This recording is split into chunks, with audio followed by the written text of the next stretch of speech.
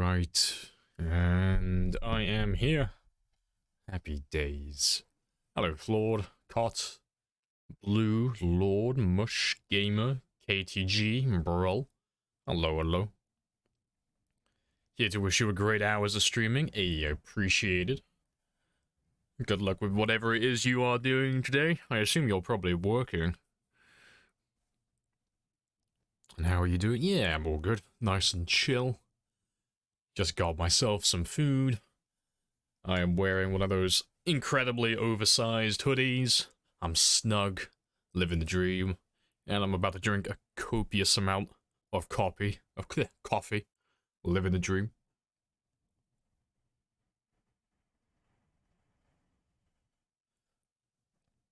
Would have been working if I didn't have a migraine for 4 hours after I woke up. Well, silver lining, not working, I guess. You know, swings and roundabouts.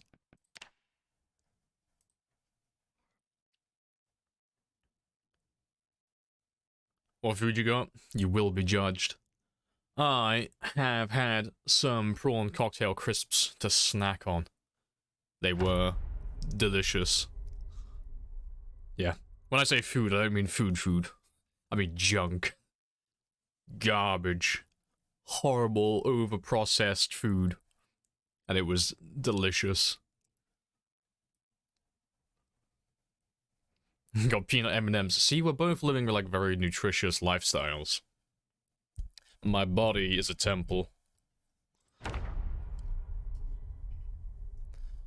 Alright, what was I doing when I logged off? Queasy, hungry, drowsy, 11 o'clock. Cool. Well, I would have just come back from Valley Station then. So...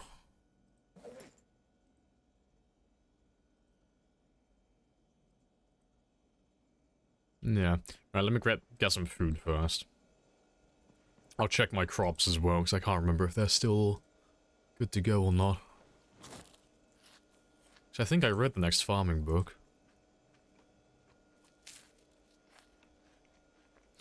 Any luck killing them zombies then? It's just the one zombie, actually.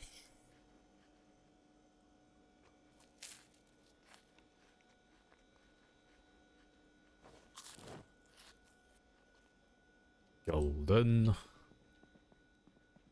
Right, let me have a quick look at my farm. Do I have anything left to harvest?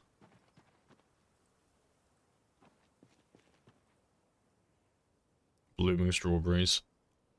Last watered 212 hours ago. That's fine. Perfect. Yep, disease, no disease. No disease. Alright, let me kill that one really quickly then.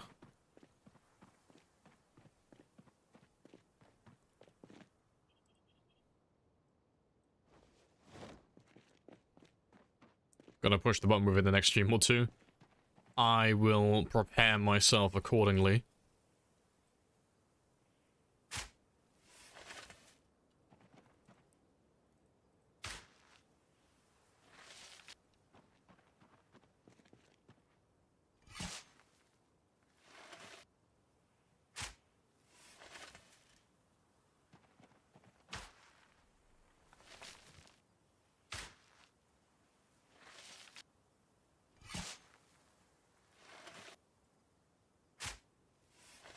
Oh, we actually did a pretty good day of killing as well before we logged off yesterday. Good stuff.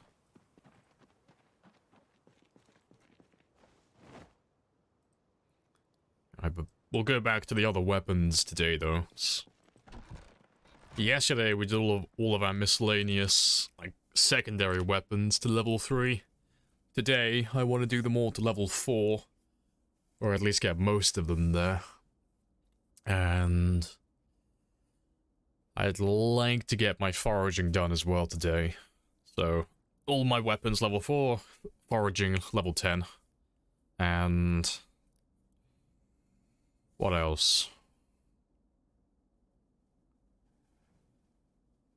I don't know. My farming might go up to level 5, maybe. Depends if those strawberries are ready to harvest or not. Mechanics level 8. Probably not. I probably won't do any mechanics today.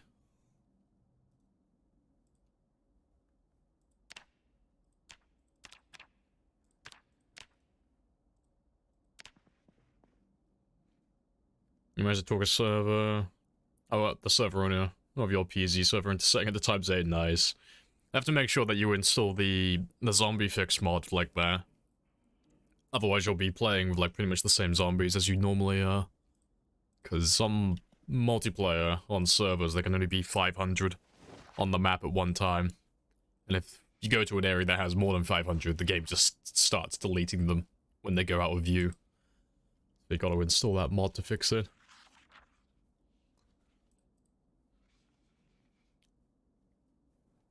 Have no fear, the believer is here. Yes. With God King Jeremy, everything is now possible. Like War Thunder. So we were talking about War Thunder briefly yesterday. It's one of those games I see all over the place, but I've never actually played it. But I need to give it a chance at some point.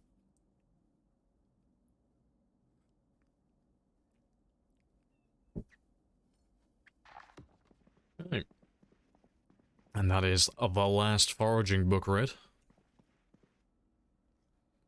So, for the last bit of this day, I'll just do a little bit of foraging, get that one leveled up some more. And I'll have to start fishing again.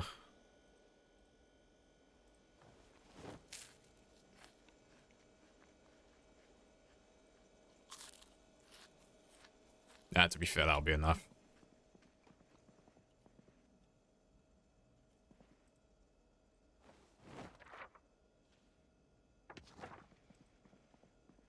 And welcome back, 6 as well. And Cat.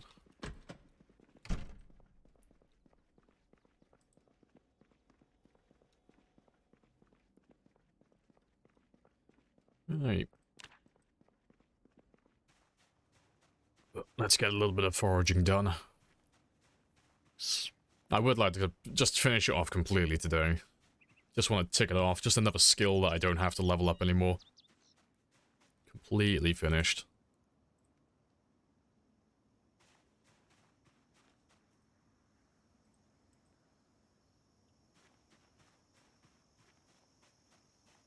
It's a bit of a grinder game. Oh, fair play.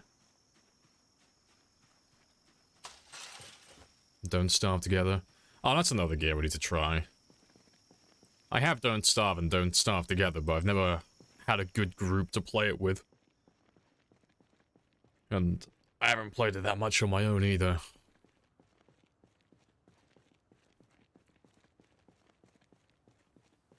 Why times 16? 4 plus 4 plus 4 is 12. 4 times 4, 4 by 4 by 4 is 64. Yeah, it doesn't work like that.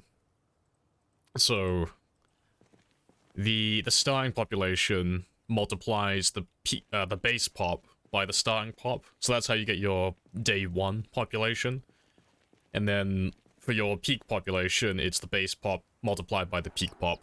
So it's not 4 times 4 times 4, it's just 4 times 4, so base times peak, and then that gives you times 16. And then we also did starting pop times 4 as well. So it was 4 times 4 for day 1, which was times 16. And then 4 by 4 for peak pop as well, which is still times 16.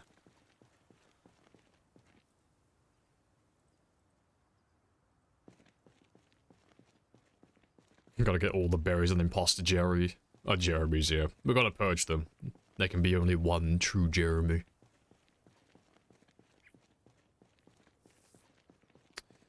What's the, what mod do you use by chance? Have a link for it, Lamprey. If you type in exclamation mark, mods, that'll give you the link to it. So that'll pull up the list, and then from that list you're gonna get the mod name and the mod ID. And then you can search for it on the workshop yourself.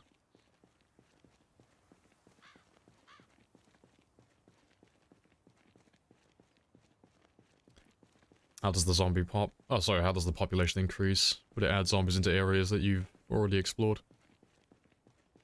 I mean, if you're playing on a normal game, so you have respawns turned on, it will grow from whatever the starting pop is on day one. It will grow indefinitely, or at least exponentially, until it reaches that peak population. So, if I started on like starting pop times 1, you know, on day 1, and then my peak pop was times 16, and my peak day was like 28. I have introduced myself. Over the You course of have 28 introduced days, yourself. it's This going to is a build up very from good 1 all the way up conversation. to times 16, just gradually, as time goes on.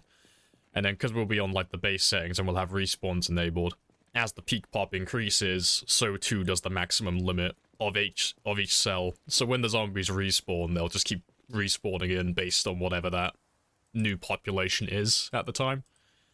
If you have respawns turned off, I don't know how that works for certain, because it's a bit scuffed. But the way I've had it explained to me is, if I spawn into a game that has like times 1 population on day 1 and then times 16 at peak, when I spawn in initially, obviously it's going to be times 1 on day 1. But if I have respawns turned off, every area I visit is basically just going to disable the respawns for the first time. So the population, like the maximum population, is going to carry on increasing like it normally would. And every area that I haven't been to yet is going to carry on spawning zombies in. So if like out by Louisville, for example, if that was on times 1, because I haven't been there yet, and if it was going up towards times 16, Louisville's just going to keep on spawning in more and more zombies until I eventually go to that area for the first time. And the second I load in one of those chunks for the first time, that area is going to stop spawning more zombies in. It's going to be locked in or whatever the pop was at that time. That's how I've had it explained to me. How accurate that is, I don't know. But it kind of makes sense. But that's why we do times 16 on day 1. So, day 1 times 16, peak day times 16. That way I know I have all of my zombies, nothing's missing. I don't have an easy start. I have everything I should have. I'm not missing anyone.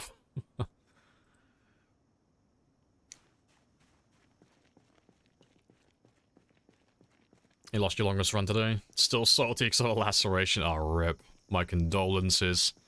A death in PZ is like a death in the family.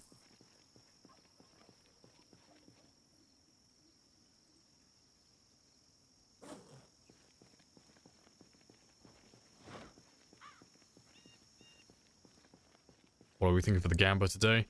I have no idea. Like, literally no idea. I don't know what I'll do for the Gamba today. I'll play it by ear for the first 2 hours. I'll see how I get on leveling the skills that I'm currently doing. And what I end up actually focusing on. And, I'll think of something when we get to the 2-hour mark.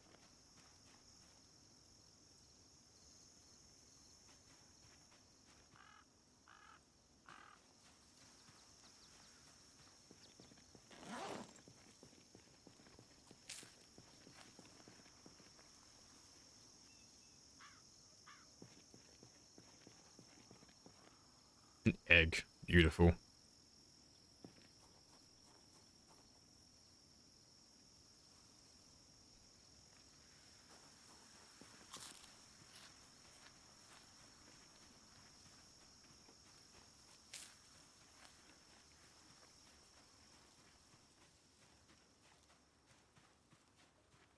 Hey, Temperature.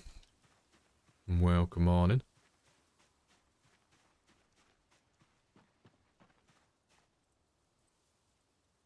Pulling the wrapping off a muffin, having tons of muffins stuck to the wrap. That is definitely a scam. All the companies that manufacture those wrappers, like, clearly they are being paid off by Big Muffin. They're in their pockets, clearly. First time coming to Louisville after 10 years. Could be fun. That'd be good fun. Yeah. Sounds like it'd be a laugh.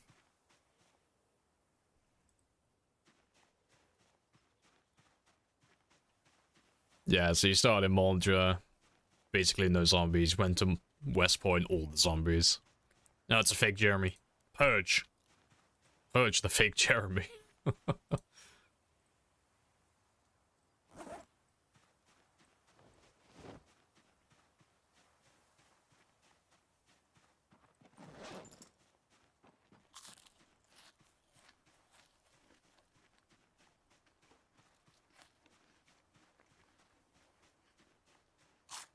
Yeah, Big Muffin, exactly. Yeah, it's Big Muff.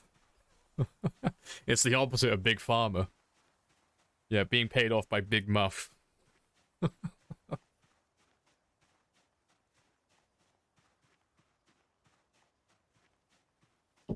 When that egg hatches, you'll have a beautiful little dinosaur. It's great.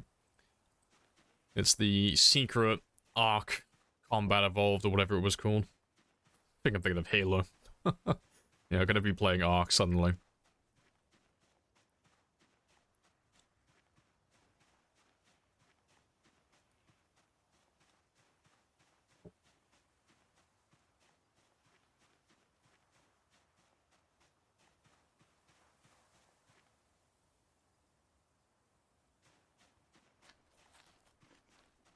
Pretty sure Big Muff is something else. It is, but it's the perfect cover. She was really popular in the 70s, yeah. But now think about her. Imagine if you are like a multi-billion-dollar corporation with shady dealings, and you want to go incognito. You don't want your name or people to talk about you. What do you call yourself? Big Muff. Because if anyone looks online about any conspiracy theories regarding Big Muff, they're going to get very different search results when they look for you. It's the ultimate cover story. It's why you never hear about it. See? The Big Muff scam. It's flying under the radar. Everyone's getting sidetracked. They search for it online and they find something else completely and then they get distracted. That's a 200 IQ move.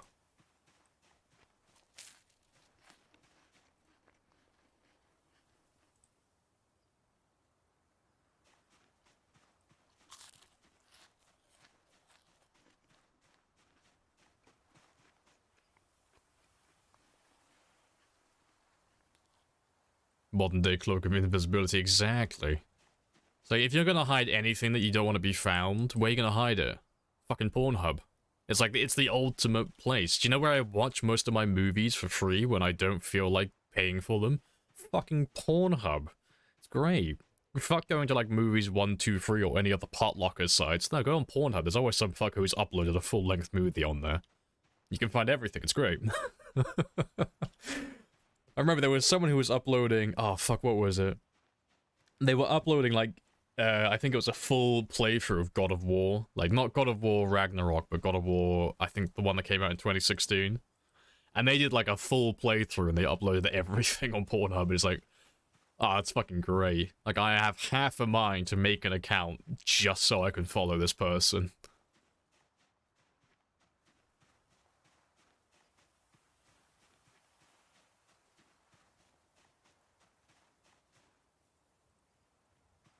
Fifth dimensional chess, exactly. Yeah, exactly. It's when like Triple X came out with Vin Diesel. Yeah, very difficult to find that movie online.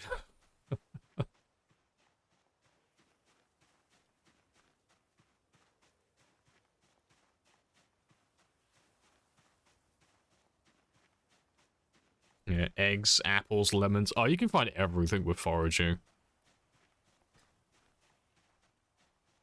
Having foraging is just like having a really nerfed, like a nerfed, dumbed down version of just item spawning commands. It's like, yes, would you like to find this very rare item that only spawns in certain locations in the middle of the fucking forest? Why, yes. Yes, I would. Present your level 10 foraging license and you can have everything.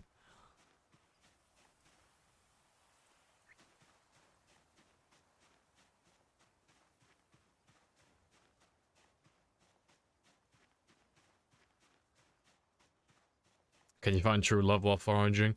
No, it has to be something that's real. You have to go fishing for that.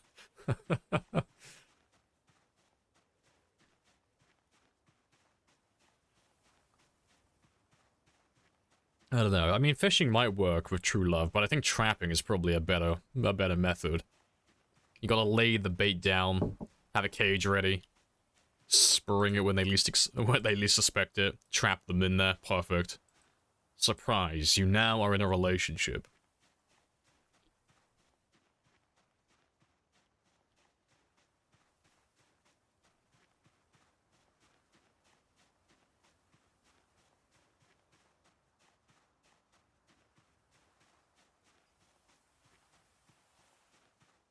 Exactly, that's why we hate trapping. My character is secretly a romantic at heart, you know. I will acquire true love in the game, but I'll do it the real way. I don't need no traps. I will die alone, or I will die... Well, if I die alone, I'll die with my integrity at the very least. He's on a mission. Last man in Kentucky. Hunting around to find true love. Just mumbling the phrase, beggars can't be choosers, over and over again to temper his expectations.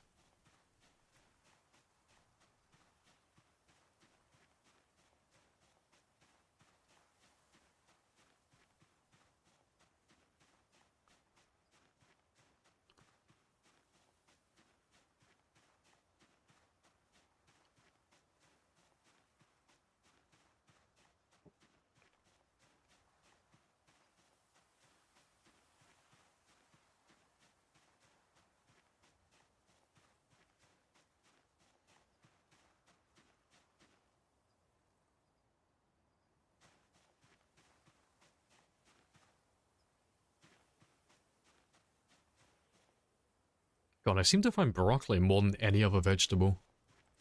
Just constantly finding broccoli.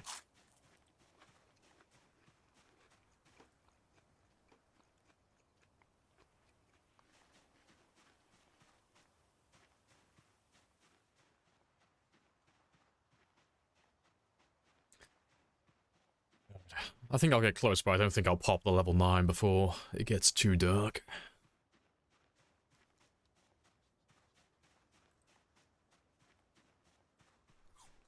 Yeah, a lemon is curing some of my thirst. As fucking if. Imagine taking a big bite out of a lemon and you suddenly feel more refreshed. Like, ah yes. I don't feel thirsty anymore. This is perfect. It's a great drink. Very refreshing.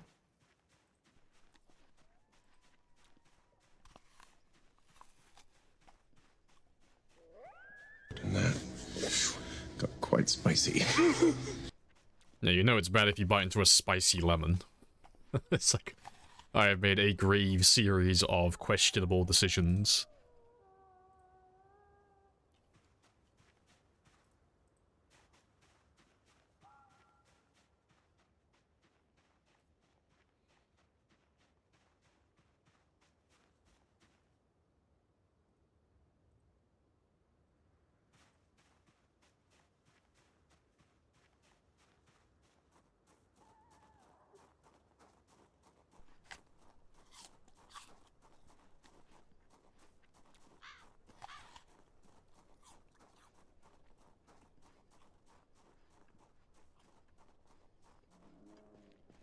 But yeah, 9 o'clock though, so I'll start making my way back home now.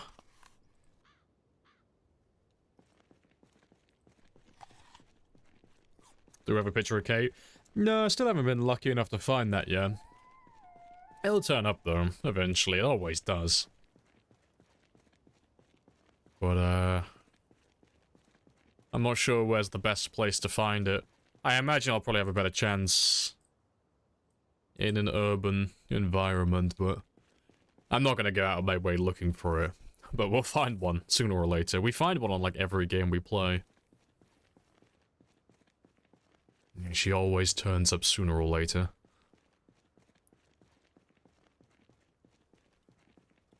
Yep, god damn it. Sipping my coffee.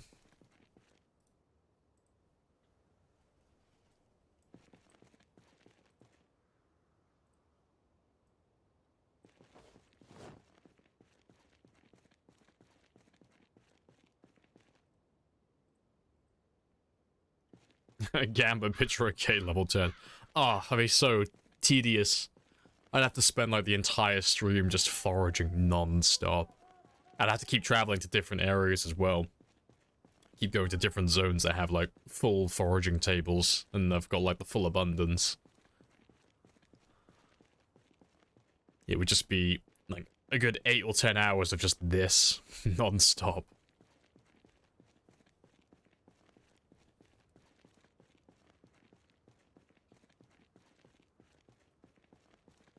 Yeah, I think that'll do though.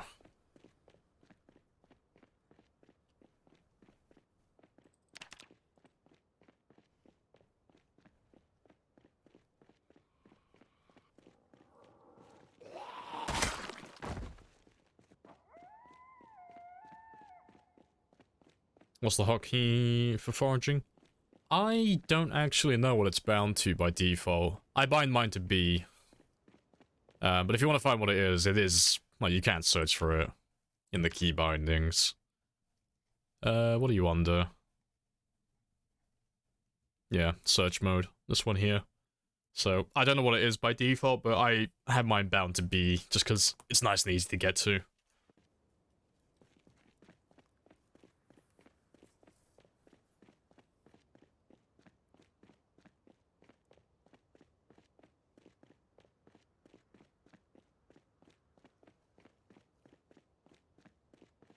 I'm blind, thanks. Ah.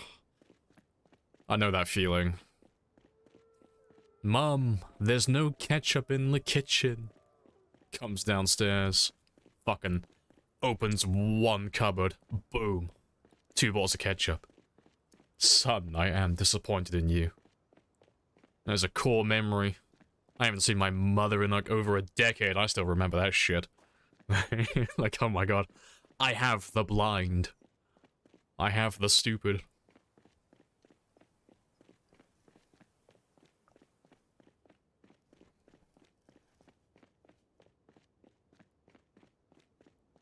Call it man. Yeah, it's man vision.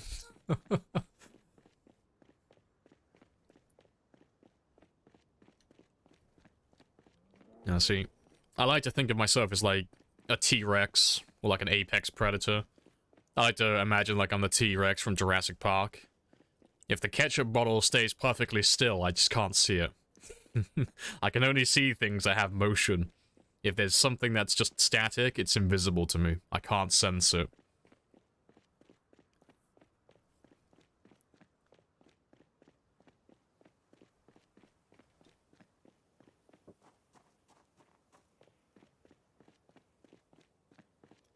Right, what am I leveling up first? Alright, so we'll start with the axes. Begin with.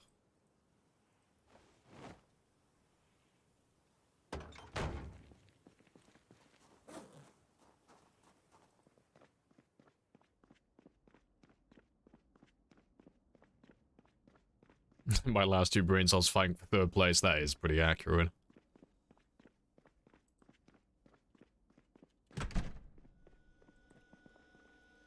Right, let me get rid of some of the things I don't really need.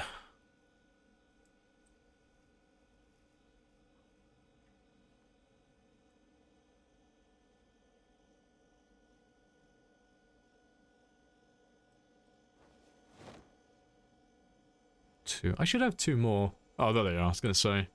Should have 2 more eggs.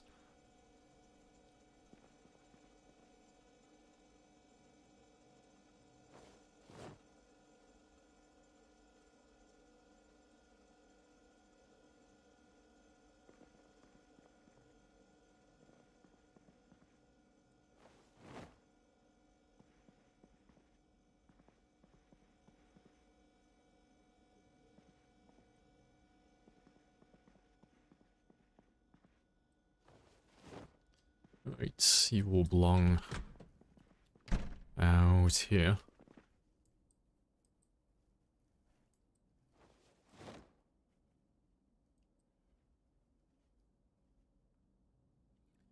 And yeah, just drop off those broccoli seeds. I'll grab some more hand axes and then we can start heading back to Valley Station, because I'll do a day or 2 of killing now.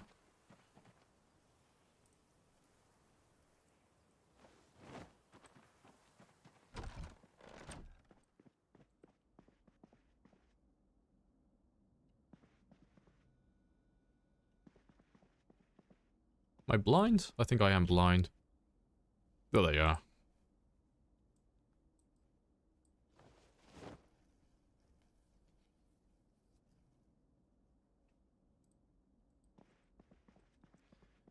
Alright, do I have any more Volume 1 books I need to read through? Single kill, nice. 1, 1, 1, 1. Foraging 1, yeah, we'll read that one. Just so I can read all the pages. Get that 100% completion. Oh, to be fair, actually it is midnight. I didn't notice that.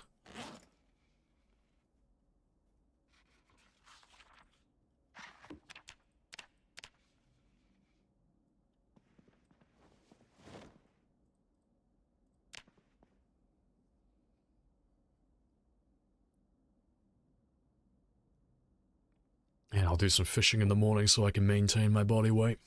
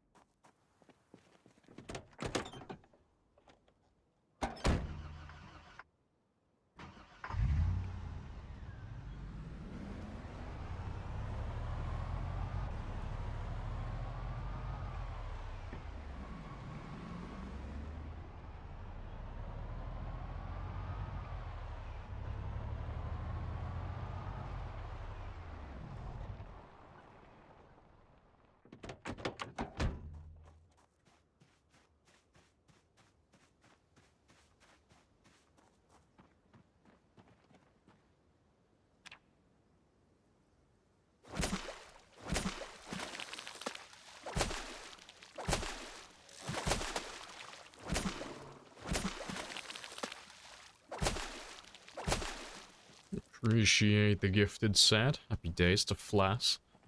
You know, welcome to the cult. Oh, that's a thing. Let me make sure my counter is working properly. Where are you? There you are. Yep, happy days. That's 166.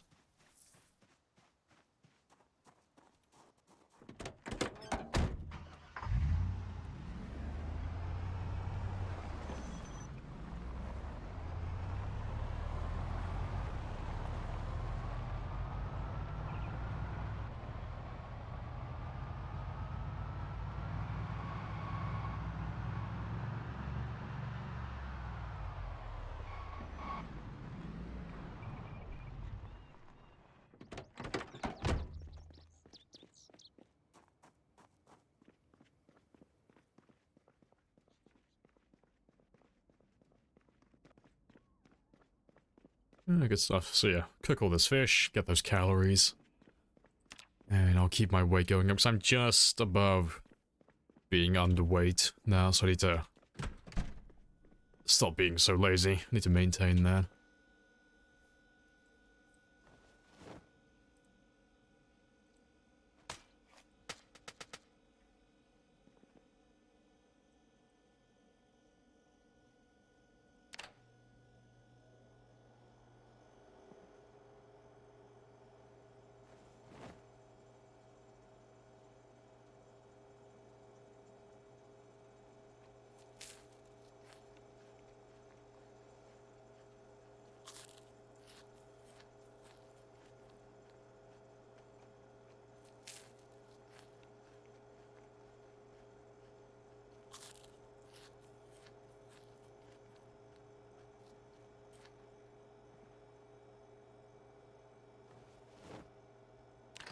Oh, golden. So that stopped my weight loss now. Alright, so let's make our way back out to Valley Station. And we'll do a day of killing and start leveling up that axe to level 4. You got a $7.99 refund on bath salts. It was burning a hole in your pocket. As you do. I have introduced myself. You have introduced yourself. This is a very good conversation. It's a very good conversation. Now, I too hate it when I get refunded for my bath salts, and I just really hate money. Like, fuck you. Take my bath salt money. Quite spicy. You're very spicy.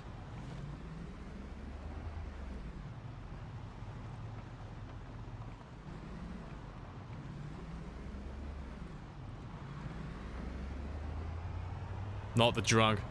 I don't know. First answers only, I'm afraid.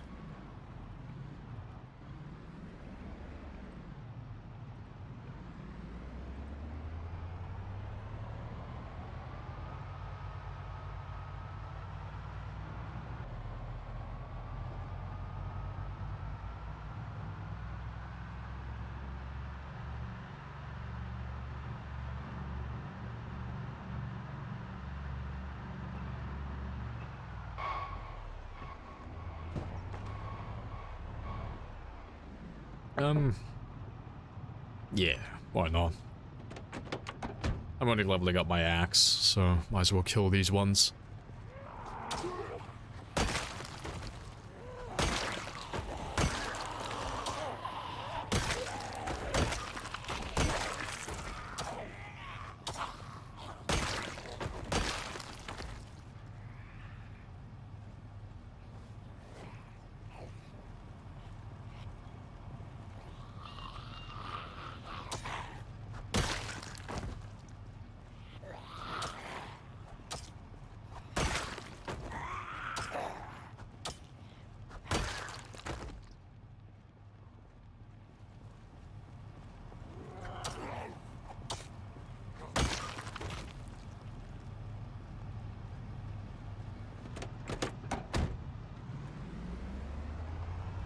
Level 10 really boosts up your damage.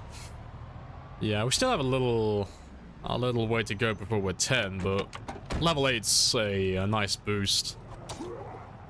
Definitely. So, I mean, let me check the wiki really quickly, because I never remember what the numbers actually are for strength. Let me just check this. Like, what's the bonus?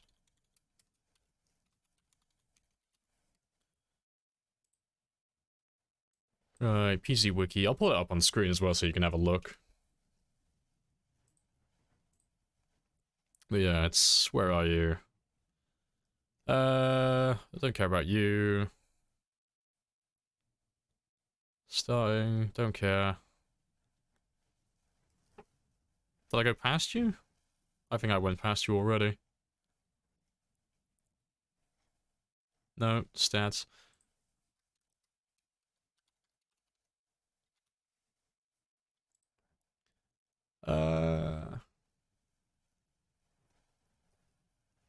You gotta be here somewhere. Oh, there we go, passives. Yeah, strength. It's melee damage multiplier. So at level 0, you have a 25% debuff from base, and then at level 10, a 25% bonus from base. So that's a pretty good bonus. It's a pretty big difference, actually. That is hilarious. And then you get an even bigger bonus. Like the 9 and 10, like that's when you get to this area. Oh, it's hilarious. So I don't know why it's like that, but it's the same with athletic as well. Athletic's a pretty big game changer. But yeah, the actual endurance loss with athletic. So it's with the traits once you get to 9 and 10. But yeah, you can see the difference. Actual endurance loss when you have athletic, 18.4%. And then it's supposed to be like 43%, kind of, without the actual trait itself. So, yeah, getting to 9 or 10 in athletic, fitness or strength is a pretty big bonus. And where's the running endurance as well? Because I know the running is... Where are you? Don't care, don't care, don't care. I thought the endurance loss was different for running. Did they change it? Has someone redone this? I swear there was a different one for fatigue, yeah, endurance loss. I thought there was a separate one for running. Might be misremembering it. What are we doing today? We are leveling all our weapons to level 4. And then we're doing our foraging to level 10. And if I do all of that, I might do a few extra skills on top of it.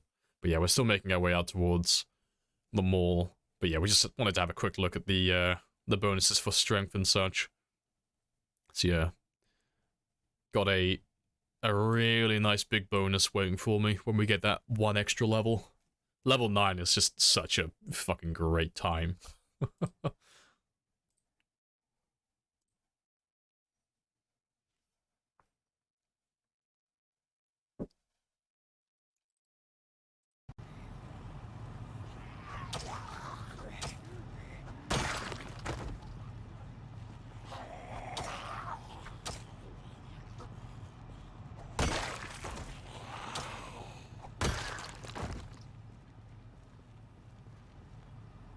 You have strength 7 from perks, only have like 3.6 kills. Don't do fitness enough. Because you're on multiplayer. Ah, fair play.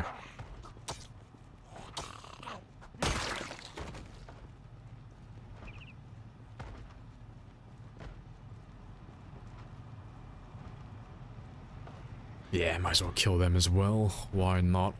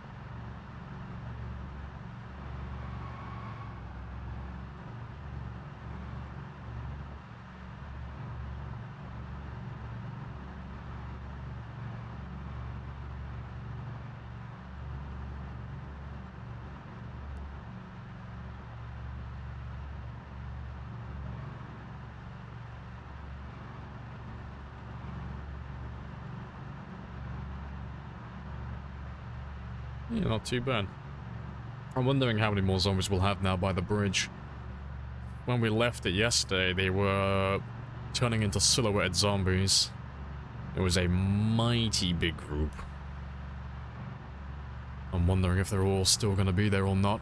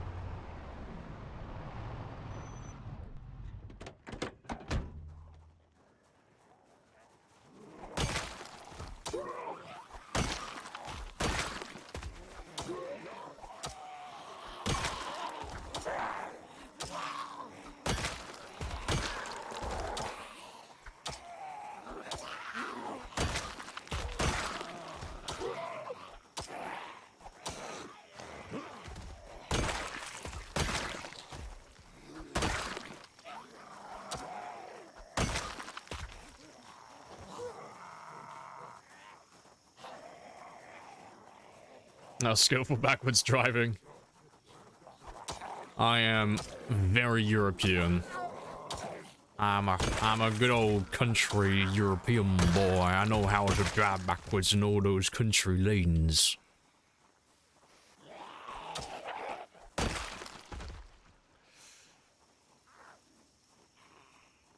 Gotta look for a bit. Hey, no worries, Flass. Well, I appreciate you dropping by.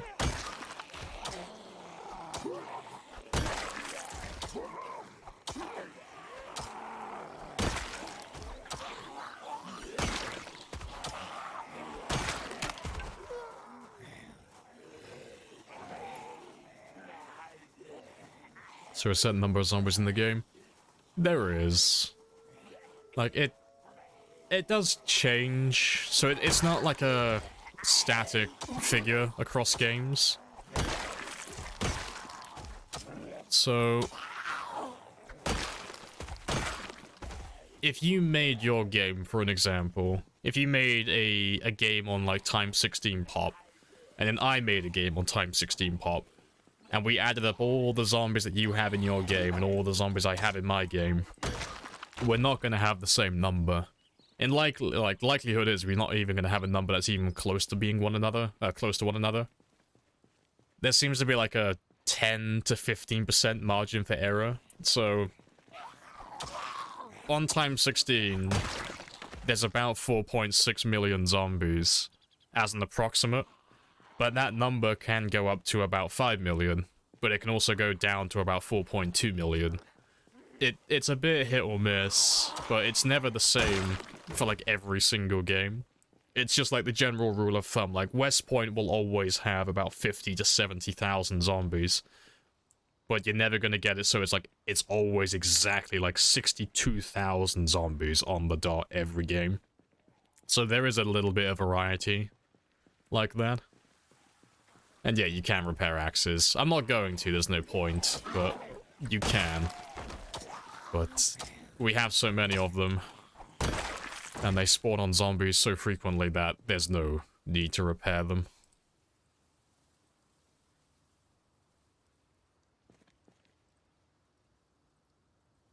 You're back to being a human when using an axe.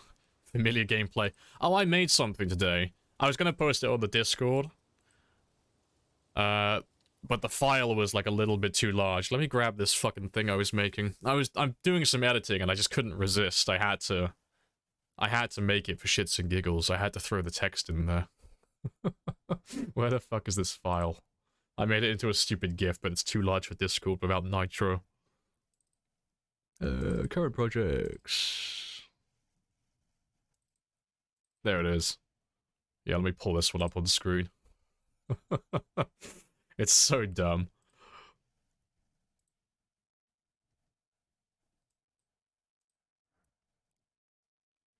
Oh fuck, where have you gone? There it is. Yeah. I made that on behalf of all the spear players. Fuck your axes. Courtesy of the Spear Gang. Yeah, because I'm in the middle of editing something together. So I'm doing all of this stuff in the background, but I thought, there's such a big empty space here, I can't resist. I gotta make it into a GIF. I gotta give the spear players something to throw at all those fucking axe players.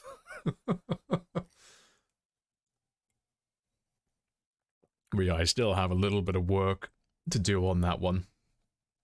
But, I'll show you the thing I'm actually working on at the moment, because I haven't finished it completely yet. But you might as well have a look, because we're still at the start of the stream. So I uploaded it on YouTube. It's an unlisted video, though, because I'm still testing things at the moment. Where are you?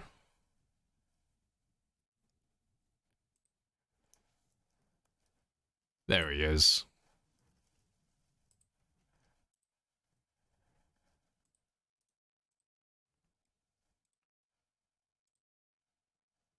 But yeah. So that's the thing I've been working on. I still need to finish it. It's not done yet. But it's getting there.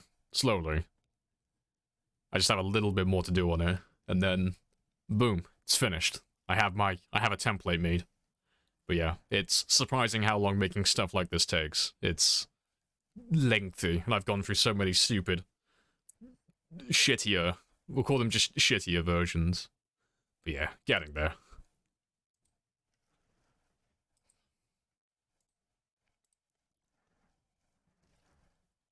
Seeing as I'm paused though, let me pour out another coffee. I need more caffeine in my system.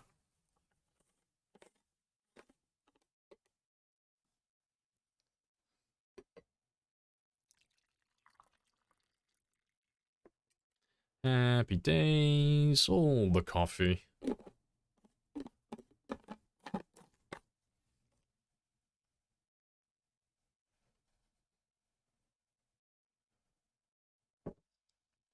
Alright, let's go back to killing.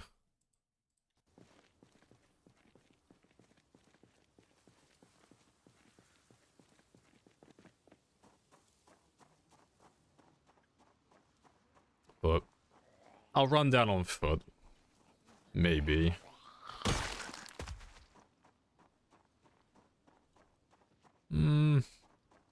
I'll drive a little bit. I'll drive until I find the next group of zombies. I'll see how far I can get.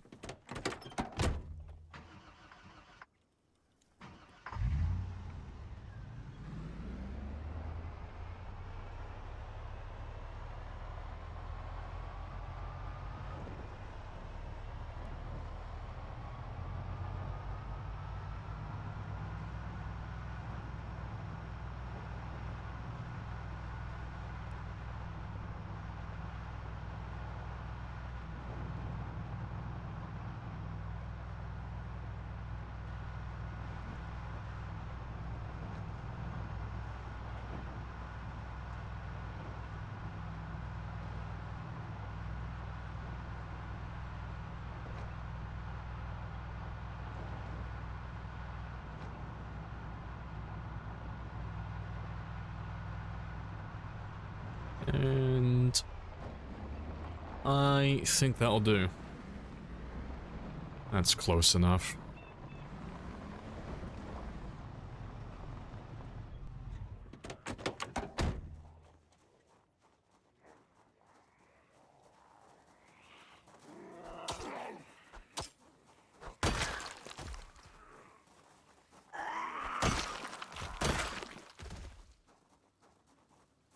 go see how many there are lurking around the I generator have then. introduced myself. You have introduced yourself. Hey, This you is see. a very good conversation. It's a very good conversation.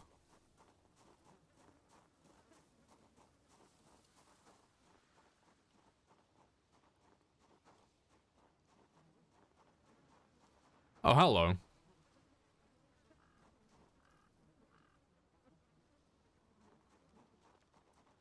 Are they all coming down this way? I think they're all coming down this way. That's fine. Go big or go home.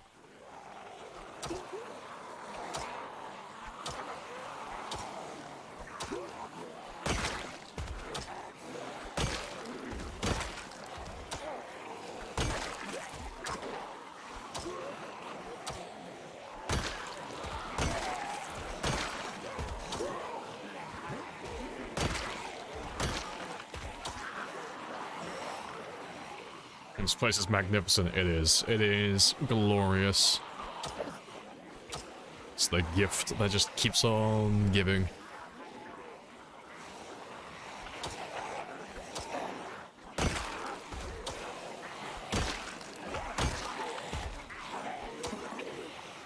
Yeah, definitely gonna lose the car, but that's okay.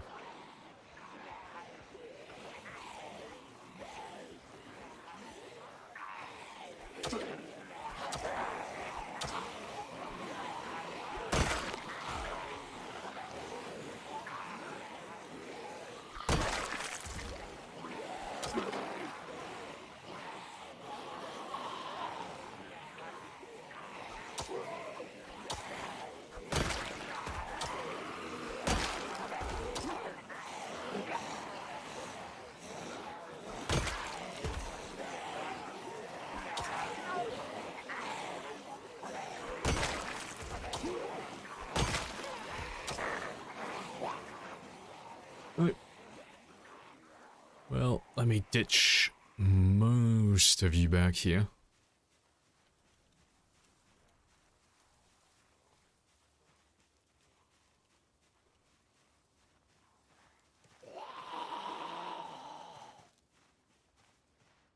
So yeah, most of them should get stuck on those trees over there. And I'll kill these ones with my spear really quickly, then I can have a rest. Just gotta make sure I get out of range, otherwise they'll hear me. They'll hear me fighting down here.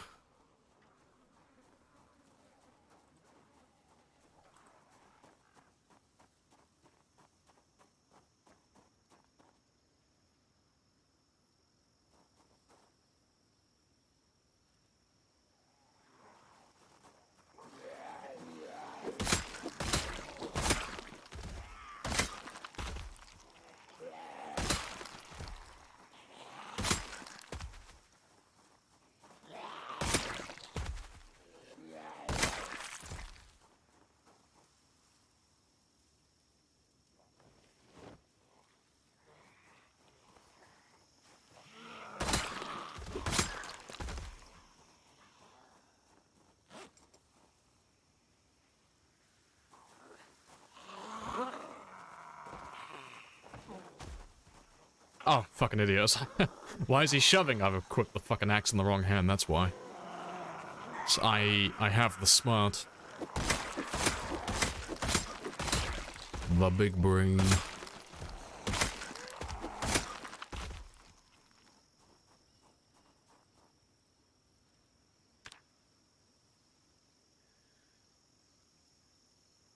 Almost like Rebecca called those zombies over. Rebecca's been secretly working. Nah, Rebecca's loyal. Rebecca has more integrity than most. She would die before she would do such a thing.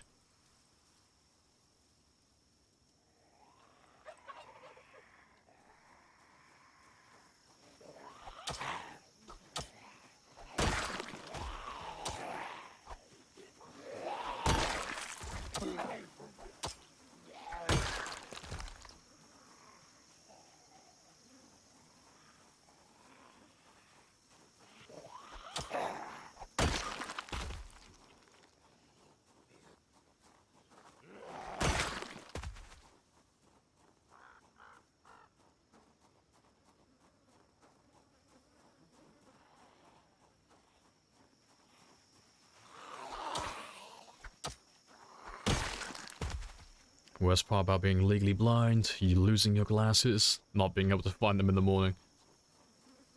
Yeah, but you could just spend your entire life just making everyone who lives with you fucking annoyed. Because, I mean, if I had terrible eyesight and I kept losing my glasses, I wouldn't fucking even hesitate. I'd be doing really shitty Velma impressions all day, every day. Like, fucking jinkies, I lost my glasses. Just driving everyone fucking insane. Jinkies, I lost my fucking spectacles again. How does this keep happening?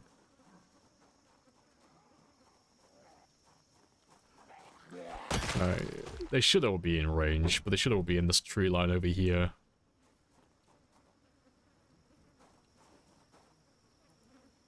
It's been completely surrounded by zombies, walked away unscathed, that's sus. Well, that just speaks volume to her survivability. She's a natural.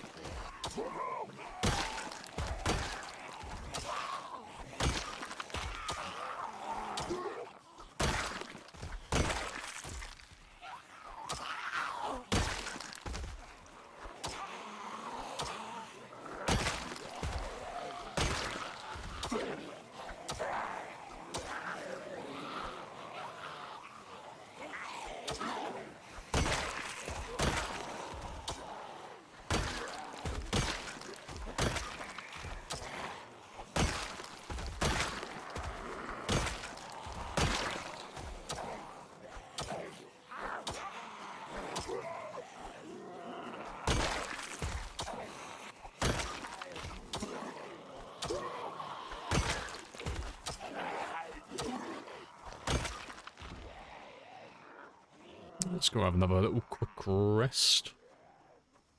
You ever played the Raven Creek map? No, I've never actually tried it. I've heard that Raven Creek is like completely unbalanced with zombies, but it's incredibly fun. I've heard that it's quite difficult to do on like time 16 because it's a smaller city than Louisville, but it has just as many zombies. So you're looking at like 400,000 zombies in Raven Creek, but it spawns you on a roof. Like, every time. Like, that's what I've been told. Like, you always spawn on the roof of a building. Which makes it near impossible to get down to the ground floor. Which is hilarious. Name of the song? No idea.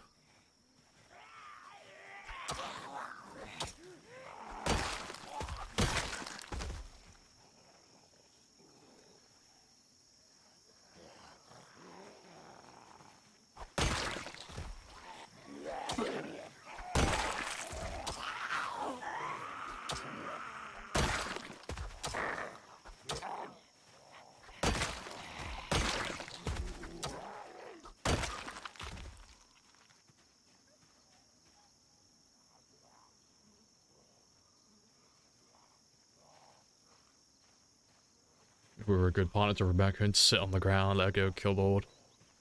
Nah, she's one of like the pro support players. She's not that support player who thinks that she's suddenly a DPS. She knows her role, and she stays in her lane perfectly. She's the best team member you could possibly ask for. She understands what her role is. She knows which cog in the machine she is.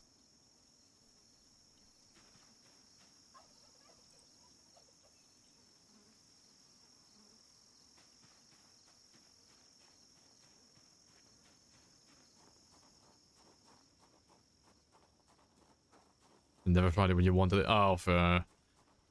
See, I'm terrible with names. Like, with anything. Places, people, songs. I'm terrible with names. So when I add something to my playlist, the second it gets added, oof, it's gone. It's no longer in my memory. I don't know who it's by. I don't know what it was made. I don't know what it's called. It's just in my playlist now. And there it will remain.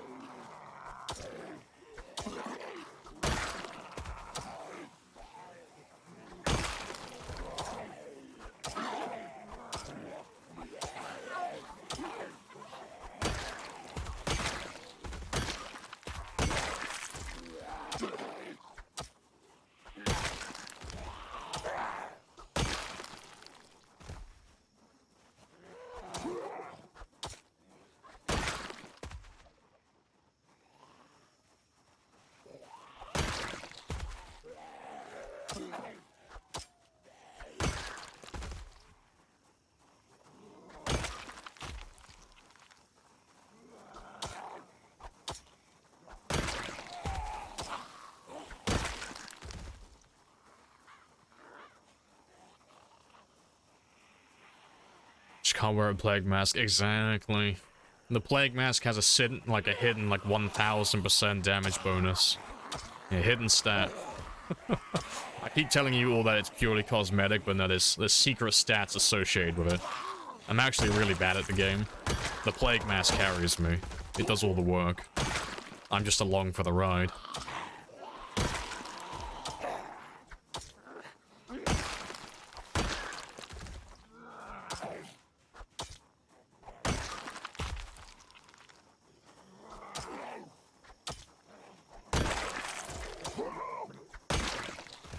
Where's Abba, mate? Abba is probably, like, loading itself up. It's gotta play eventually, but it's probably gonna, like, just load all the songs back to back. Play every ABBA song I have in my playlist all at once.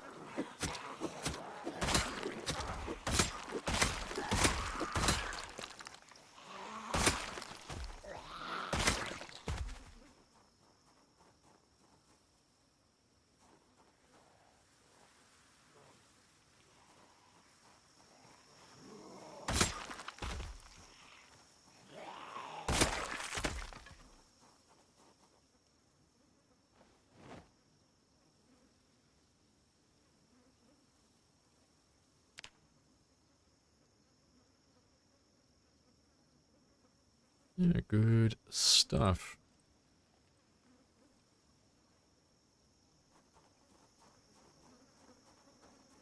Appreciate the follow hands. Happy days.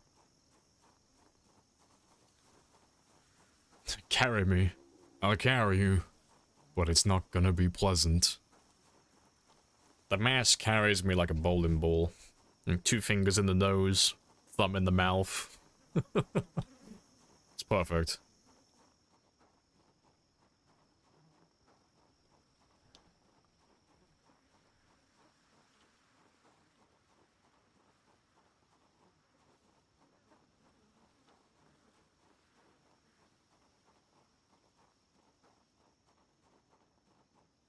Yeah, I'm wondering where the bulk of those zombies ran off to, because I swear the group is bigger than that. And this might be all of them now.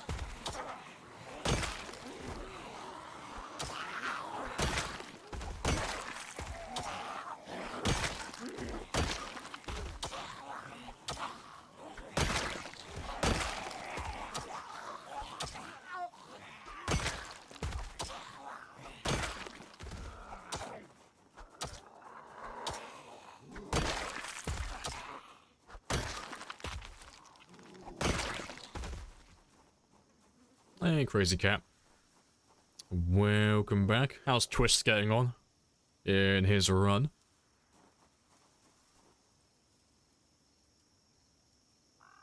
Jerry as well. Welcome on in. Appreciate the follow. And Poof.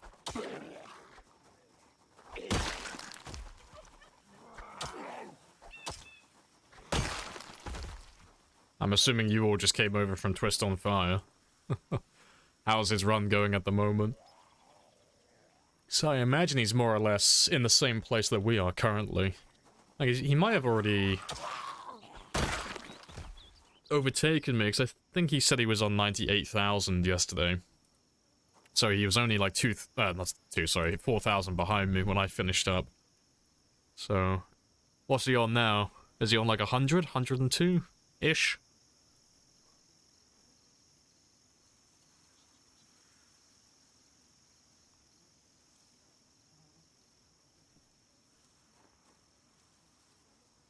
$102.6. Oh, we're pretty much like neck and neck then. Like, I'm 100 ahead of him. That's basically nothing. That's like not even a day of killing. That's like 1 or 2 hours of killing zombies with spears.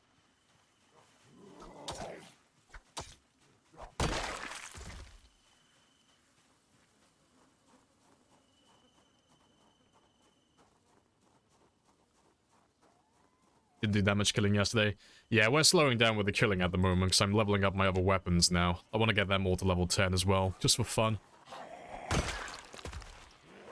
So my average kill count, like per stream and per in-game day, is going to be slowing down a bit.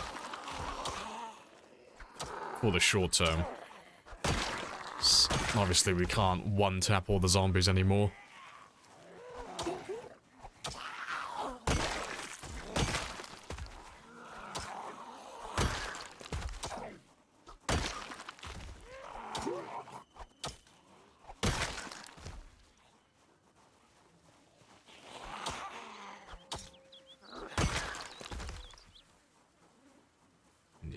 And we'll finish doing our foraging to level 10 later as well.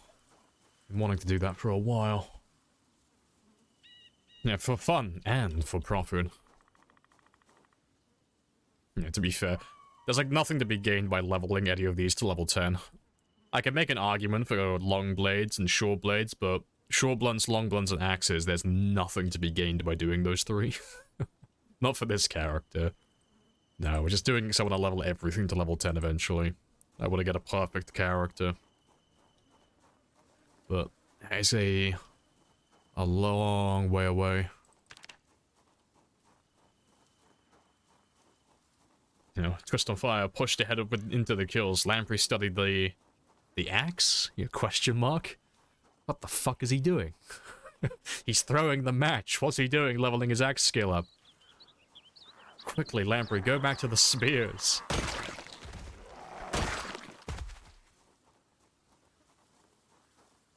No, 8 hours of continuous reloading grind. Oh, I'm probably going to set up a macro for that, honestly. Grinding, reloading to level 10 is going to be so boring.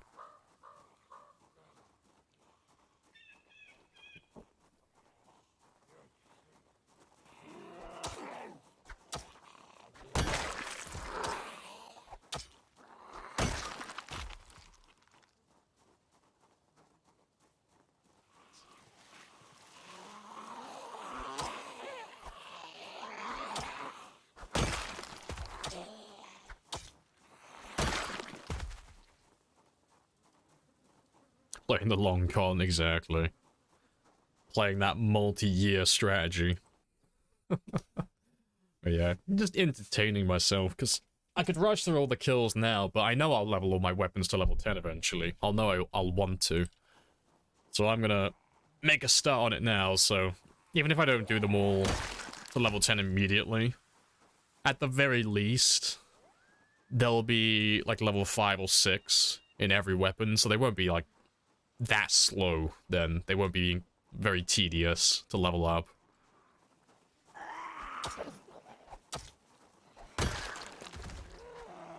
Well, not to level up, sorry, but to fight with, I should say.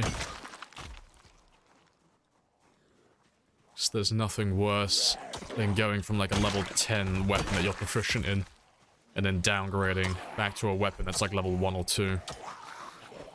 Big downgrade.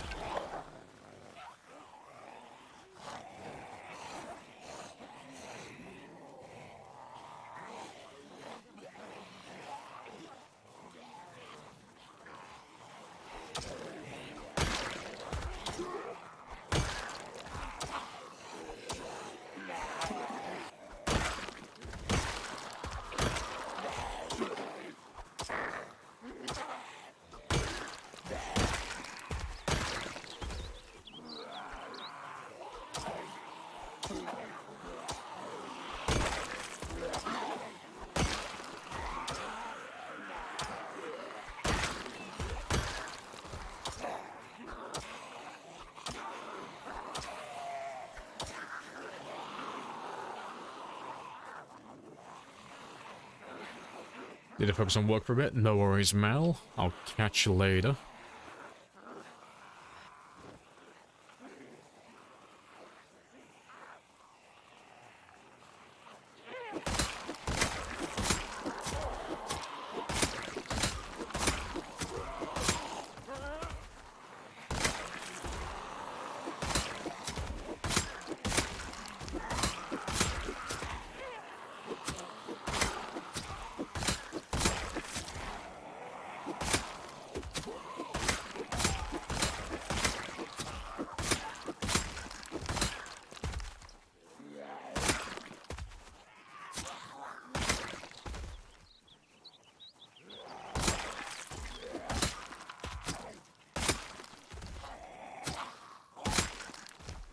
Yeah, good stuff. It is 9 o'clock though, so I'll head back to the base now. And we'll get some sleep.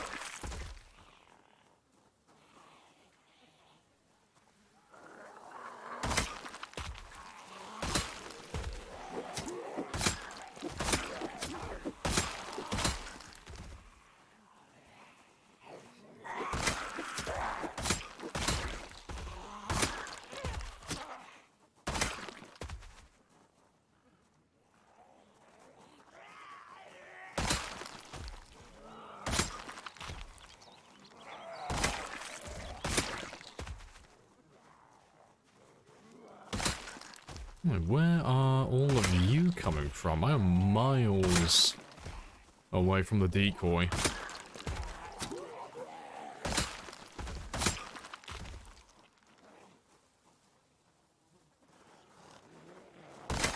Oh my god, leave me alone. Just want to have a rest.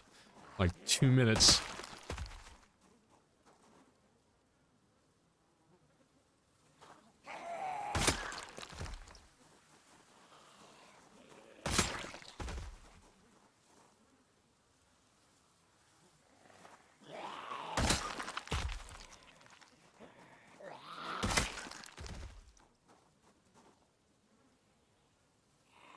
Oh my god, fuck off. Leave me be. Jesus Christ, where are you coming from? I know where they're coming from, but fuck it hell, why do you keep coming down to this area? There's nothing here.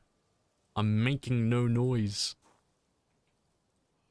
I just want to rest quickly so I can go grab my car and I can piss off. Okay, leave you all be, so I won't be pulling my car down this far next time.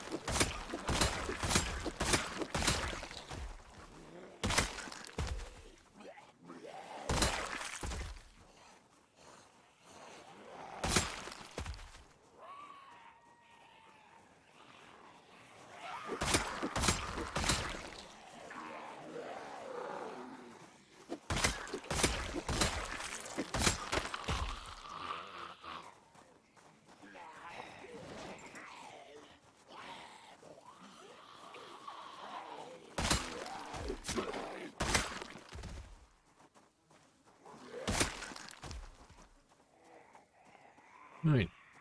Let me get my car. Let me go home. Please start first time.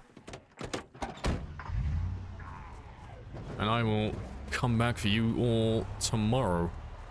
Yeah, I won't be pulling my car down this far, 'cause that was a bit of a pain.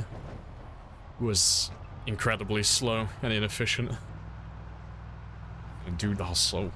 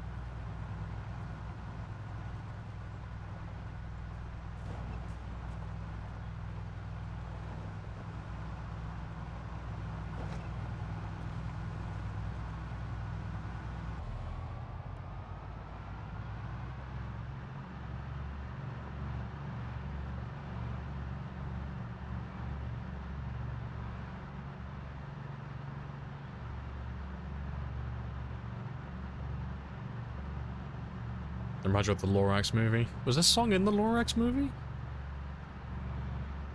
I don't remember it.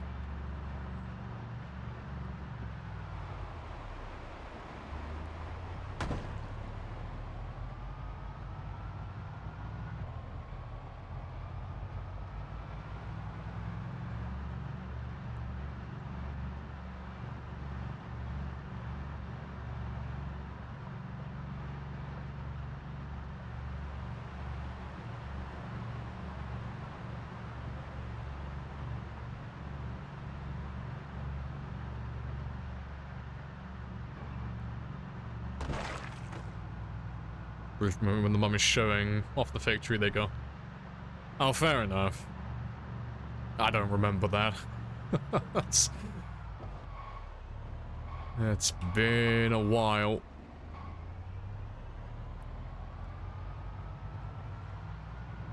Do the hustle or I'll break you. Yeah. I am the Lorax. I speak for the trees. Take care of them or I'll break your fucking knees.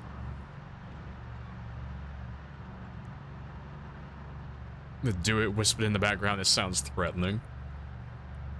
I like to imagine when they whispered "do it" in the background, that's just your intrusive thoughts, just slowly getting to the surface. Just do it. Go on, do it. How bad could it possibly be?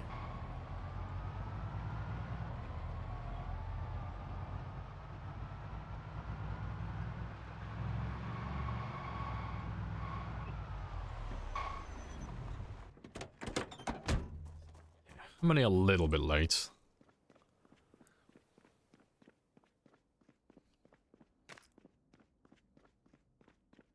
Disco mode made it play a song. Fair.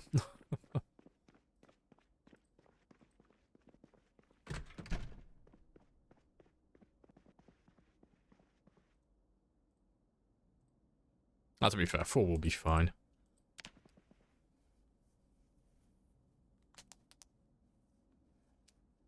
Lamprey late? No such thing, I hear. A wizard is never late, nor is he early. He arrives precisely when he means to. Unfortunately, that won't fly with the supervisor, but it sounds good when you say it.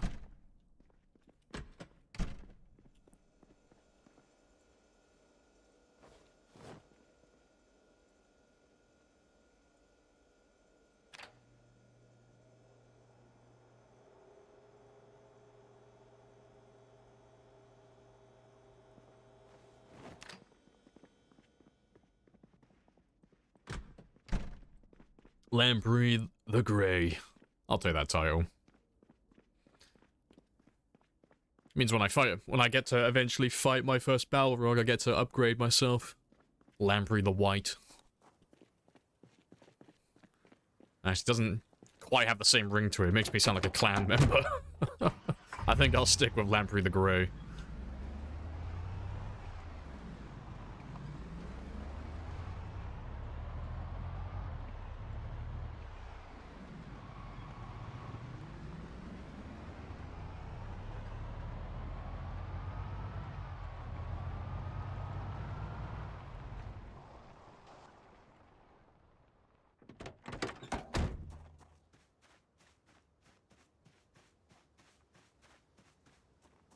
Got a working car, 60% plus condition. Hey, good stuff. Got a key and a little bit of gas. You just instantly got a working vehicle then. Very nice.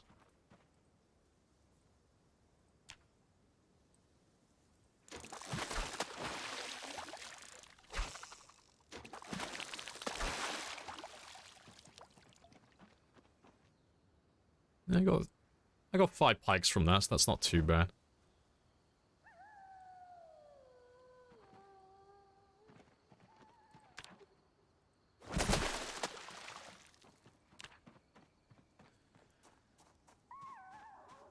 Who hasn't been in chat for a while? Blooded.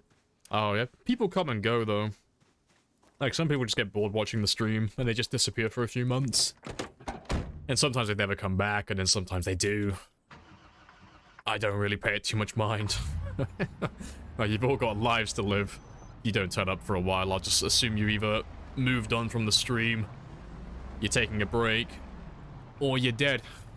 Usually one of the three.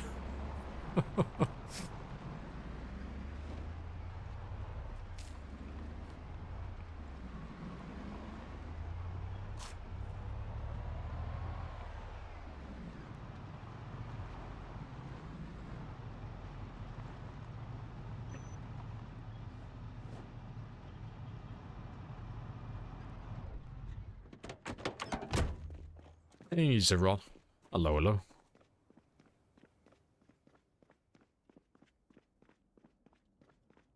Prepping a good amount of spears now once the heli shows up. Go onto the road. Start a little bit of cheeky clearing. Hey, good stuff. Slowly work your way back into town.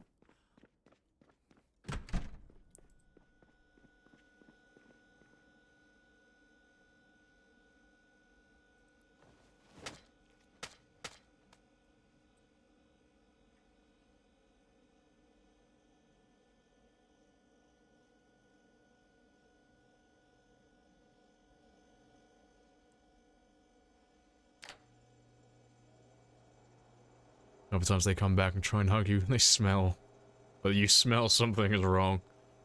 It's like the family member that disappears for a few months and then comes back asking for money. So, you know I've always loved you, right?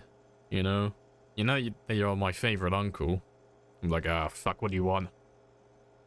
Give me a number. So yeah, I just need 20 pounds, you know, I'm just a little bit light on money at the moment. Like, take it and fuck off, go away. I'm paying it as a sub charge for you just to leave me alone.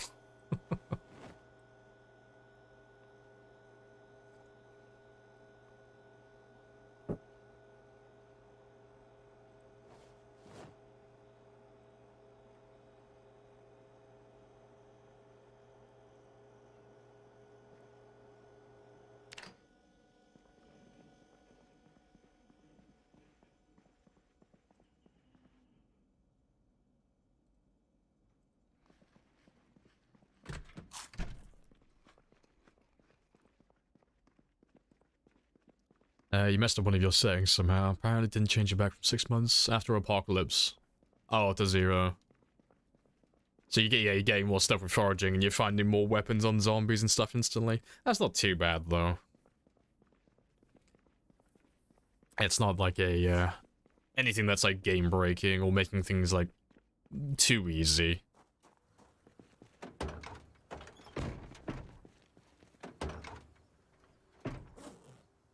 Right, yeah.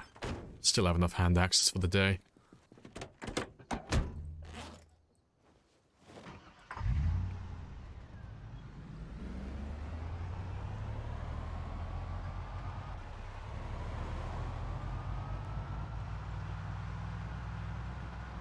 Just ignore new messages from people, yeah.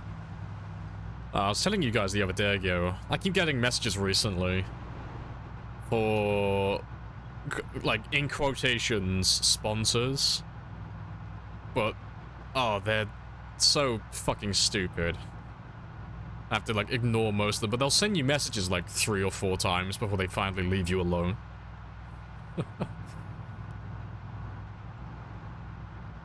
But no, they're all fucking stupid affiliate links.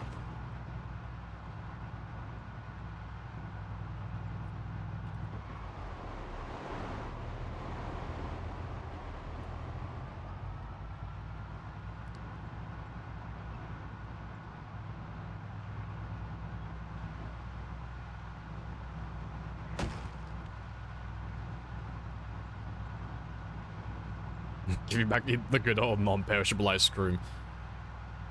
That is something that we need to revert. They broke the game. It's literally unplayable now. No more ice cream? What am I even living for?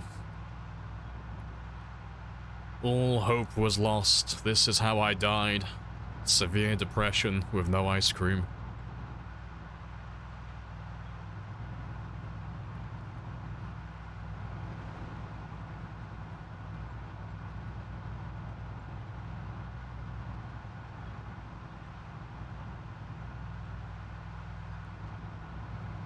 Boycott the devs. We won't play your game anymore until you give us back our ice cream. Or at the very least, give us a recipe to make new ice cream. Either way, we're getting the scoop.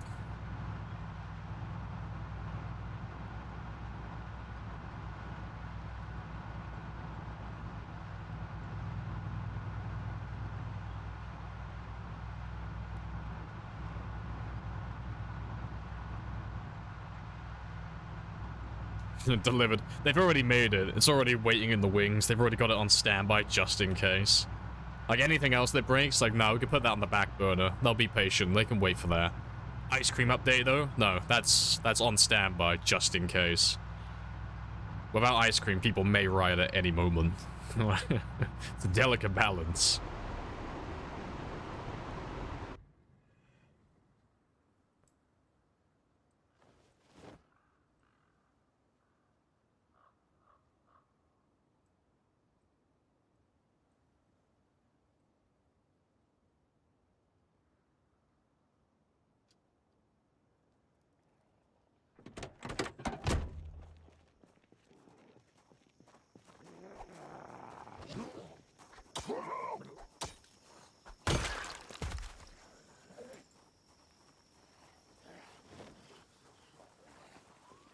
Gotta have the correct priorities, exactly.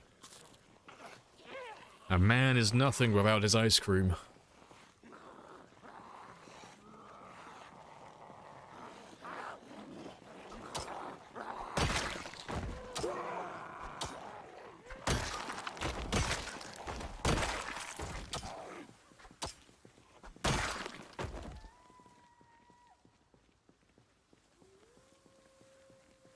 Isn't there an ice cream truck? Unfortunately, there is no ice cream truck.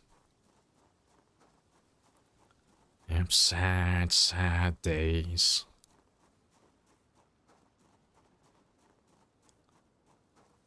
Yeah, first take the ice cream, then they'll take the beer, then they'll go for the bourbon. They're just gonna take everything from us. Next thing you know, we won't even have sticks of lard or butter anymore. They're trying to force us onto a healthy diet. I will not stand for this, okay? Hope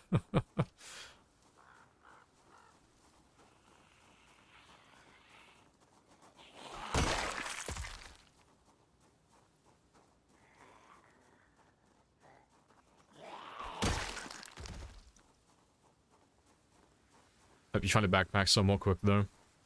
I mean, you can always search the back roads. I mean, that's what we did it initially. I went hunting around the back roads, south and southeast. Oh, sorry, not southeast, southwest. Of the 3 houses by West Point. Looking for survivor zombies, because you can normally find at least one of them on the back roads somewhere. And, they almost always have at least one of them that has a large backpack. And it's almost as good as a military backpack, so it's like, you're pretty much set then for the entire game.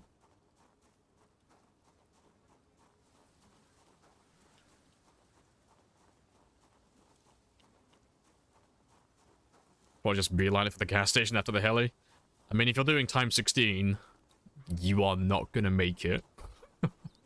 I'm giving you just that sprinkle of, like, forewarning. Like, if you're doing time 16 in West Point, you won't make it there. Yeah, if you're doing time 16 West Point and you haven't killed...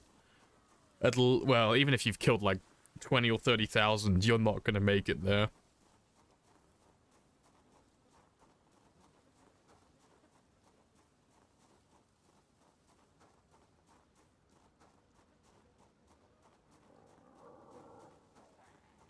Never seen a lady ice cream truck driver. That is a point. I think you might have found a glitch in the Matrix. I don't think I've ever seen a woman driving an ice cream truck. That's a conspiracy.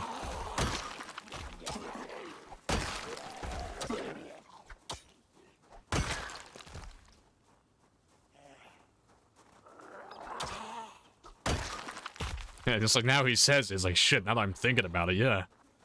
I don't think I've ever seen someone serving ice cream out of a truck who's a woman. Or at least, I've never seen one who doesn't have a mustache, you know? Like, it could have been a woman, for all I know. The FBI is at your house right now.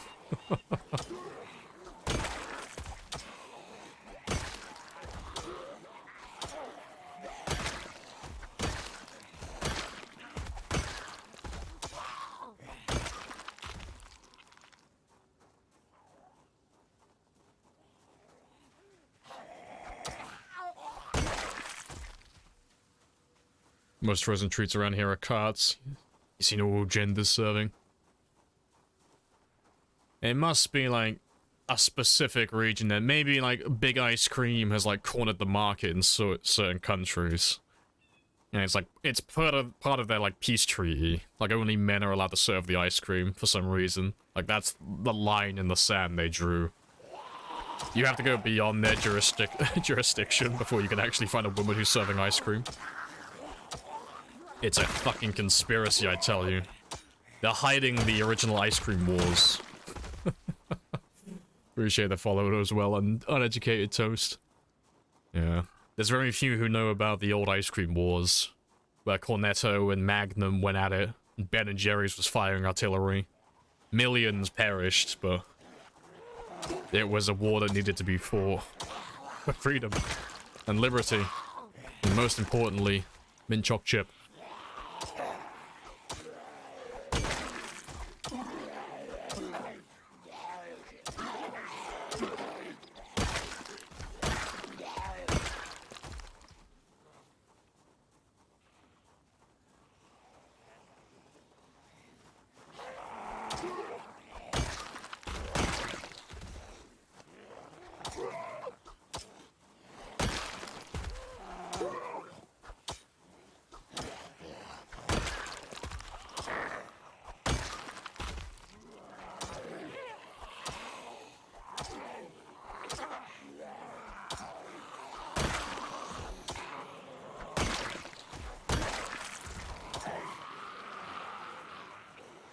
Let me run off and have a quick rest.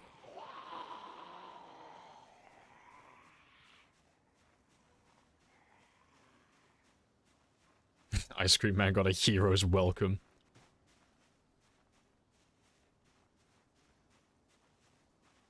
America had ice cream barges in World War II, no joke. That is hilarious. See? It's a conspiracy that's rooted in reality. There is a source.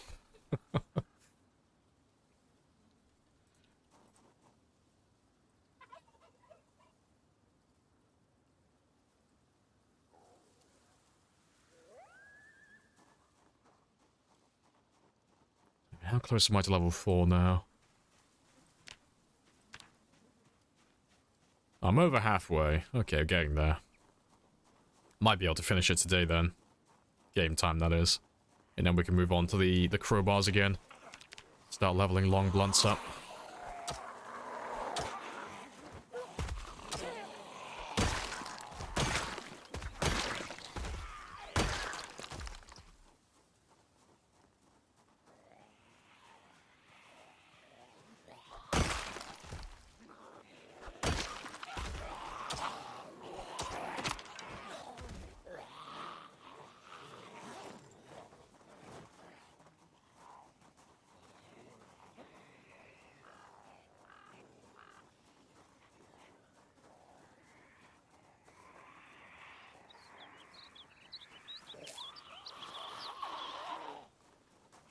Imagine an ice cream job stir. You get a spatula and a working truck full of ice cream. I wonder how much they actually make a day. Never really thought about it. I bought an ice cream truck and I pulled up by one of my local beaches and I just chilled out there for like most of the day. I wonder how much I could make. I bet the boys who sell the Mr. Whippies with the 99 flake, I bet they're rolling in the cash. I bet they're already retired.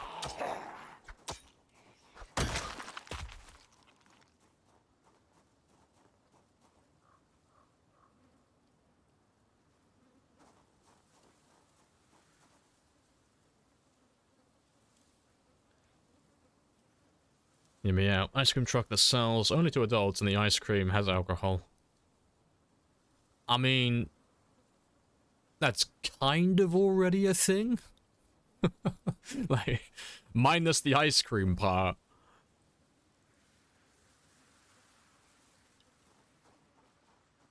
You go to like any festival or any place, like literally any place that has tourists or anywhere there's a festival, there's normally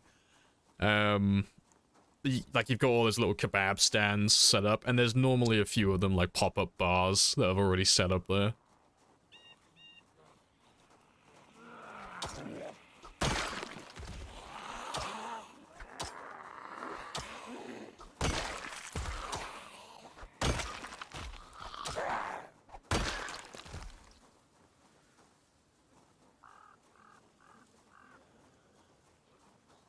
Need a liquor license? Yeah.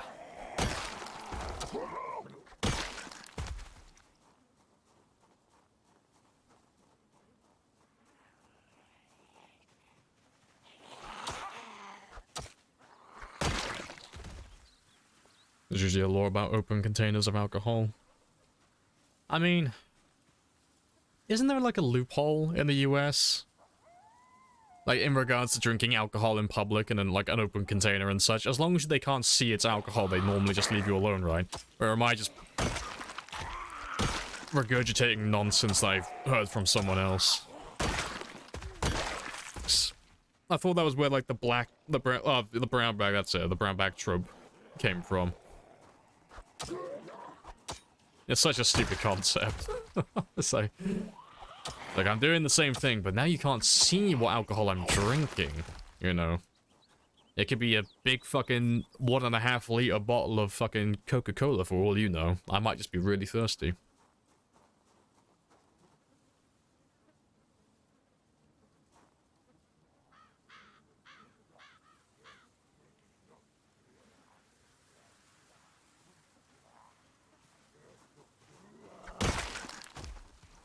You broke 100,000. Don't mind if me being here kills you now. Ah, traitor.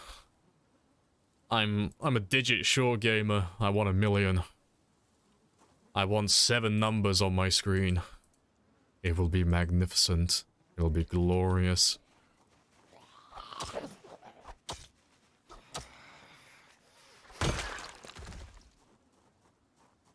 Hey, Juice. Welcome back as well. Hello, hello.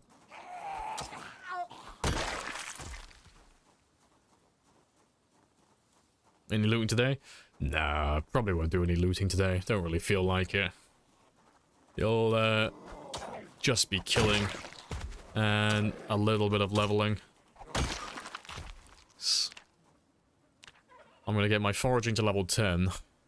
And I'm gonna try and get all my weapons to level 4. I think I'll make that the Gambler, actually, seeing as how slowly it's going. I'll probably do, like, can we get level 4 in every weapon today?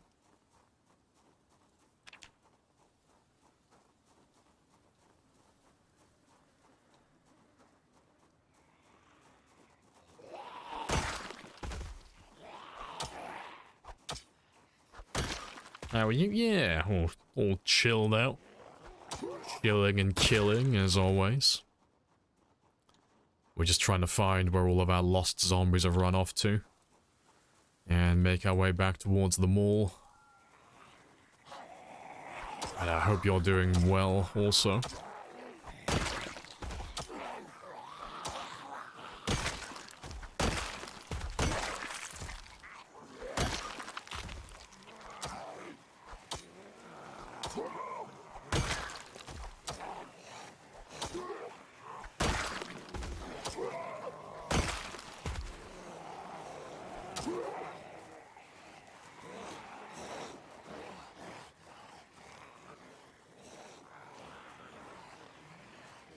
Tequila and whiskey. I'm hoping not together. That's a horrible combination.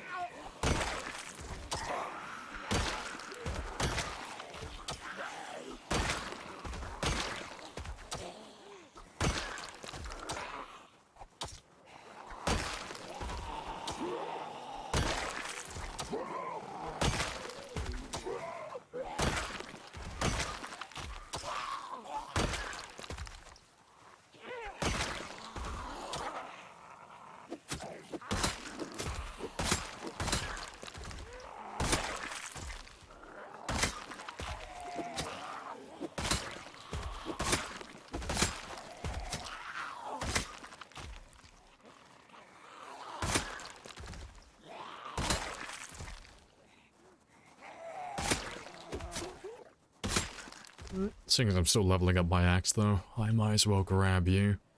I always hate using those axes, but, you know, beggars can't be choosers. And all that good jazz. Picking off stragglers. Good stuff. Start packing for a partial move to a new place. Oh, fair enough. Well, I hope your new place is spacious. And not too much hassle to move into.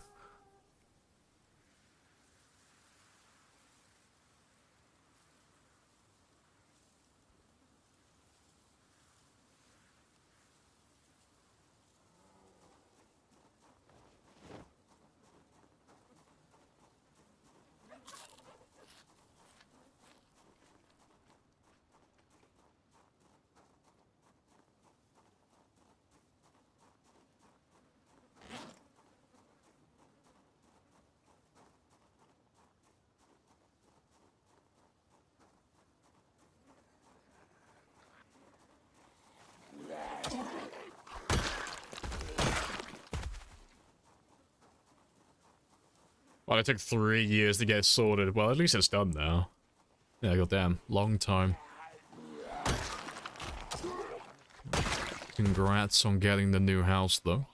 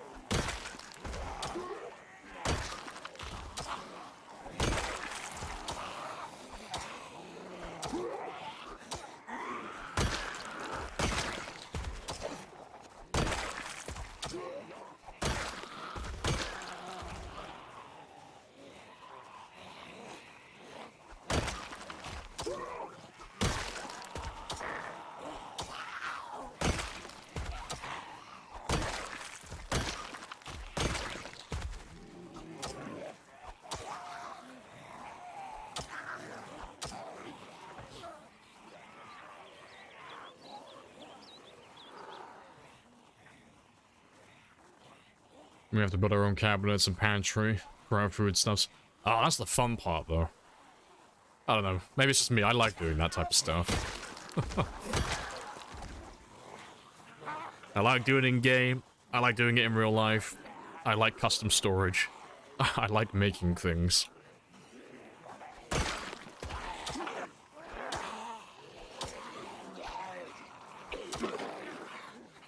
Next. Fuck, what's the... Let me find... I have a picture of it. Somewhere. Where are you? It's not a pantry or anything like that, but... I remember... when I was working on bars... it came with accommodation and such, but the rooms didn't have anything for a computer setup. But they were doing construction, they were doing all these storage units, well, not storage units, sorry, these accommodations and stuff, and they were still building them. So every now and then I'd just pass them and I'd ask them, like, oh, you got any cut-offs? And they're like, oh yeah, I've got a few cut-offs. It's like, oh, do you mind if I nick some? It's like, nah, go for it. They're all gonna get chucked anyway. And I built this, like, horrible, giant fucking table for my PC. Where is it? Oh, there it is. It's a fucking monster. It's so fat and chunky. Yeah. That was, I like making things, but yeah, it's such a fat desk. It weighed a ton. But it's literally like, when they were building all these fucking houses and stuff, I just kept asking them, like, oh, you got any cut-offs and stuff? Like, I found the tabletop. That was just lying in the dirt. That was filthy when I found it.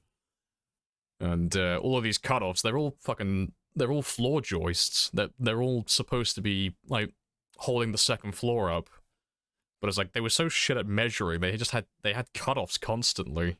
I just kept pinching stuff from them, and just kept making more and more little bits of furniture for myself. But you banged me a lot. I slammed my fucking head into that table almost every morning. It was great.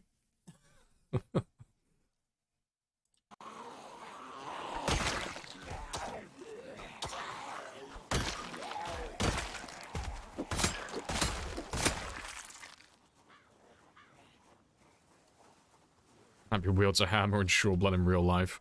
Our tables are really easy to make. Especially with stuff like that chunky. It's kind of hard to fuck up a nice, stable table. Like, the weight of it alone keeps it in place. The immovable object. The desk I have now is from IKEA. It's a little tiny flimsy thing. I'm not a fan of it. I want to make my own desk again. I want to make a new one. Put some drawers in it this time. Looks like my carpenter workbench I got. Yeah, just... a workbench is just fucking great. Just nice, giant, weighs a ton, can't move it. Doesn't matter how much I damage it though, because it's always got more wood to chip away. Because it's just fucking huge. I haven't had anywhere to work like that for a while.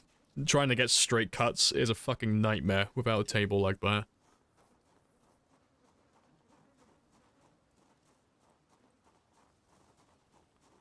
Your PC skills transferred over, yeah. I mean, that was like, I think that was 2020. So that was about like 3 years ago. I think that's the last thing I made, I think. Last big thing I made, anyway.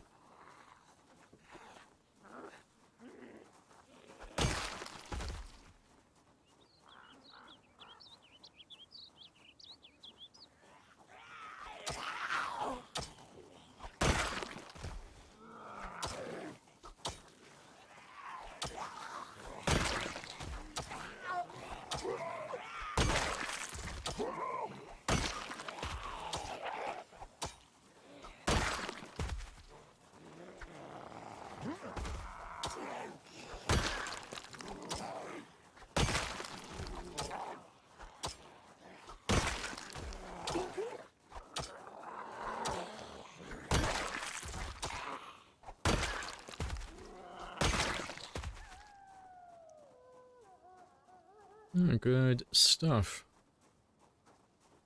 The one you had prior to this was one that you made yourself. Got a tower holder on it. Oh, good stuff. Good ventilation and stuff. See, I've never made one like that. I've never made a desk or a table with with my PC in mind, like somewhere to house it. That's not a bad idea, though.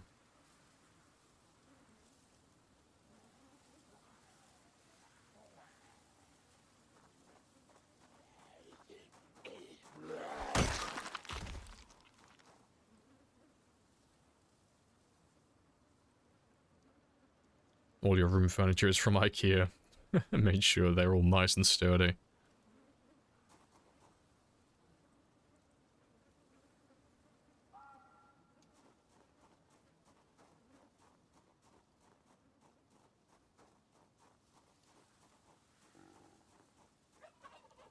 Trying to think, what would I make? If I was gonna make something, what would I make soon?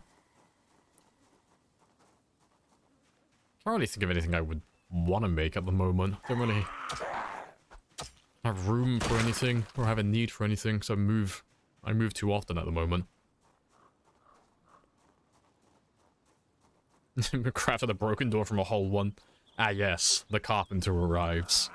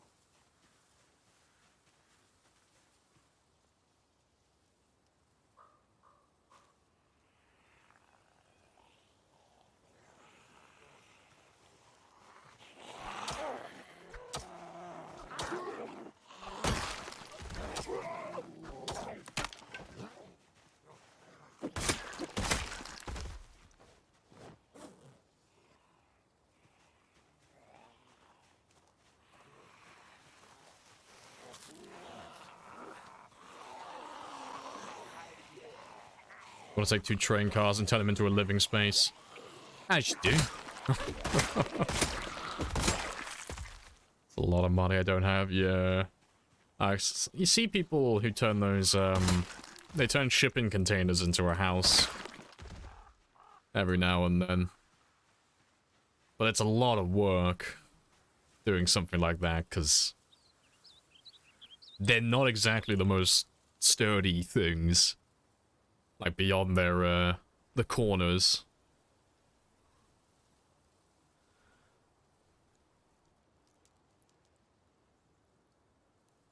You know, the carpenter of your friend group. Other friend is an electrician.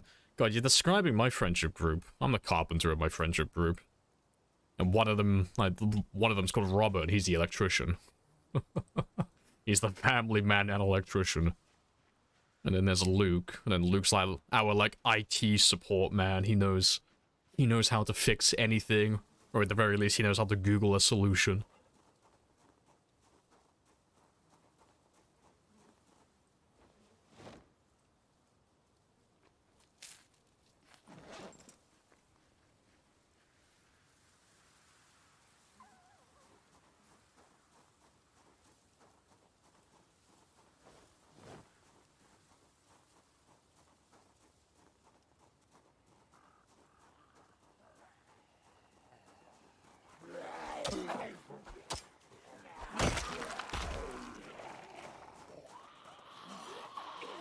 You have to know that work and how to build yourself a decent foundation.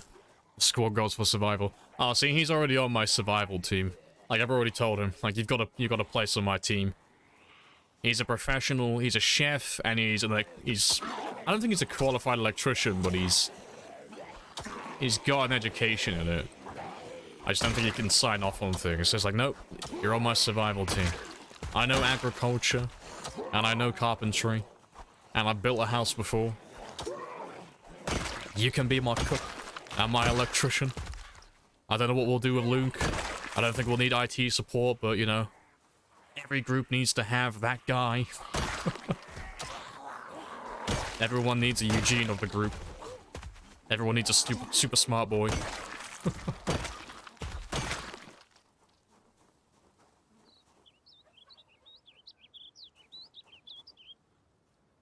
Hey, Katosh.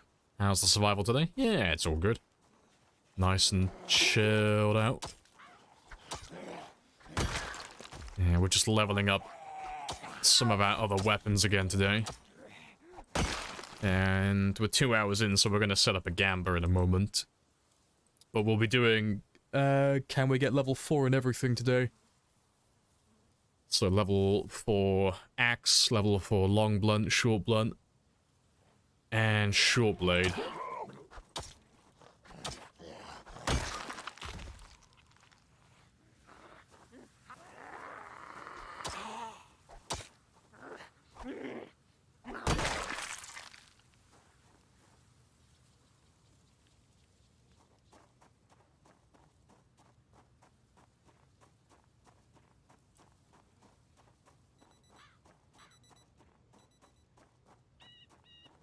Are you axing the right questions today? I am. I'm axing all of the questions.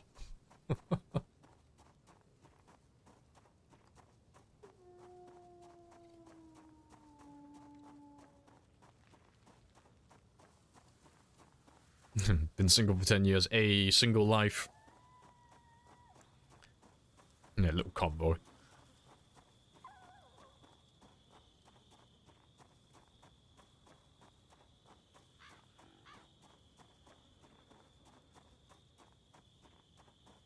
You're still training for when you finally nab a man. Gonna whip out the CV. I'm like, these are my credentials. I'm qualified. I'll take care of you, baby. Don't worry. I got those skills.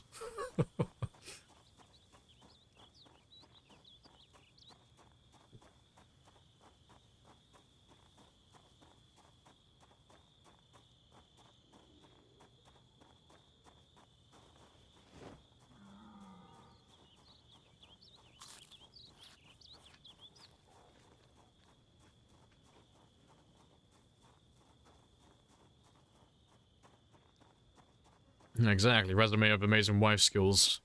Whip that one out. Throw a few references on there as well.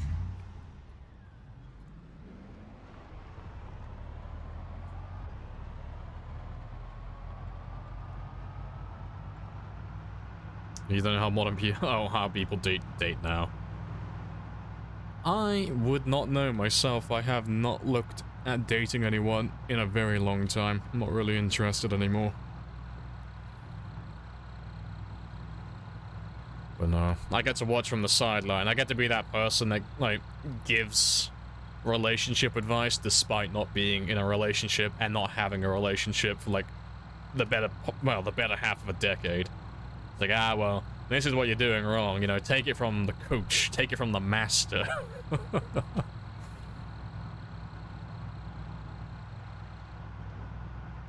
Next, there's team people I went to school with, and although they and I don't talk anymore, I am heavily invested in their story. Because I don't post anything on Facebook, really. I don't contribute, and I don't talk to people or message anyone. But I still have my Facebook account, so I can keep track of, like, people I used to know and see what they're up to, because I'm nosy.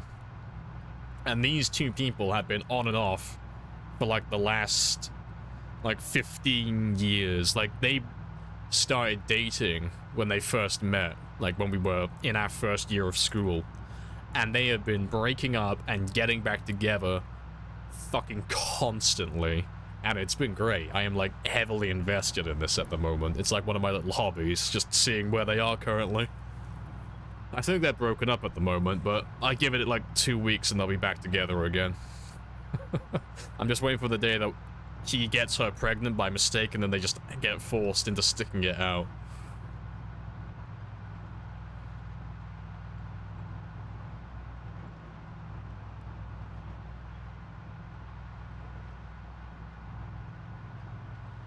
Just wander down into IT, trap yourself, smart man. Yeah, get a dork who likes dogs, beer and food. Simple. Big brain strats. I believe that's what they refer to as spawn camping.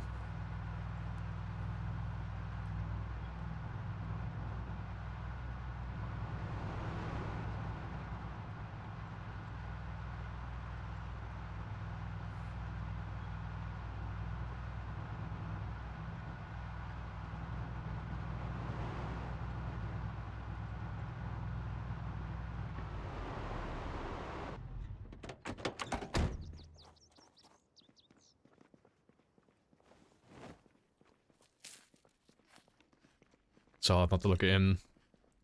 Oh, as someone who's not family. Damn, my condolences to that man, and he's about to get brother zoned. That's hilarious. I could never date you. I see you as a brother. Fucking oof, straight in the heart.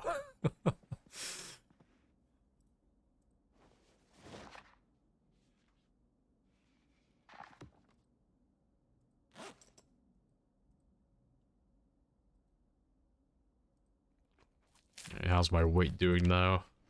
Yeah, good stuff. You spawn camped your boyfriend, as you do. I imagine you were skulking around IT with like a net. Got a balaclava on and everything. Just looking for the, just looking for one of the men who works in IT who looks like he has the weakest knees. Like, which one looks like he can't run?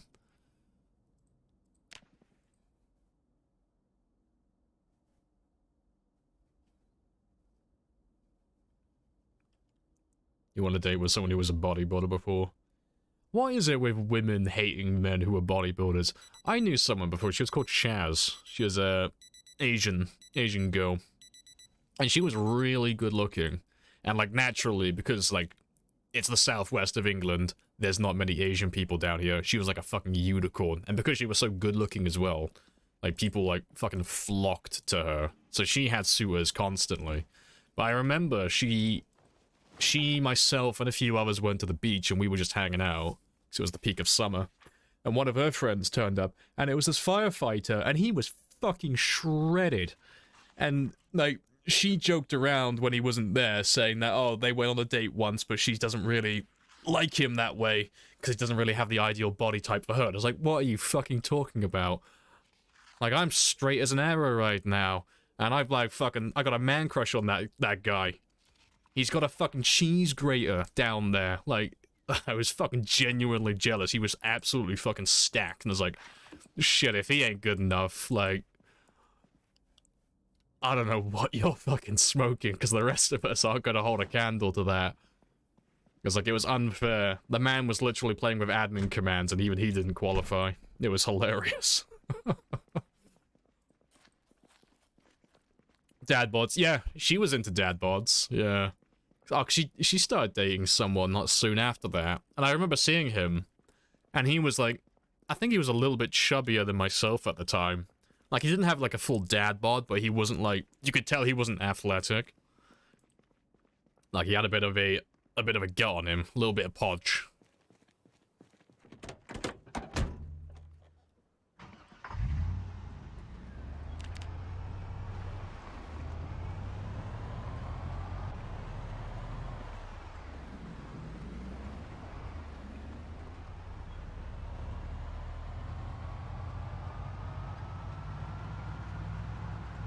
Have you tried it? Are you depressed? Have you tried not being sad? I'm something of a therapist myself. The emotional, Jesus quotes. Oh, no. Stay away with that.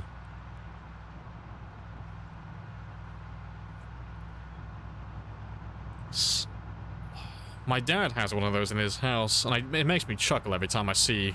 Like, I unironically quite enjoy those quotes when they're so bad they're good, or they're from people that you don't actually know who said it.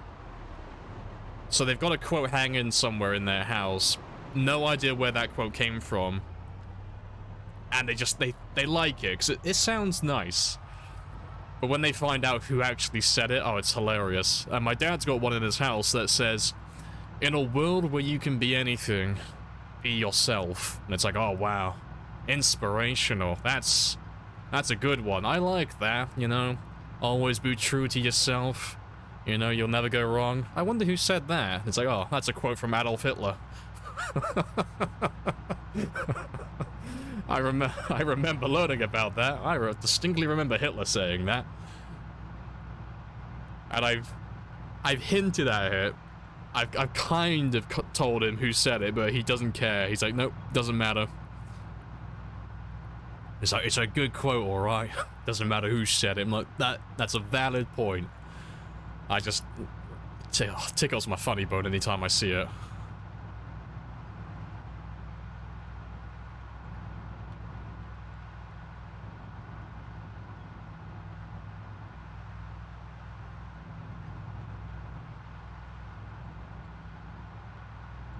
You're oblivious half of the time. Sometimes your friends point out someone was hitting on me. See, it's the man's natural reflex. If someone is flirting with me, nah, it's sus. Someone put you up to this. What the fuck are you up to? What are you doing? What scam are you trying to pull? This ain't part of the script, lady. Never let the guard down. Always on guard 24/7. They're after something. Gotta make sure my watch is clamped on tight, my wallet's in my breast pocket.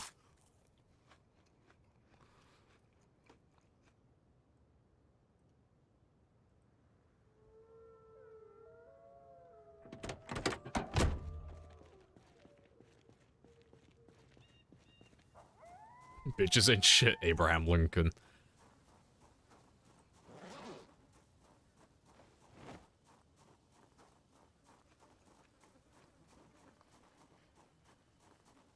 Just want a well-framed, beautiful pose that says surprise, motherfucker. Oh, yeah, I almost forgot. Let me set that gamba up now.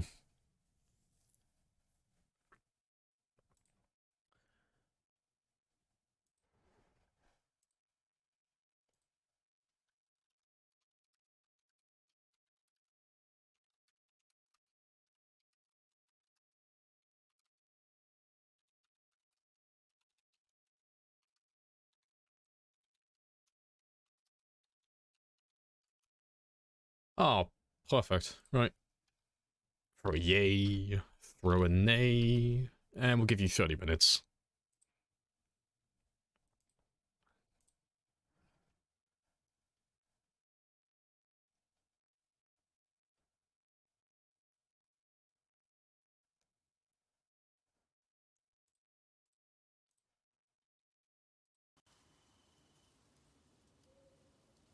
Someone flirts with you, you get instantly suspicious. Like, what the fuck do you want exactly?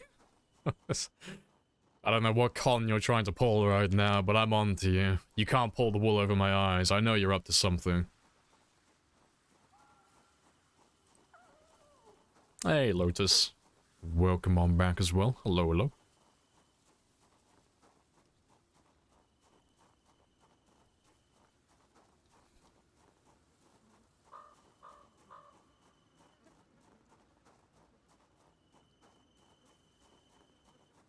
Surprise Pikachu face when girls were suspicious. Fair.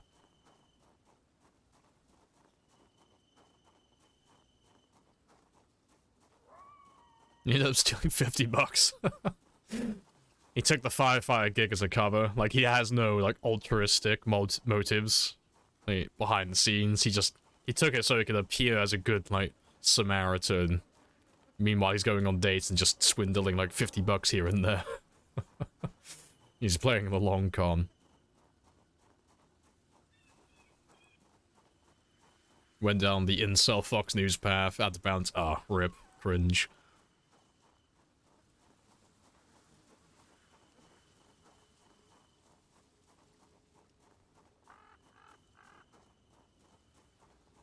But I'm on cold method, exactly.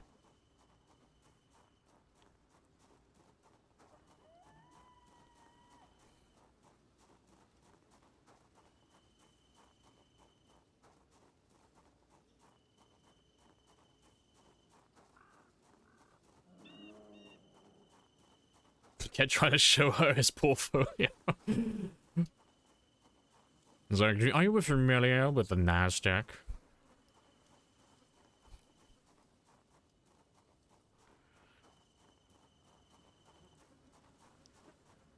It's wild out there. I have heard some nightmare stories, and whether they're true or not, I don't know, but there's always gold to be found online where people are telling, like, their horror stories from when they've gone on dates. It is hilarious. This was the last one I had. I think the last one I had was in it was either 2020 or 2021, and I didn't know it was a date. And she was a really nice person, but it came out of nowhere. I thought we were just hanging out. I thought we went to Weatherspoons, and I got a drink, she got a drink, I had food, she had food, and we were basically just waiting for our shifts to start, because we worked on the same bar. And she was pregnant at the time, which is why I didn't think anything of it. I thought we were just chilling. And then she sprung the question out.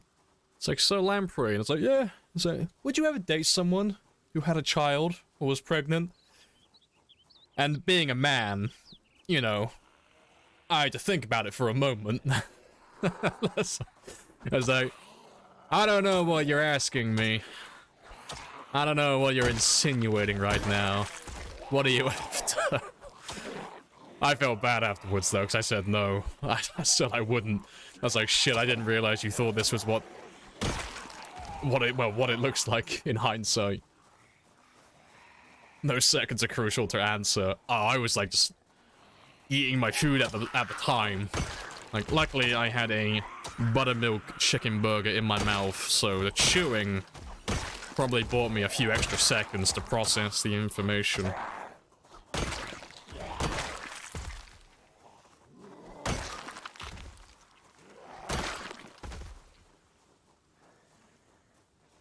Trust it was crypto. Do you want to invest in my NFTs?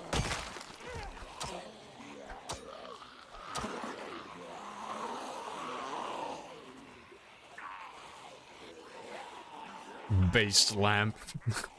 Pregnant woman asks if you'll date her with a child. Ignore woman. Consume chicken burger. Dating is temporary. Sustenance is eternal.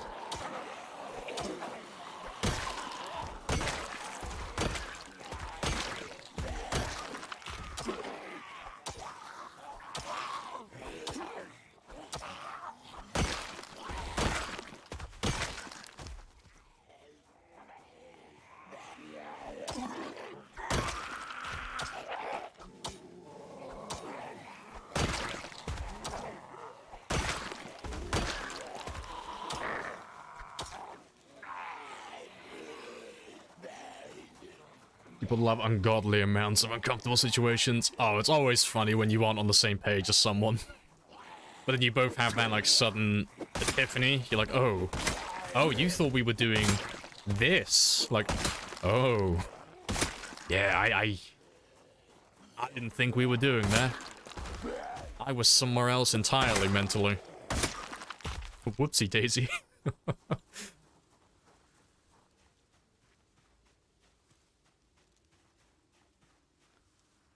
So what's the dumbest one I had? I think the dumbest one was where I accidentally started dating someone without realizing I was dating them. Because I've always... well, not always, but for a very long time now, I've just stuck to, like, casual relationships, so nothing serious, just physical. It's, like, nice and simple, then. And we can cut it off whenever we want to, then. It's like, basically means nothing. And I realized I ended up staying at this person's house for, like, a good, I think, 2 or 3 weeks in a row. Just never left, and it's like, shit. I think we've accidentally started dating. It's like, shit. I've been bamboozled. That was awkward. I thought we'd agreed never to lie to each other. I wish that was a lie, because I was a terrible person. That was 2015? I think. I know I was in college at the time still. It might have been 2016. I remember Pokemon Go was a thing. It, like, literally just came out. That's how she and I got talking. I think it was 2016. I think that's when it came out.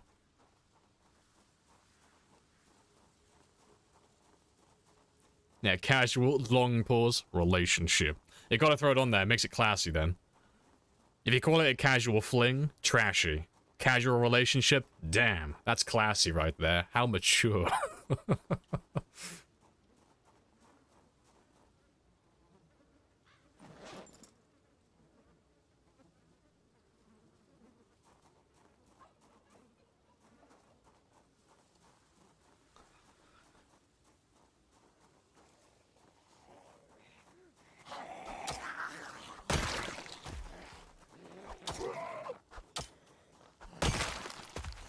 I gotta be close to level 4 by now.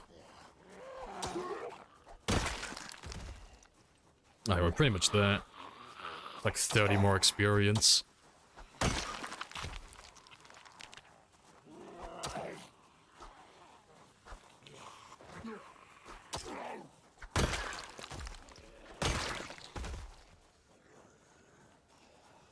Everyone's definitely got a weird college day story. Yeah.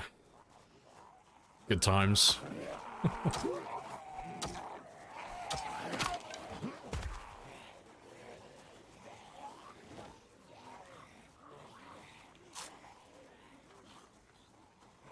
Your girlfriend just popped out of nowhere. Met her playing video games. Just started dating after a wee bit, as you do.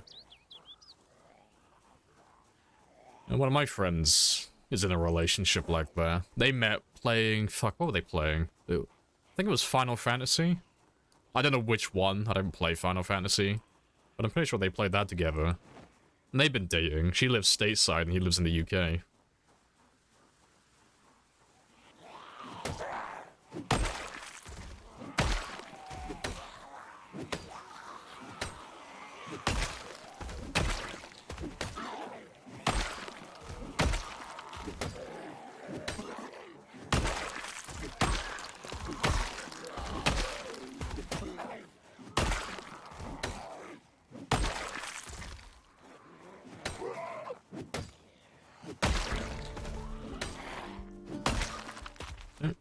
Let's go swap out for the long blunts.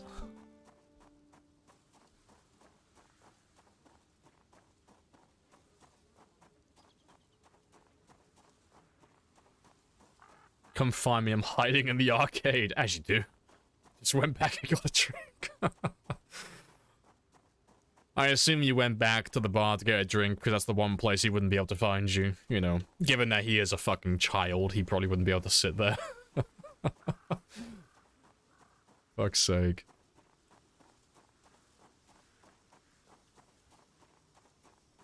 Is there not an offboarding debrief when people break up?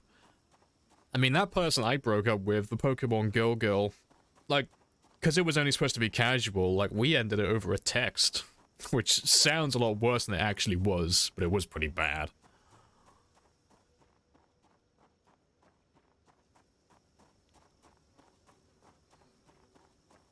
Met a guy named Kurt, he introduced you to hotboxing. Ended up cheating on you with your brother. Jesse, as you do, you know.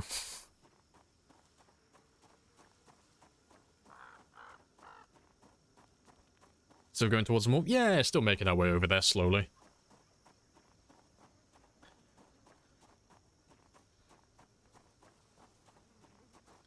He cracked up. Because for him it was like, I didn't know I was into men. That is hilarious. Hey, Tiny. Welcome back. Alright, let's get rid of you now.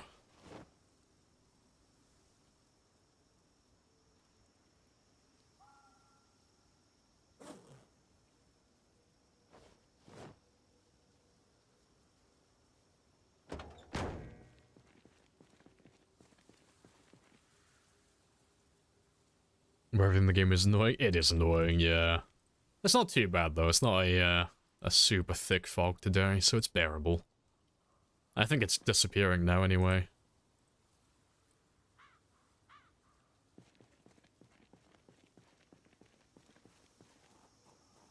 He left a voicemail on the dude on his home phone. Oh, that's great. He didn't want to wait. Oh, I bet that was really awkward for his parents to tell him. Like, oh, you had a voicemail on the landline today. Your girlfriend called.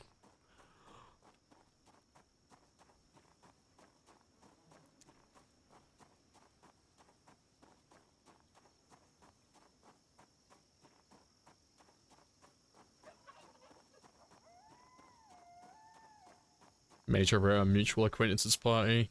Got on quite well. Had a first date. Yeah, had a first date. We later talked about expectations and just being upfront instead of hinting. Still together 3 years. Hey, good stuff.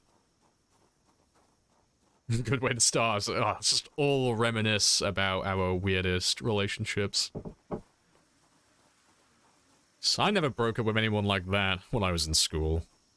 I dated one person when I was in secondary school, and she broke up with me, and I had no reaction to it, and everyone in our group thought I was a bit of a cunt, because I just didn't react to it.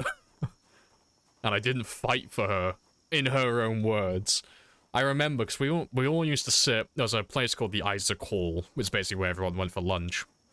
And we all used to sit on the same table every single day, and it was right next to this big giant glass pane. Like, one side of the building was all glass. And we used to sit right next to there, and it was very close to the door that went outside. And I remember she walked up to me, and she was like really sheepish. And she was like, Lamprey, can I talk to you alone? And I was like, yep.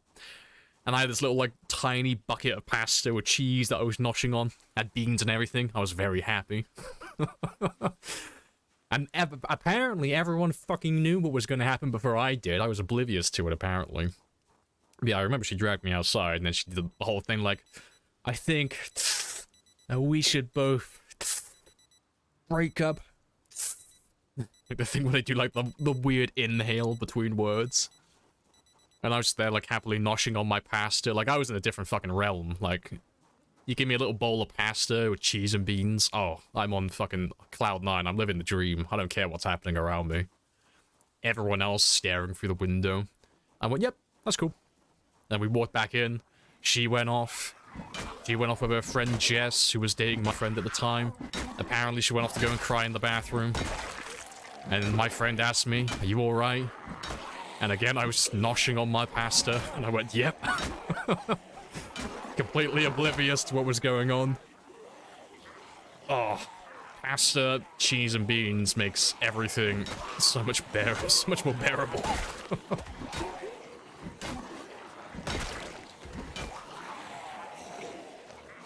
Why are you eating at critical conversations? Hey, okay, food softens the blow, no matter what the question is. Like, you think someone breaking up with me is gonna ruin my core memory, my connection with pasta and cheese? Oh, that ain't gonna happen.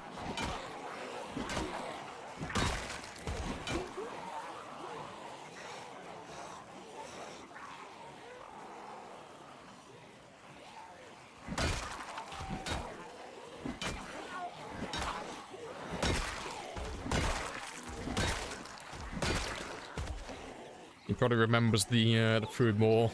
Had her head done. I mean, I know she was blonde, but I know the pasta came in a small little green bucket. The brand was Pasta King. It was very small. It was about probably less than 100 grams of pasta, sprinkled cheese. It was cheddar, Heinz beans as well. You know, I could talk in great detail about the pasta.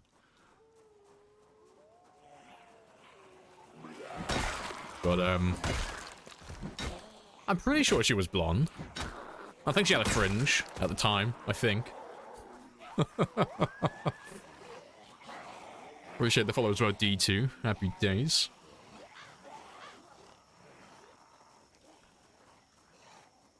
We have one brain cell, alright. If that was... Hey, okay? Food takes priority, always. You could be bleeding out or choking for all I care. I'm not helping you until I finish my meal. What if I run out of energy halfway through the task? That extra food might have changed everything.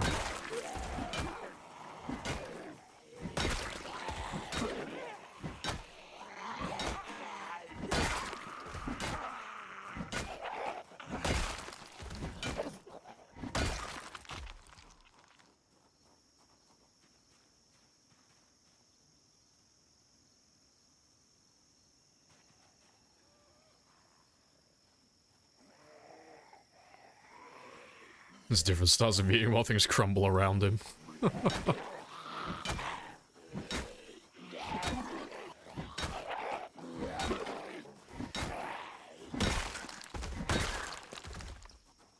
Now, see, if you ever have anything like traumatic happen, you gotta have a good meal afterwards. Or during, preferably. It'll make everything so much better.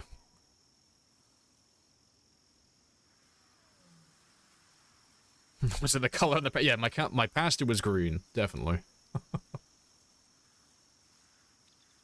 Exactly. Might need that extra energy. Exactly. Getting broken up with is, like... It's very intensive, okay? It takes it out of you. You need a lot of energy to, like, recuperate.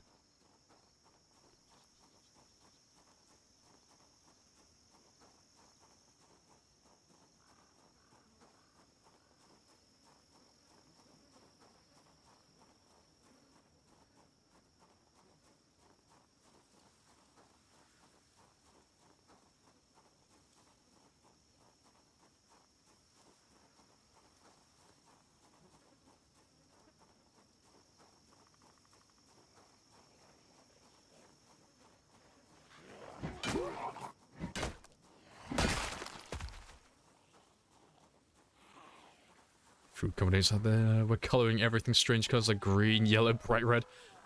I do not remember that. But I want it now. I want a bright red hamburger.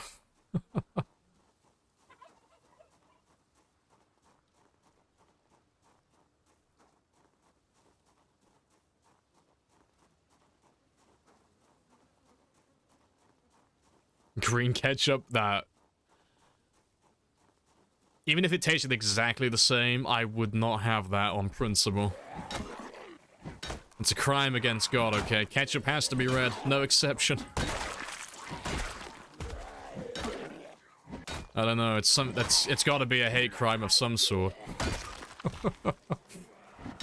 It's gotta be like in small print in the Geneva Convention. Probably in a Bible text somewhere. Thou shalt not eat green ketchup.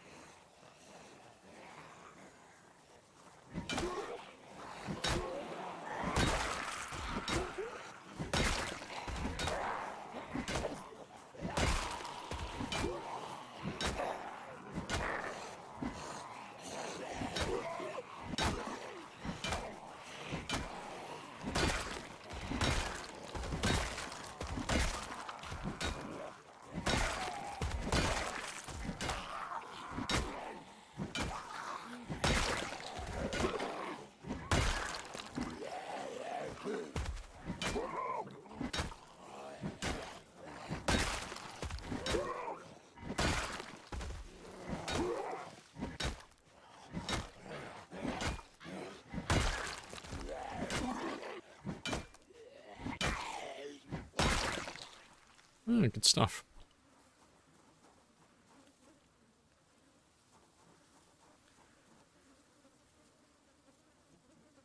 A butter cake, even not a Twinkie. Congeal. I have no idea what you're on about, but just the sentence, the cream inside tastes like congealed lard, is something that's gonna scar my psyche for a long time. Thank you for that gift.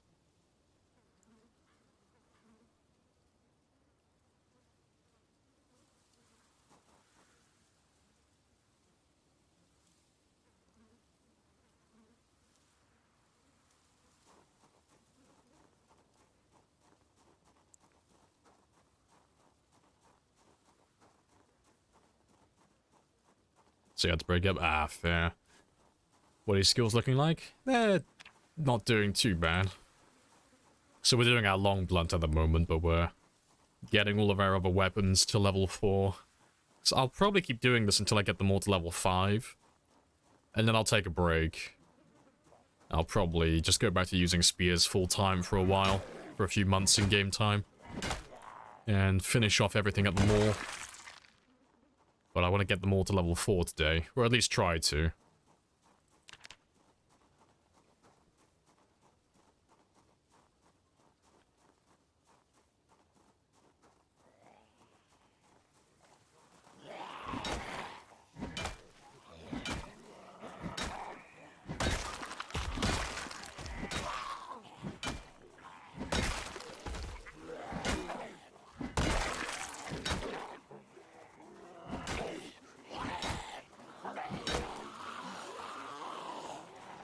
Queasy infected? No, just corpse sickness. It's just from being around so many dead bodies for too much time.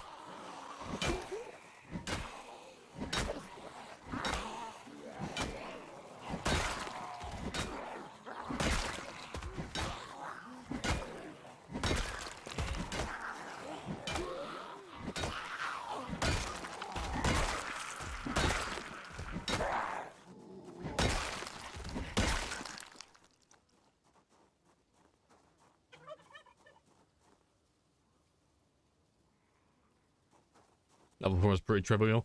Yeah, it's just very slow going, though. Like, doing level 4 for one weapon isn't too bad. Doing it for all of them, they're all very mediocre in fights at the moment. They don't kill anything in a single hit. They're not very fast. So everything is very slow going at the moment, while we just chip away at them. Get this experience, but it won't take too long until they're actually useful weapons. But that's not going to happen anytime soon. Gotta get them all up towards like 7 and 8 before they're actually good. Yeah, let me just quickly check something.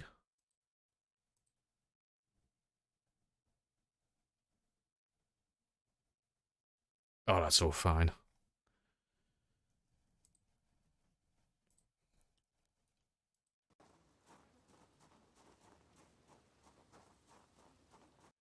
Give me a second.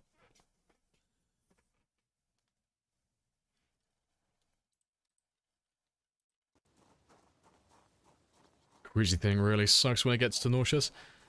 It's not too bad. Like, nauseous will make you overheat a little bit. But it doesn't make too much of a difference, honestly. It's when it gets to sick, that one sucks. Like, really sucks. Because that'll overheat you even further, but it's normally enough to drive you into, like, being way too hot, so you get like a minus 34% debuff to everything. Well, your attack speed and movement speed. Health starts to dwindle. Oh no, that doesn't happen until you get all the way up to a fever. Like, you have to go like all the way to the end and get like maximum sickness before you start dying. And to get that, even with this many bodies, you gotta be here for like the entire day. And then some. It takes an absurdly long time to die to corpse sickness. It's why we never pay attention to it.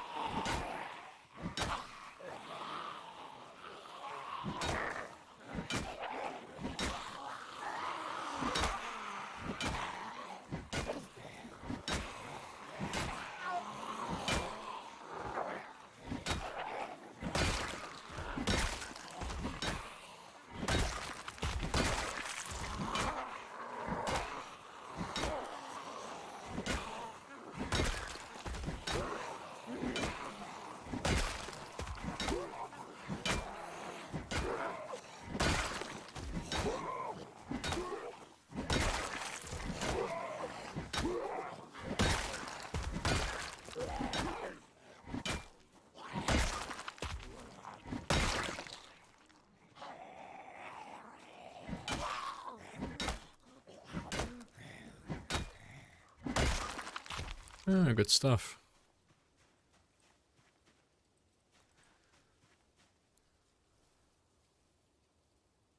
A lot of zombies on the floor. Could be like a floor. Yeah. And I'm just installing speed bumps wherever I go.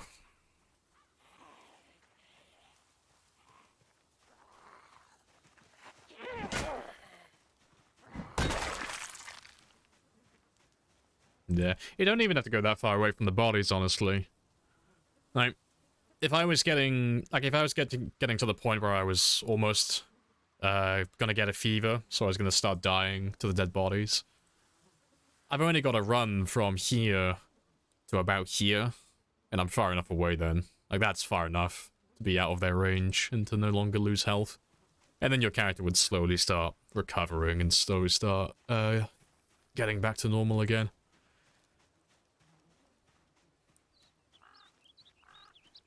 But yeah, you have to spend an absurdly long time. But really, the only time you ever really see people dying to corpse sickness is either on multiplayer, or it's people who've slept in their cars amongst all the dead bodies. It's normally one of the two.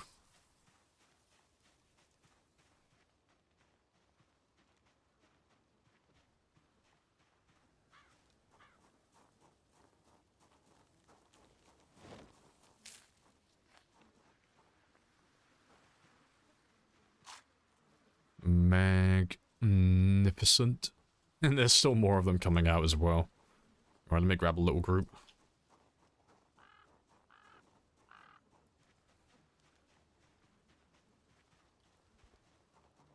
Yeah, and this is where we wanted to get back to. It's now got a nice good chunk of zombies to start peeling from, and I can level up all my other weapons from here now. Who got buried right there? Oh, that was a 100,000th kill. Yeah, I'm gonna call him Steve. That's where Steve lives.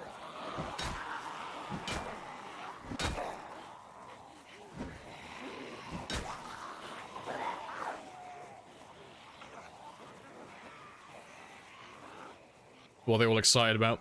Oh, they're all admiring the generator I left down there. What the fuck was that? It's beautiful. Yeah, so generators, they can't be damaged by zombies, and they have no collision, so the generator is impervious to harm, which is fantastic. And because we're playing on pinpoint hearing, the generator is going to pull them in from further away than normal. So, because it's out in the middle of nowhere, and it's not powering anything, it's not going to be consuming that much fuel, so it doesn't need to be refueled very often. And, it's just gonna live there and just keep all the zombies in one big clump. Make it nice and easy for me to grab entire groups all at once. And then eventually, we'll end up killing everything in the area. And that's when I'll move on. I'll pick up the generator and I'll move it further down the road, and then we'll do the whole thing over again. But it's the same concept as when I would leave my car running. I'd leave the engine running idly just to bring more zombies into one area. It's exactly the same thing.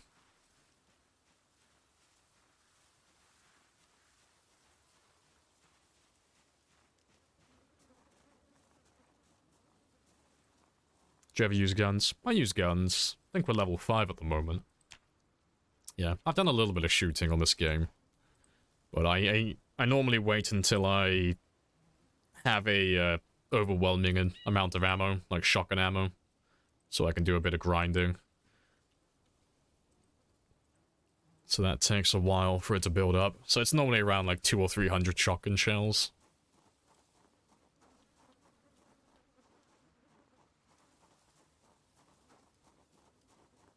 His little group. Yeah, it's not too bad. Like, we would have killed them all already, but we're using crowbars, so it's taking a little bit longer than usual. But it's not that many, honestly. It's not too bad. It's probably less than 50 overall at this point.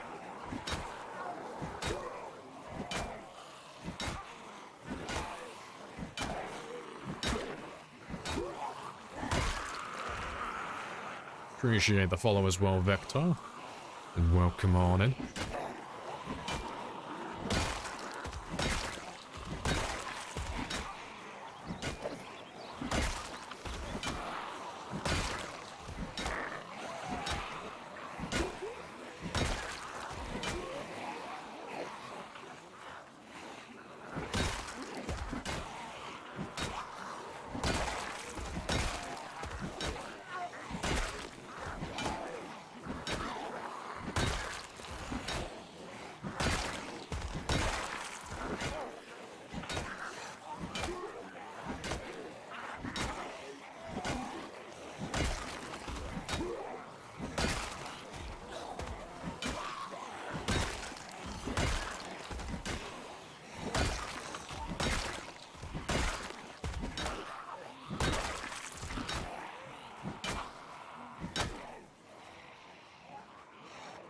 Let me have another quick rest. It's night for you. Oh, no worries. You know, it depends on how long you sleep, and I'll probably still be online when you wake up. So I'll be online still for, at the very least, another 5 hours and 10 minutes, but up to about 7 hours and 10 minutes.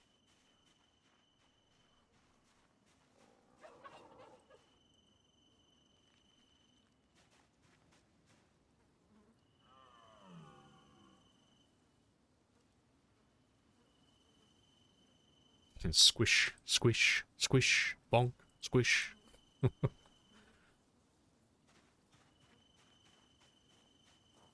It's close to 1 already. Oh, rip. You only have 2 hours on the stream? Yeah, because I normally don't. I normally finish around 12 or 2 in the morning, so you've got hours. Hours, yeah. But yeah, where are you? 1 a.m. That's Eastern, right? That's gotta be like Kiwi country. Or somewhere in Asia, I think. Unless my geography is completely off.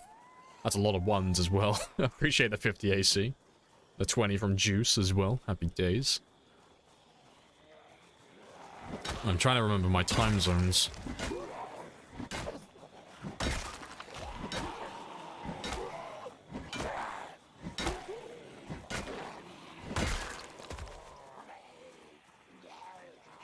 And hello, Brewany as well. Welcome on back.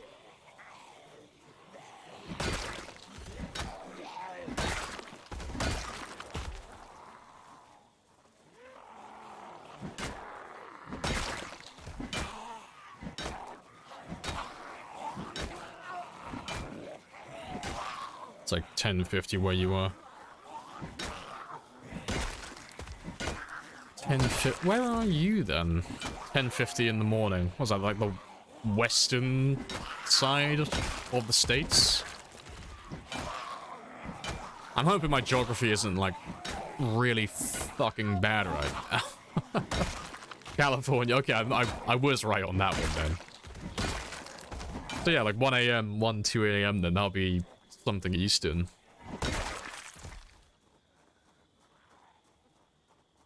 It's gonna drive me nuts now. I gotta Google it. Like, I gotta find, like, what country is, like, at 1 a.m. currently?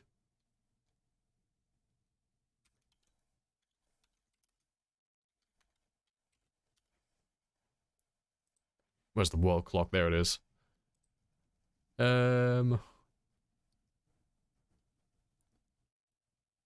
Oh, why would you... Oh, fuck's sake. They put this fucking... They put this entire thing all alphabetical.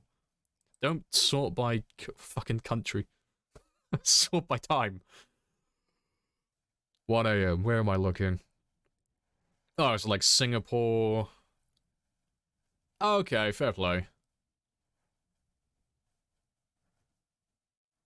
Oh, fair play. Washington, D.C. 23:52. Wait, is it really that time there? Fair enough. No, it's not.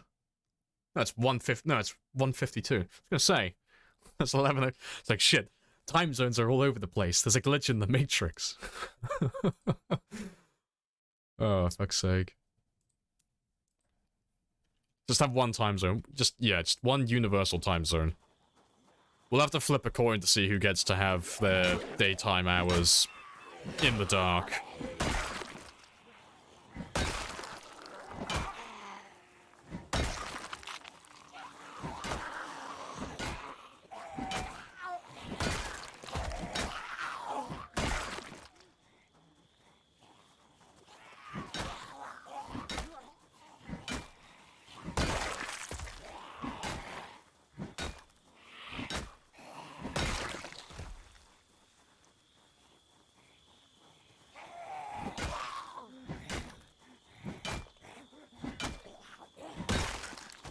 It's my cue to run home. Just one time zone is the way to go. I mean, it makes sense, unless there's something I don't know about. I don't see why we have multiple time zones. It doesn't make any sense. Just have the same time for the entire globe. It's like, ah, but I need to wake up at 6 o'clock. It's like, well, time is fucking relative. It doesn't matter. Like, most days, I wake up at, like, fucking 9 or 10 in the morning. But I don't go to sleep until about, like, fucking 4 or 5. Just use military time. Oh, no AM PM. Yeah, military time still abides by time zones, though. That one's just... It's literally just phrasing it a different way. It's instead of saying, like, you know, 4 PM, you're just saying 1600. But it's still local to the area of the world that you're in.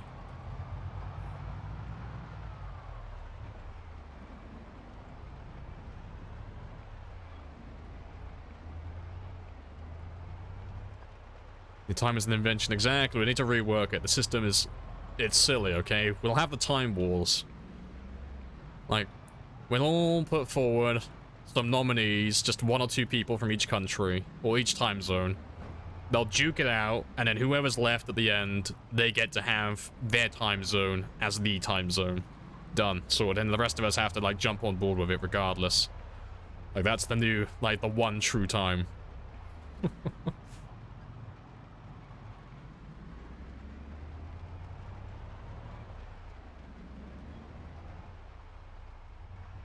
Because science and humans need sunlight doing stuff. I mean, it's so silly, though, because it doesn't have any impact on that. It's like, oh, I need sunlight to work. It's like, cool, then wake up at... whatever. If you're in, like, a completely different part of the world, you know, wake up at 4 in the afternoon, and then go to bed at, you know, fucking... I don't even know what time it would be. Well, like, 9 in the morning-ish? It's like... It sounds silly, but it's no different than going to bed at like 11 o'clock and then waking up at like 6 in the morning now. You just go to sleep whenever there's no light where you are. Humans are silly.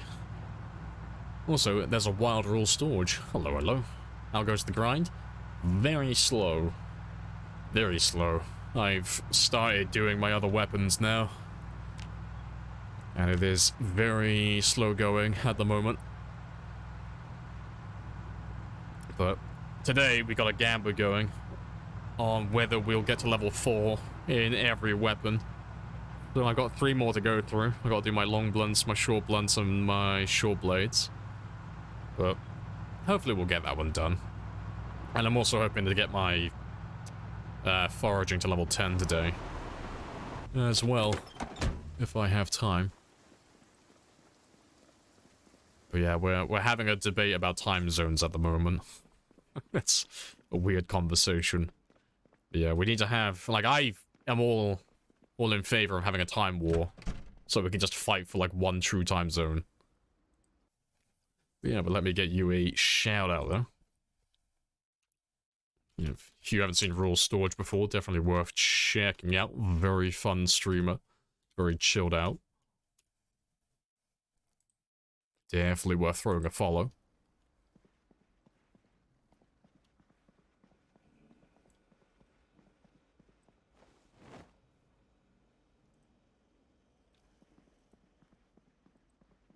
Yeah, short blades won't be too bad, yeah. Short blades are always nice and chilled out.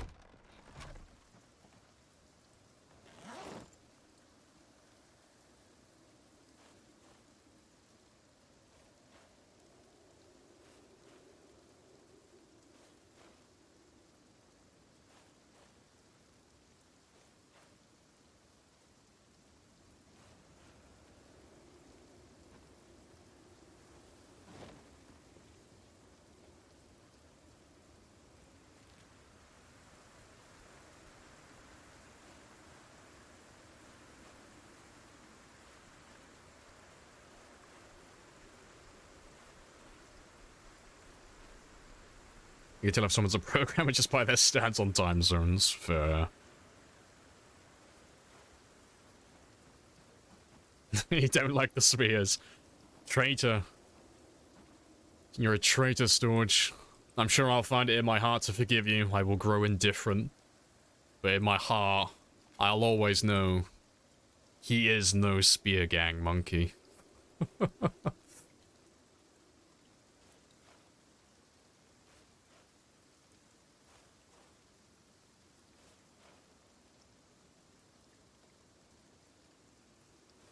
The agreement is military time, no time zones. Yeah, that is exactly it. Fuck the time zones. We'll all have one time we all follow. Nice and simple. No confusion. Military time as well. Fuck AM. Fuck PM. It's a stupid concept.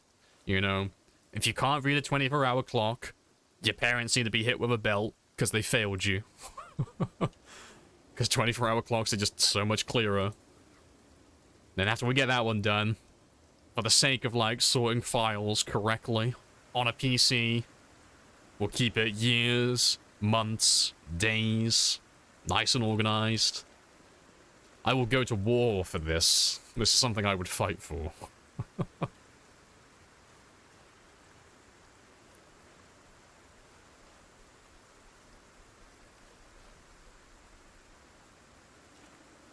You finally have potatoes planted.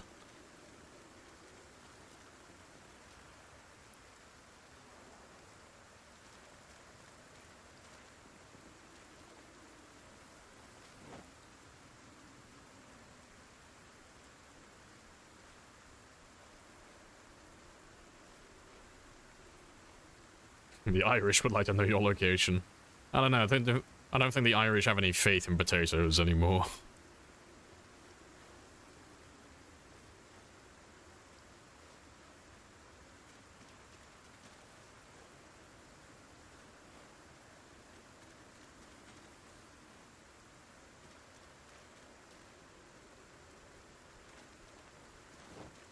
Yeah, there we go. And the farm is all up and running again. And we're only missing... Why am I missing? Carrots, potatoes... Radishes. That's what I'm missing. Yeah, so I just need to find one packet of radishes and then we're all square.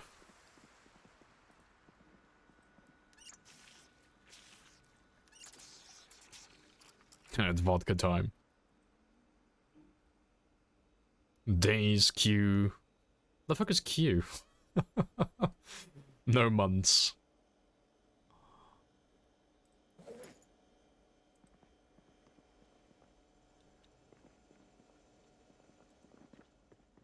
Oh, you do quarters. Oh. Why?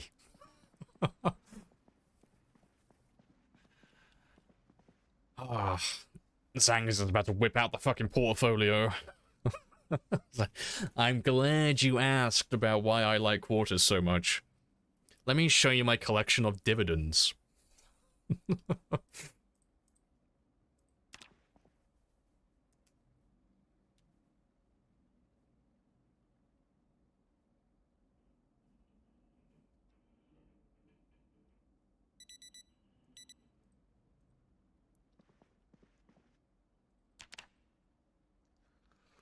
Boss stepped out while I had the stream up.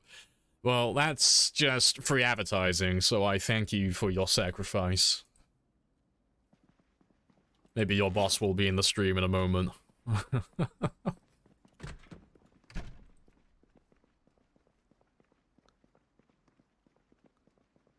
Like, months because of birthdays. Birthdays equal cake. Oh, I hate birthdays. I find the whole concept of birthdays to be so fucking ridiculous. I hate them so much. I can't stand it. I'm such a grouchy fucking old man at heart when it comes to celebrating, like, things like that. Makes no difference to me, but I fucking hate it. I hate it, and I'm gonna let you know that I hate it.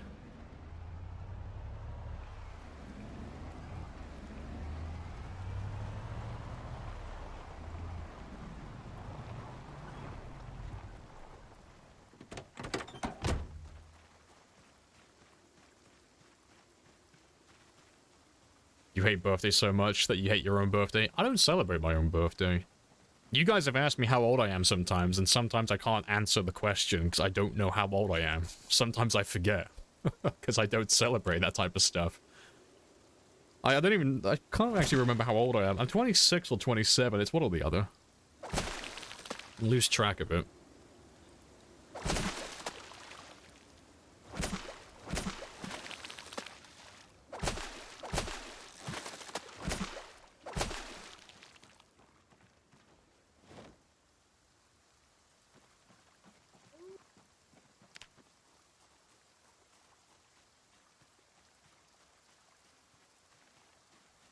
Don't look forward to figuring out Earth Day month versus Mars Day month year.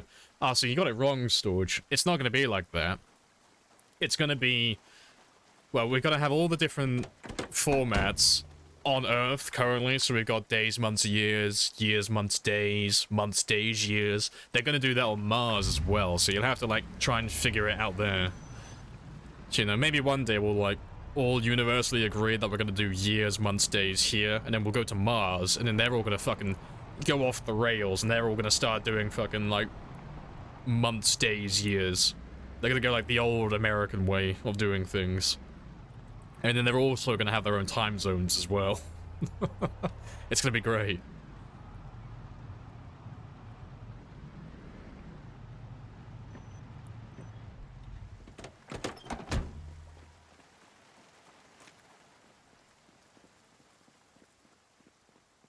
Lamprey forgets how many centuries he is sometimes. Oh, see, that's how you know I'm not immortal. I would be a terrible fucking person to live that long. I'd be horrible at hiding. It's like, how old are you? It's like, ah, fucking, I don't know. When were you born? I don't know, fucking 1400 something? I'd never be able to hide my immortality.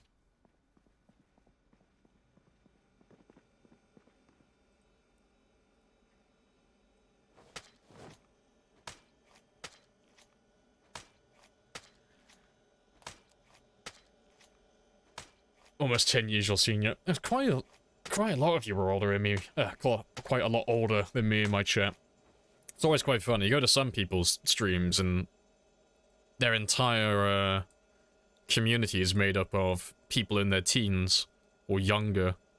And you go to another one, it's just people in their 30s and 40s just chilling. It's great.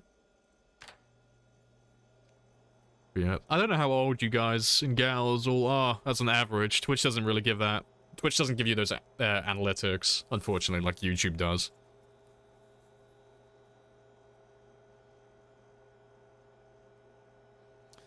Do you ever do the math on how old you are? I honestly don't really care. I think I did it once to work out like how many days old I was and how many days I had left, because I was like in that like teenage depression stage where it's like time is relative and life has no meaning and we're all gonna die one day and I've only got this many days left.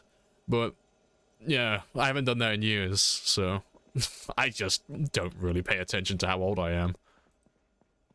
Because it doesn't make a difference. There's nothing my age affects at this point. Yeah, gotta get that teen angst. It's like nihilism without any enthusiasm.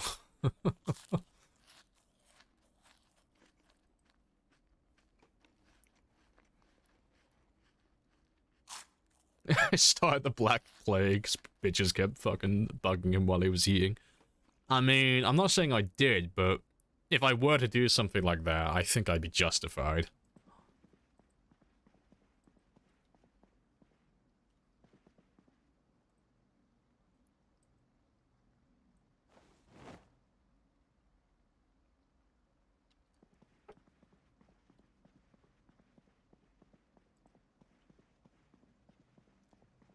He's pretty much how he's gonna be now. That's a depressing thought. Oh no. The teen angst, it's making a resurgence. Please, send help.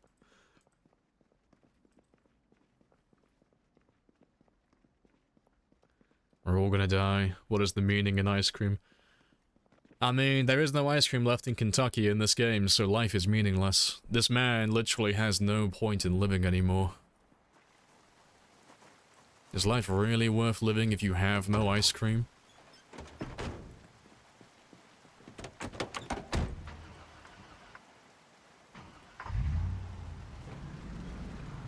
Nope, rip.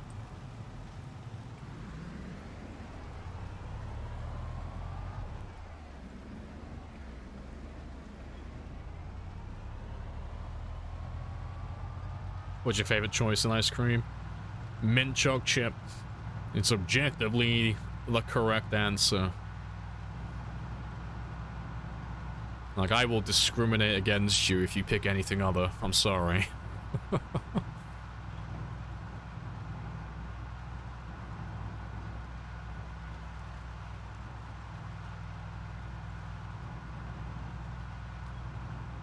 Age dictates dating, vodka, voting. Oh, fucking manslaughter, apparently. Well, I'm old enough to drink, I'm old enough to vote, I'm old enough to gamble, to drive. I'd be tried as an adult, so all of that's irrelevant. Age, that's relevant, but it's kind of irrelevant as well, because you call me a, you know, a paragon of virtue, but I'm not really into fucking kids, so... so that's not really relevant to me. Like, I don't tend to make a habit of talking to children. So no. Doesn't really matter how much older I get, there's nothing real, there's nothing to unlock, you know, there's nothing on the tech tree left to go for. Apart from, like, retirement, you know, that'd be pretty much it. Collect my pension.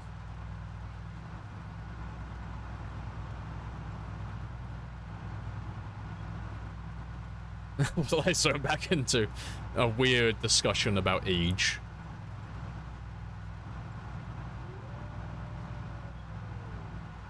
What, the hearts on your map? Oh, those are little Rebecca's little piano stools.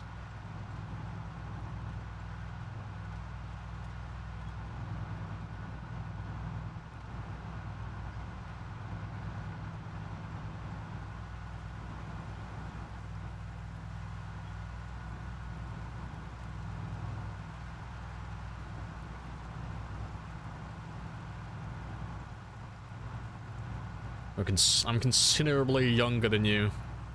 I look like a little baby. I'm young. I'm baby smooth. I feel we're all the same cloth, which is strange.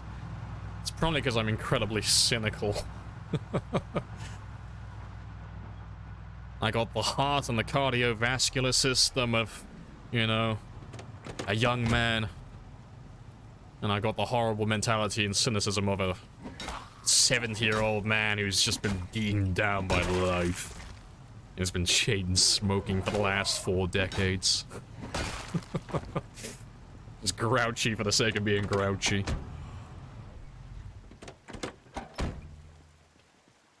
Caught me off guard. I always like phrasing things like that.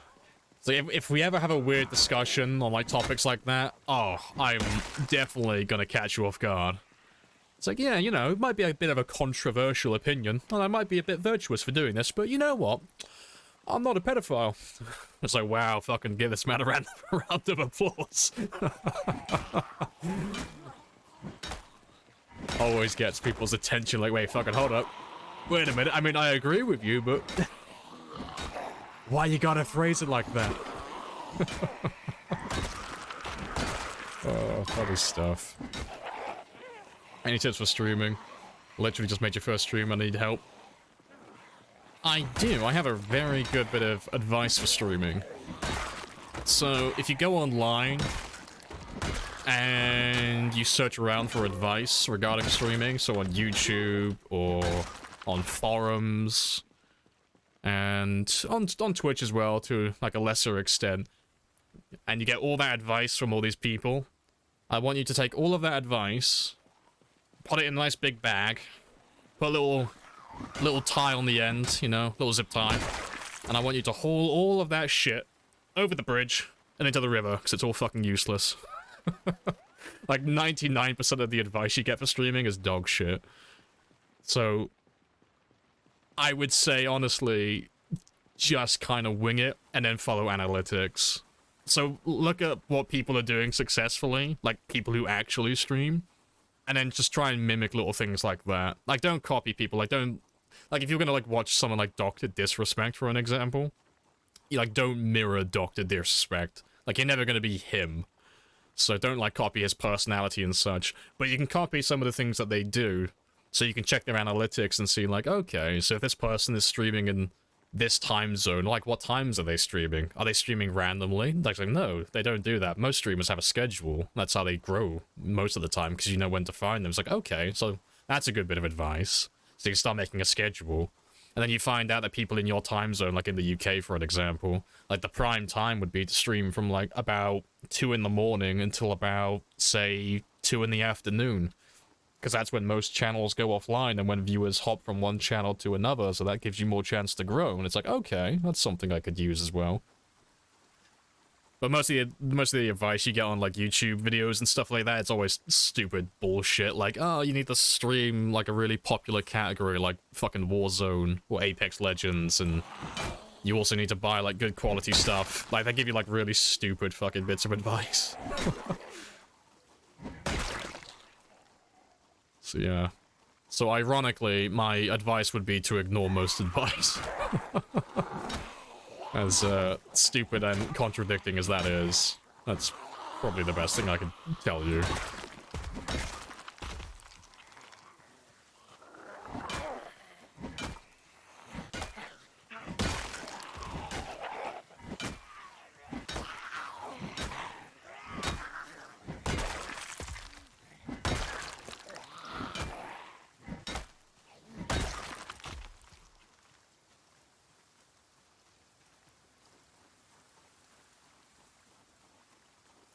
Good stuff.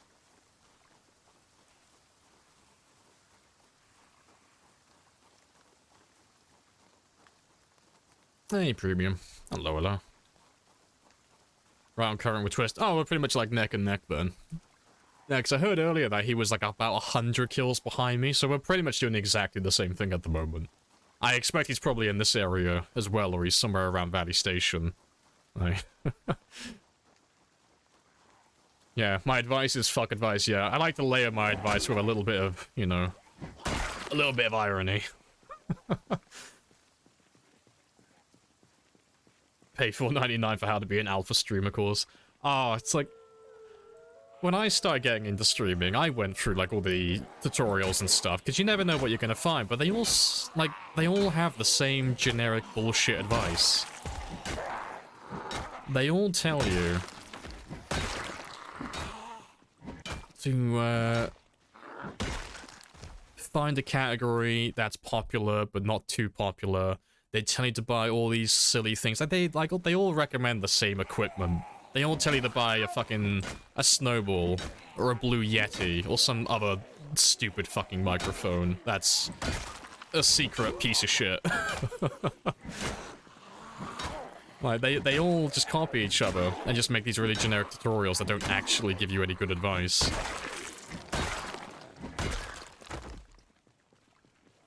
Oh, I despise a lot of those tutorials.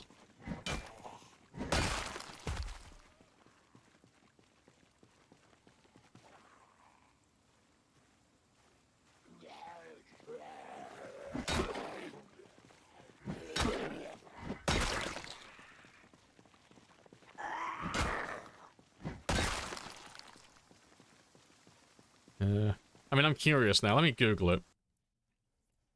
I'm gonna Google it and just pick it apart, because I'm feeling like tearing something apart. Yeah, let's do top 10 tips for Twitch streaming. I'm gonna rip this to fucking shreds. Yeah, this is all fucking horseshit. Number 1, make sure your mic isn't horrible. No shit. Of course you gotta make sure your audio quality is good. That's not advice, that's just basic fucking prerequisites. Like, you gotta have a good mic. But I don't give you any details on that. Have a good internet connection. No shit. If you don't have an internet connection that's stable, you can't even go live. That's stupid fucking advice. Get a webcam. No. That's fucking stupid as well. Because you don't need a webcam. Make a HUD. Oh, fucking setting up like overlays and shit. You don't need that either. Stream something that people watch. That most people watch, but don't stream. Okay, so you want to find something that has thousands of viewers, but has like 1 or 2 people streaming it. Yeah. They're on the right track, but Like, this entire paragraph is just bullshit. Because those things don't exist. They're very niche. Get a chatbot. Again, it's bullshit. If you're streaming to like 1 or 2 people, what the fuck is a chatbot gonna do for you? Interact with your viewers. Again, same as the internet connection. No fucking shit. Streaming is all about interacting with your audience. It's not a fucking YouTube video, so that's fucking stupid. Like, they're literally just listing off things that you have to do as a streamer. Like, it's like, yes, remember, if you want to be alive, remember to breathe. Like, remember to periodically sleep and possibly eat food if you feel fatigued. I think the only thing they have here is number 9, be consistent to, like, set up a schedule. That's pretty much it. I think that's the only thing on that entire list that's actually a good bit of advice. Everything else is just horseshit. I hate those. I hate those fucking tutorials. They're so dumb.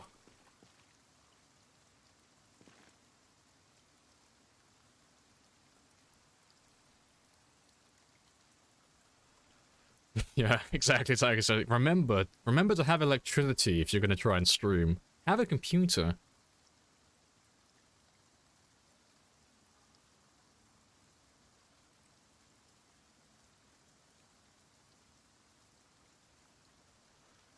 Some popular streamers have Discord tabs for self-promotion. I have one of those, yeah. Little bit of, like, advice regarding that. They are essentially useless. They don't actually get you that much traction, if anything. But it's a bit like just throwing shit at the wall and just hoping for the best. It's like, oh, because it doesn't take any effort. It's like, oh, I might as well do it, but they don't actually get you any results.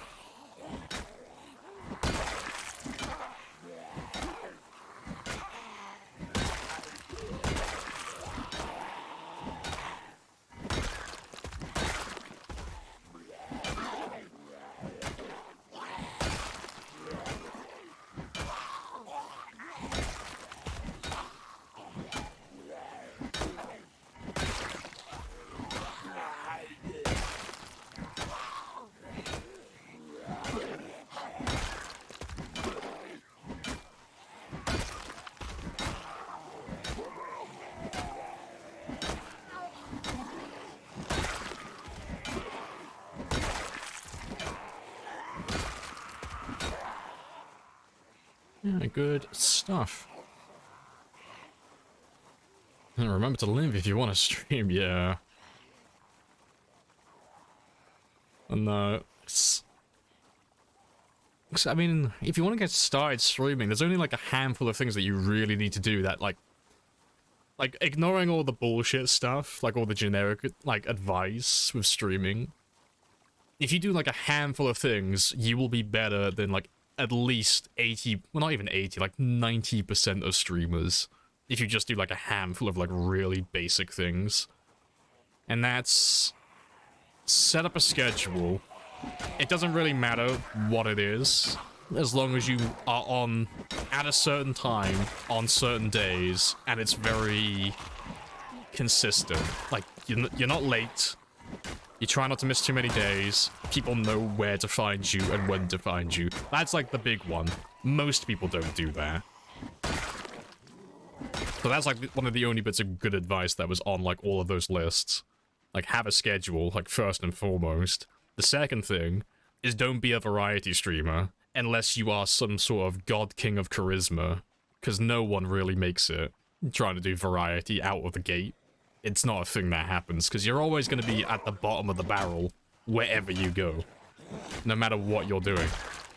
If you have no audience, every time you go to a new category, you're going to be there at the bottom with 0 or 1 viewer. And it's a sad, like, unfair reality of it, but it's like money in real life. You need money to make money, and where that translates to Twitch is you need views to get views. It's why you always see, like, people who... Like, if you look at them... I think, fuck, I could pull it up on screen right now to actually show you, like, a proper representation of, like, how it's divided up. Because it's always easier to actually see an image.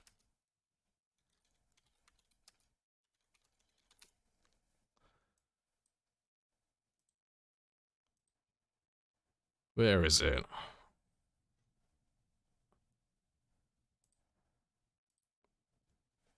There it is. So yeah, like if you were gonna stream like Project Zomboid, for example, like this is the same for like any category, but this is the type of shit that you need to look at. This is what no one does when they want to get into streaming, because people just want to stream to play video games for a living. That's what like everyone wants to do, but no one wants to do the analytic part. No one wants to do all the research and the work behind the curtain. But if you want to start streaming, it takes views to get views. So this color right here, this big chunk that takes up most of the graph, that's one person. That's the person who's maintaining the most views in Project Zomboid at any one time. So you can see at peak time, he makes up over 70% of the entire audience in this whole category. And at the very lowest, it's like 16%. And then the second biggest is like 13%. And then 7%. And then 6%. And then another 6%. And then the next 4 channels after that have a combined 18%. And it just keeps getting worse and worse the lower down you go. So if you're someone who's like just starting out streaming, and you have less than like 1 or 2 viewers, like you basically have nothing, you're all the way at the bottom, and you basically make up nothing. Like, the last 50 channels at this time where I'm hovering over now makes up less than 5%. Makes 4%. So you're like not even a quarter of what the one biggest channel has, and that's like the next 50 at the bottom. It's like incredibly hard to get seen. It's it is really unfair, but it is what it is. But you need to look at all the analytics to try and find these times where you can kind of like get in there and get seen. But it's not too bad, honestly. You just need to look for like the times where there's not as many people online. I mean, that's how I did it. Because it was oh, which fucking thing was I looking at? It's not viewer distribution. Yeah, it was Zomboid channels. So if you were gonna like pick a schedule on like just, this could be like literally any category. But let's say I had 0 viewers and I had absolutely nothing going on. You know, I was brand new. I'm not gonna want to start streaming anywhere along here, because this is where like the majority of people online. So if I've got like 1 or 2 viewers, I'm gonna be right at the bottom of the barrel, because everyone well, not everyone, but almost everyone sorts by high to low. So if I'm streaming at like, if I start at this time and I log off at say this time here, well, I'm gonna be buried under the next 200 channels, because it's like peak time. So if I want to go online and start streaming and try and find people who might want to, you know, actually find my channel and might join me, I want to start streaming at times like this where there's only like 80 people online. You know, so it's less than half of them. And preferably, you want to start streaming at this time when people are going offline. Because everyone who's watching these channels, they're all going to hop from one channel to another, so you have a better chance of being seen. And if I start streaming here, and I log off, say, about here where it starts picking up again, when all these guys are going offline, everyone's going to be hopping over, finding new channels to watch. I mean, that's how I did it. That's how I grew quite quickly early on. Like, everyone's got, like, a different strategy to it, but that's what worked for me. But, yeah. But, yeah, TLDR, check the analytics and actually go through the data. Because if you just stream and you just hope for the best, oh, you'll never get anywhere. That doesn't work, ever, really. Unless you're some sort of unicorn. Appreciate the follow as well. The come man. Nice.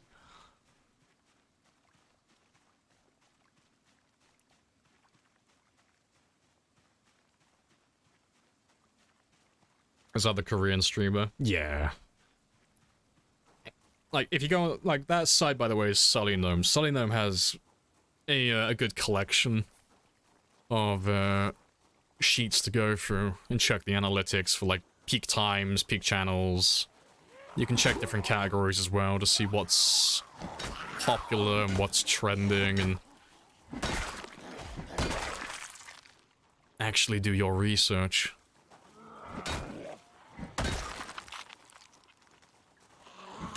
But that's only if you want to like grow while you're streaming. If you just want to stream for the sake of streaming, you just do whatever you find fun. You can just wing it and hope for the best. If that's what you're into.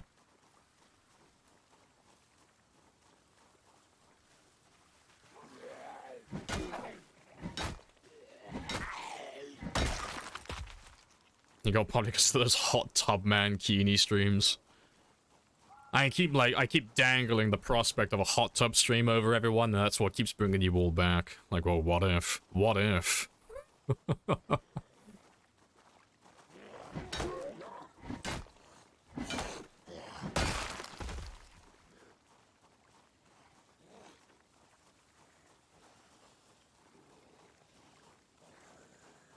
Yeah, we all use so many different starts. Just play what you want without considering it viable. Yeah, I mean, if you've just started streaming and you've never done it before, you don't really have to like go all in with the analytics and like research everything. Just try streaming to begin with and just see if you even find it fun. Because it's the same with like any other hobby. It looks fun on the outside, but when you start doing it, there might be aspects to it that you really dislike. You might find out that you just really don't like talking to people. You might find out that you don't like playing video games as much as you like to think you do. You might not like doing all the background stuff where OBS keeps having a seizure every other day and you keep having to fix the technical aspects of things. And then adding on to that, if you want to actually keep encouraging your growth, I haven't started doing it because it's like, ugh. I need to, but I haven't. But if you look at someone like TechnoBeaver, for example, TechnoBeaver is a prime example of someone who's doing it right.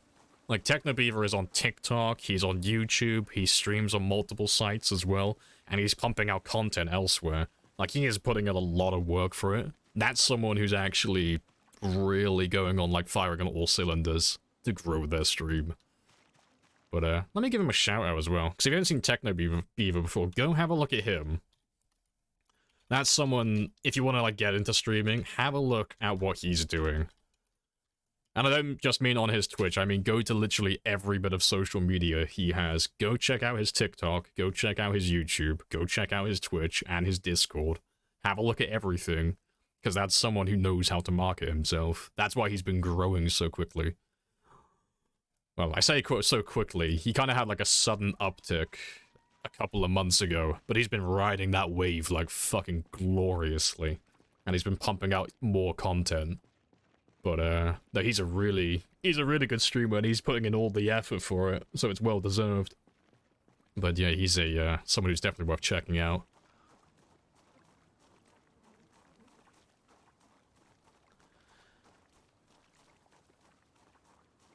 What's viable changes based on size. Smaller you are, the more niche you can work. Yeah. So, I mean... Oh, I gotta put it up again, because I gotta show, like, the disparity between the two. Let's have a quick gander. So, go to Solinome. Project Zomboid. So yeah, Project Zomboid, over the last 7 days, has averaged 180 channels. As an average, so at any one time, there's on average 180 people streaming. If you were going to try and do something like Warzone, so you were like, oh, I'm going to stream for the first time, and I'm going to go to one of the most popular categories that exists. Where is it? Actually, let me do Apex. I'll do Apex Legends. So yeah, if I wanted to stream Apex Legends, on average, there is 3,952 people. So even though it's like a more popular category, no one's ever going to find you. You're going to be buried under thousands of other people also trying to grow their own streams. So the likelihood of someone stumbling across your stream and clicking on it and then listening to you and actually sticking around, basically not going to happen. Unless you have something else advertising you elsewhere, like YouTube or something. So you got to pick like those more niche categories that They have views, but they don't have too many views. But yeah, you gotta go through those analytics though, 'cause you can't really play it by ear and just kind of like browse through things. Oh yeah, filter by language as well, of course, of course. Yeah, Spanish is like very quickly catching up with English in the PZ category. There's a lot of Spanish streamers.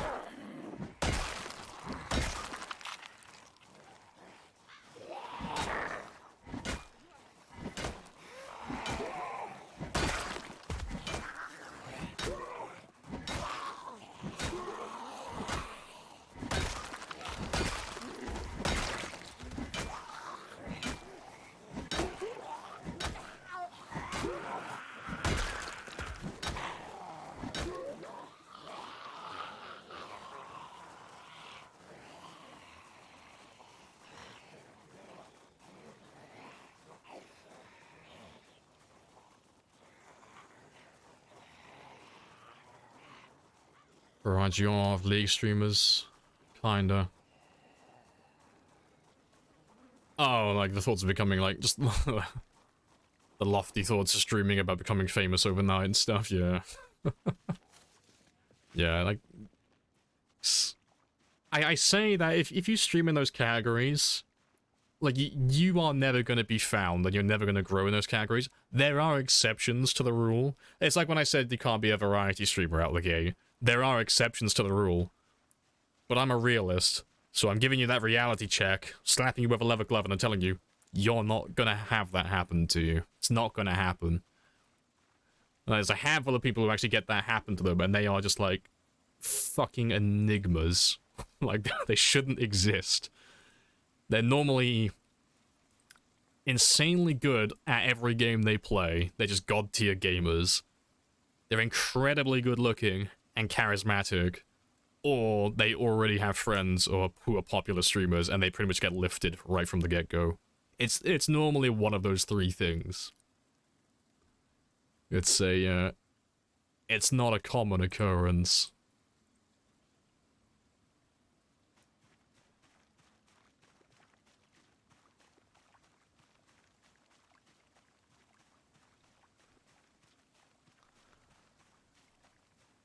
First 3 spots are the games page.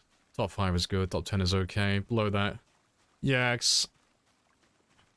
I mean, it was funny. It's good that you're here as well, Storage. I actually started growing in popularity because literally because of Storage.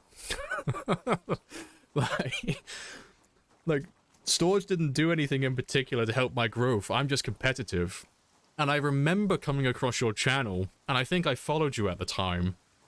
And I remember you were on about, I think, 400 followers.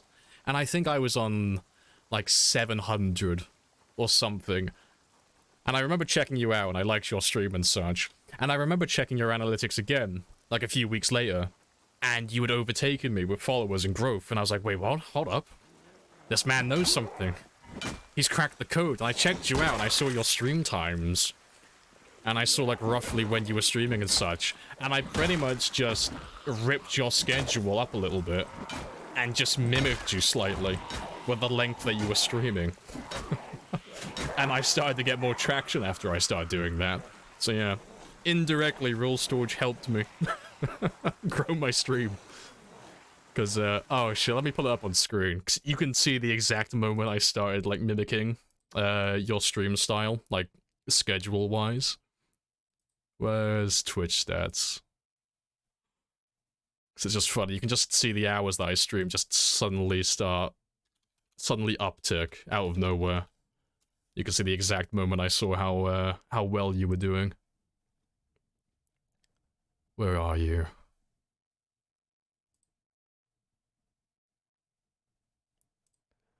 Yeah, there he is.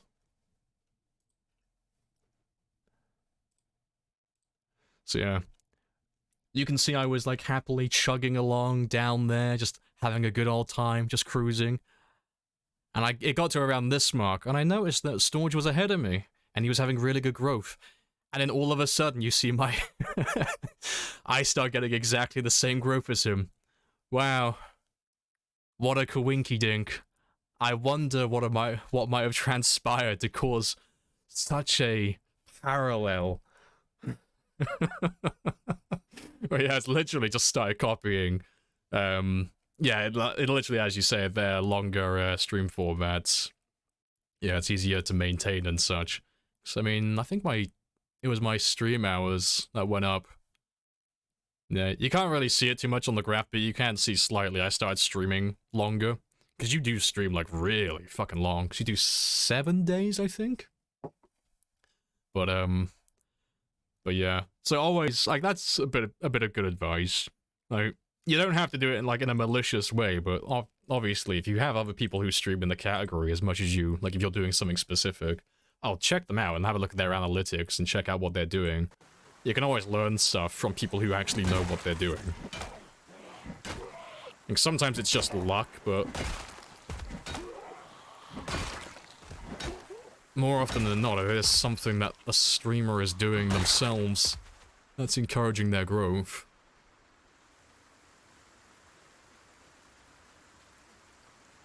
You can see that follower. Oh, yeah, you had a follower raid, didn't you?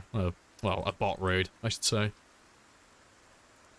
Called Lamprey from Ambiguous. Oh, yeah, Ambiguous had like a week where he was just raiding PZ streamers for like the entire week. Yes. You all called in like 100 jets on me by Rosewood. Yeah, I remember that. Yeah, good times.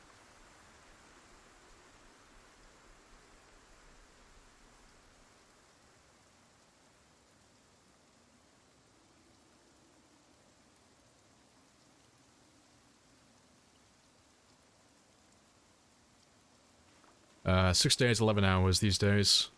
No, shame on you. 6 days, 6.5 days, not 7? Pwah. Shame on you for cutting such a big chunk out of your schedule. Yeah, I think I'd burn out. I don't think I could do that personally.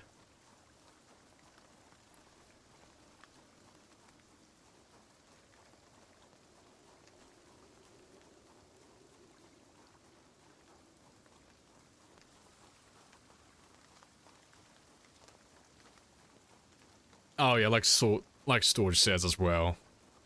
Like, don't obsess, like, comparing yourself to other streamers. Like, when you're comparing analytics and seeing, like, oh, why is this person growing more than I am? Like, I'm doing the same thing they're doing.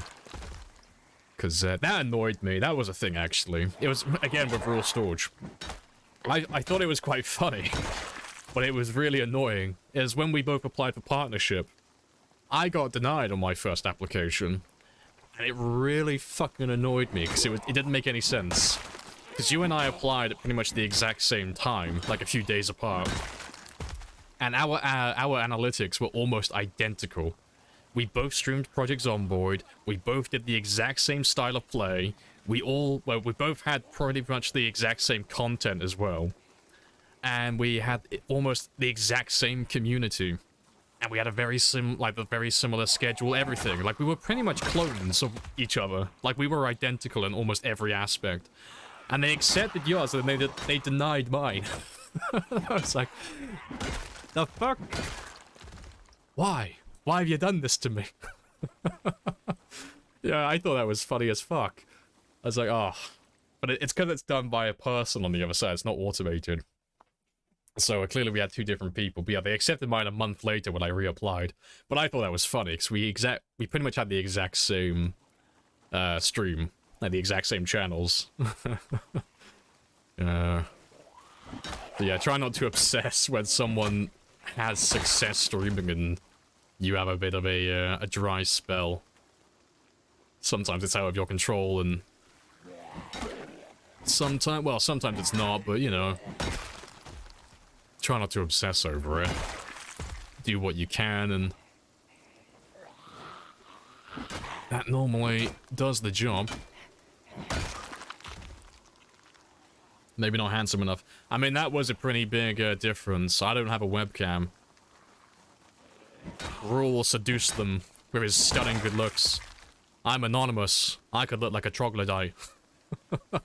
Like, no, we can't have him. He's British. I haven't seen his teeth yet. He doesn't qualify. Denied.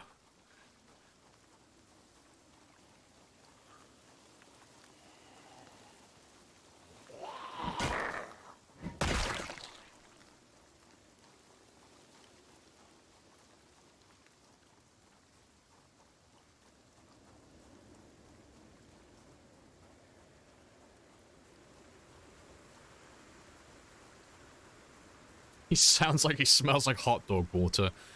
Alright, well I'm gonna log that insult in my fucking memory banks, because I'm definitely gonna use that at some point.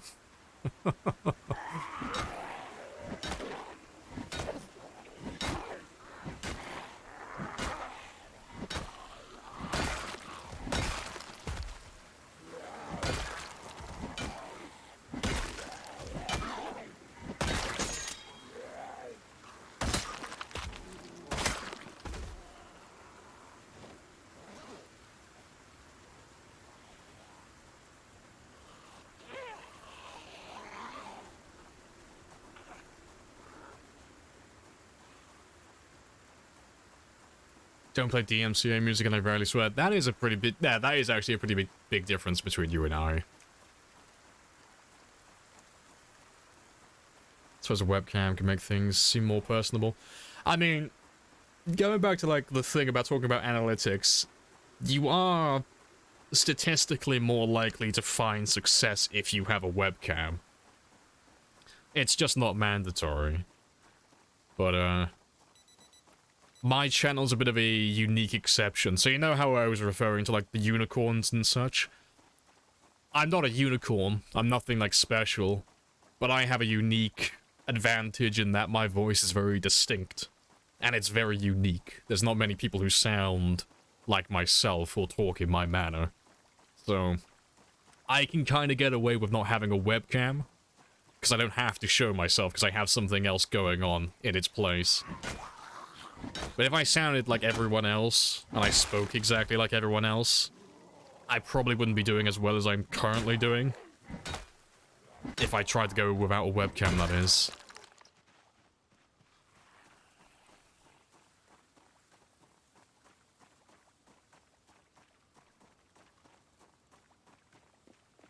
Oh, Brit's more beautiful with or without teeth. I don't know, that sounds like something you'd have to put to an international poll and just see what the rest of the world thinks.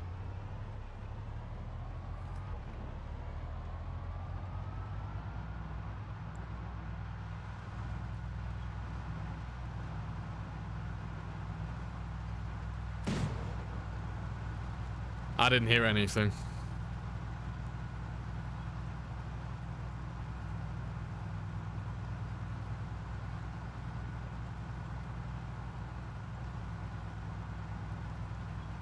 Like our sponsors and charities will avoid channels that are controversial, I swear, etc.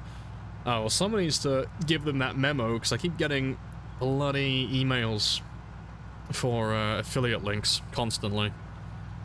They keep phishing. Like, not the actual companies themselves, but the middlemen. Like, oh, would you like to have an affiliate link? There's no upfront payments, and if there are, it's usually something that's double digits and it's really insulting. But, yeah. Get those emails constantly. Ignore them and they'll just keep sending the exact same offer over and over again.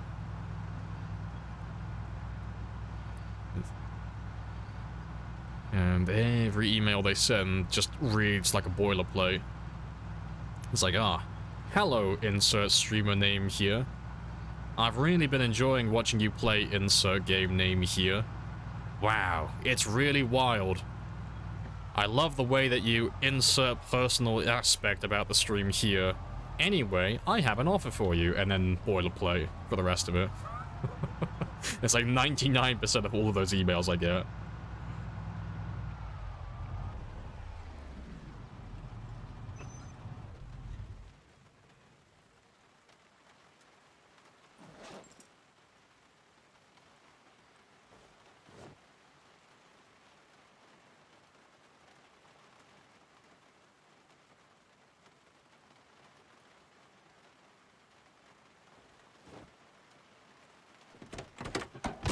I really like your hot tub.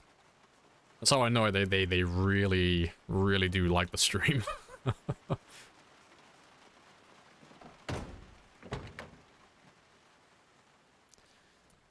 Affiliates are not sponsors. Oh, they always try and advertise themselves as such, though. It's really annoying. I keep getting the same ones for HelloFresh constantly. Like, every other week, there's a new one. And it's just incredibly annoying. And it's always someone who works for Stream Elements. Almost every single time.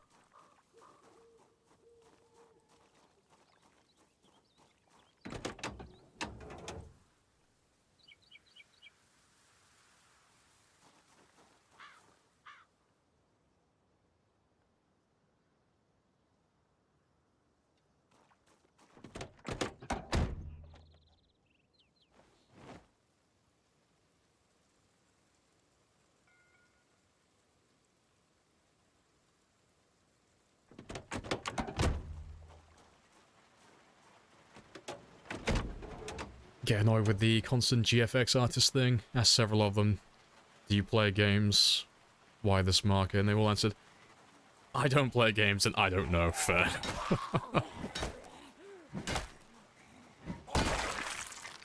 More about pay me X to play Y hours and that's it. Pretty much, yeah. You pay me up front, I will happily do a sponsorship. I'll sell out. You gotta give me money though, up front. I bloody hate those affiliate links. It's like, oh yeah, if you... We wanna... we would like to quote-unquote sponsor you with an affiliate link. And you have the potential to earn up to this amount. And it'll be something silly like $4,000 or something. And it's like, ah yes, and then you read through the contract that they've offered you, and it's like, oh yes, you'll start earning money after you've signed up like 70 people to this thing. It's like, it's so fucking stupid. It's like, no, just keep it nice and simple, for the love of God.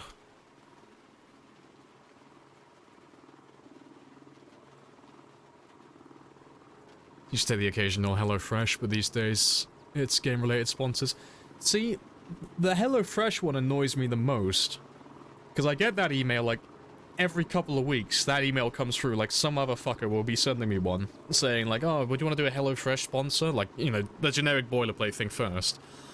And the contract that's offered, like, every single time is exactly the same. And it annoys me because it tells me that they don't actually... They've never been to my stream before.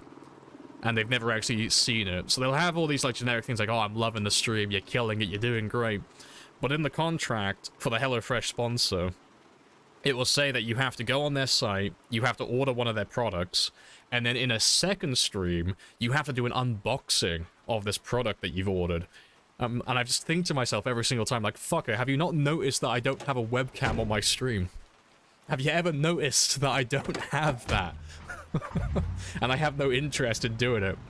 And I've been very vocal on numerous occasions saying I'll never do that type of shit, because it's not something I want to do. And it's like, oh, fucking, I hate those ones the most. They do my head in.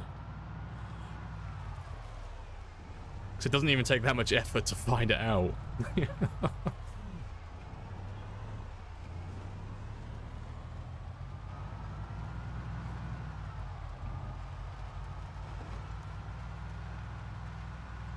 Play Raid Shadow Legends for Lamprey.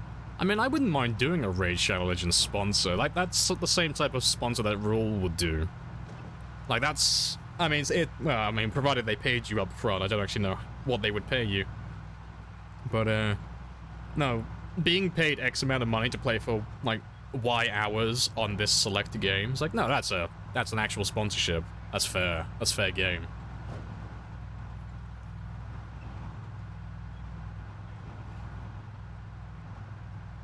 How big do you have to be to get sponsors? Oh, there's no rule for it. You can get sponsored with 0 viewers, technically. It's just... There's no, guidelines for it. I noticed I started to get more of those spam emails. I think it was when I was getting close to, like, the 3,000 or 4,000 follower mark, and I was averaging, just... about over 100 viewers concurrent, like per stream. I started to get more of those spam emails then. Like, it might have just been a coincidence, but that's when it started to pick up for me. And it started to get a bit annoying.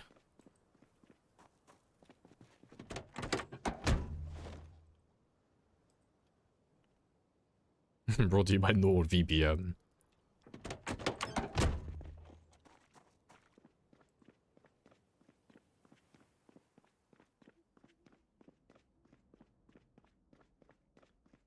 You're ordering one and receiving the product. Oh, the last one I had distinctly said I had to do 2 separate streams, and the second one had to do the unboxing, and it was mandatory. And it's like, oh, it's just so fucking stupid.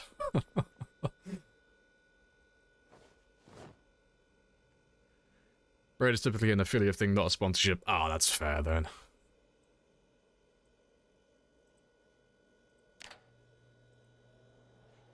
Yeah, 'cause I try to avoid those ones. The second I see the word affiliate, just dip in almost immediately. Unless it's something I actually use.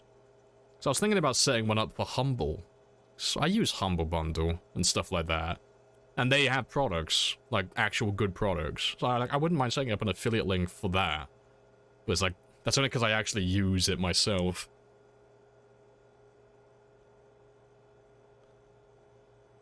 My crypto scam sponsorship? No, I've never had anything like that, thankfully. Maybe I should set up my own NFT product. Have lots of different images of different plague masks. That'll be my NFT product. That'll be my line.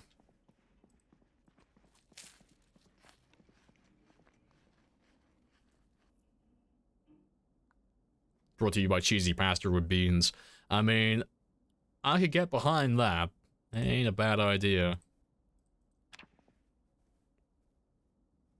What book is on the floor? I think it's Foraging 1. It's like, it's not a book that we need to actually read. It's just there for the sake of reading it if I have any spare time.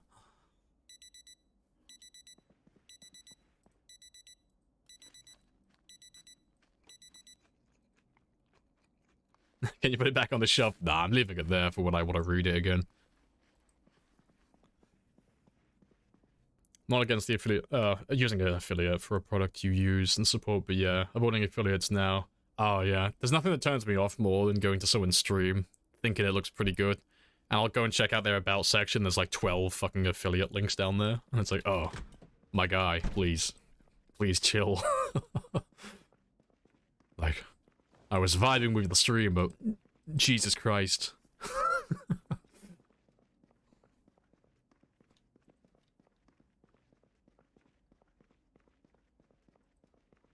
I wheezed with cheesy pasta and beans. Hey, there ain't nothing wrong. There ain't nothing wrong with cheesy pasta and beans, okay? Respect. Respect the cheesy pasta and beans. It's a genuine meal, okay? It's very nutritious.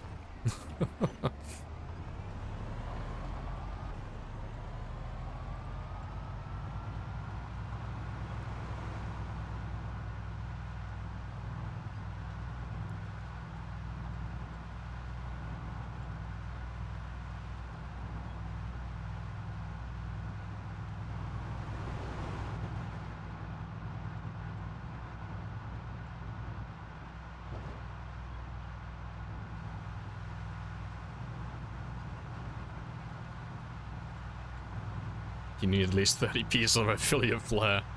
Oh, I think the worst one I saw, it was like literally every single one he had in this about section were just links. For, they were either affiliate links or they were links for donations and such. Like there was no link for like Discord or anything else like that. It was literally just affiliate links. Because they're, oh fuck, what is it? I know they had, there was one for Humble, there was one for Amazon, I think he had one for PC Specialist, he had one for Patreon, there's one for Coffee, I think he had an OnlyFans as well. Like, he had fucking everything. He went through the checklist and got every single possible like, route he could take. He is that homeless man that has the card reader. It's like, sorry, I don't carry cash. It's like, oh, it's fine. Whips out the card reader. Ain't no excuse today, bitch. I want you to look me in the eye when you say no.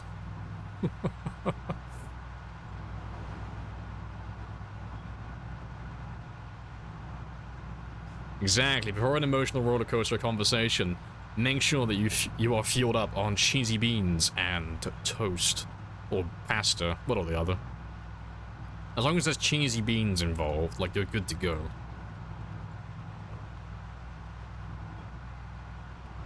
You gotta give them credit for doing all that stuff. I mean, it's hard not to give them credit.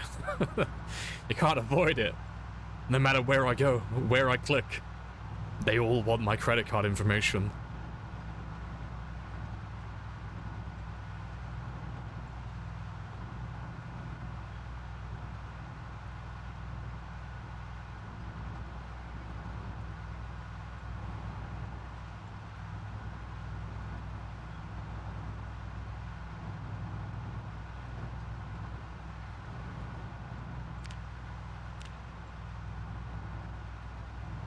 Almost level 4.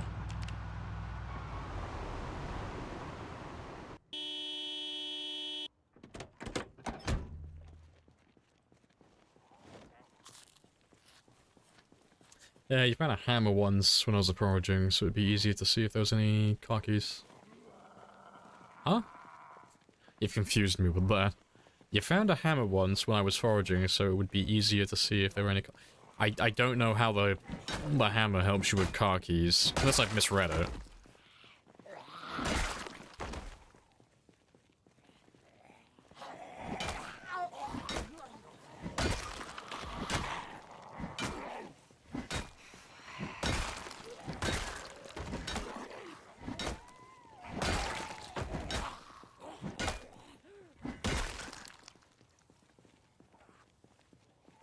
Oh, you just randomly found one when you were looking for car keys. Oh, fair play. Yeah, I just misread that.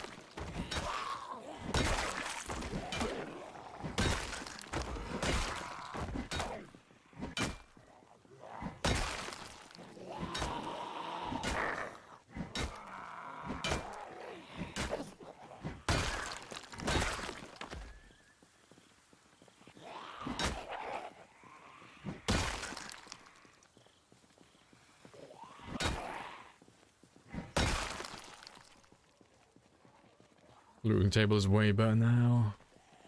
Well, I remember. Yeah, I haven't really kept up to date with that, but you can supposedly find pretty much everything now. I think there's only like a couple of items that you can't find through foraging.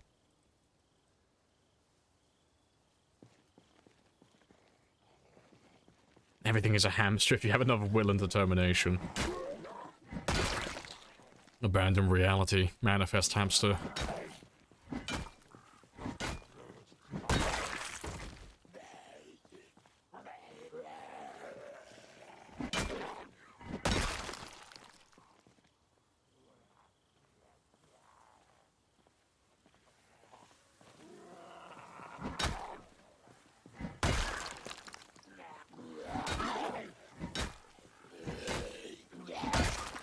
Crowbar life, disgusting. I know, I'm so slow and inefficient.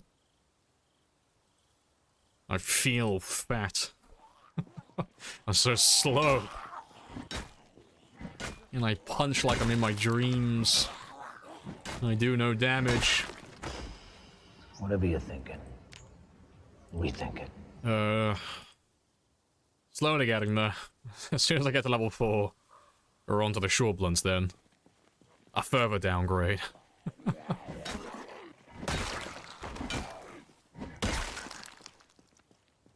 I was meant to destroy the Sith, not join them. Bring balance to the Force, not leave it in darkness. I hate you. You are my brother, Anakin. I loved you.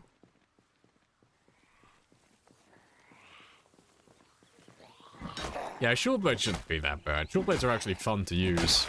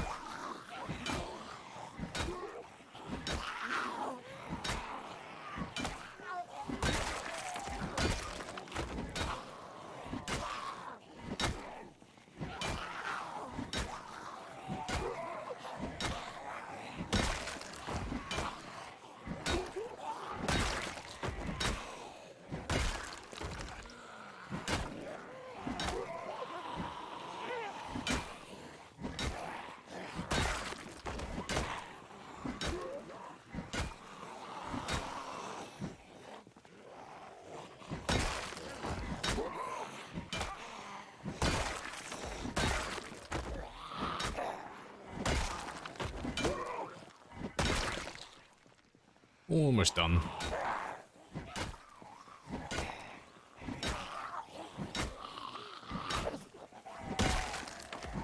Must go. Oh, no worries, AC. I'll catch you later.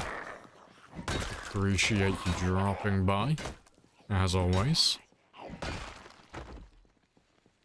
Players needs more ABBA. It does need more ABBA. Not enough ABBA has been acquired.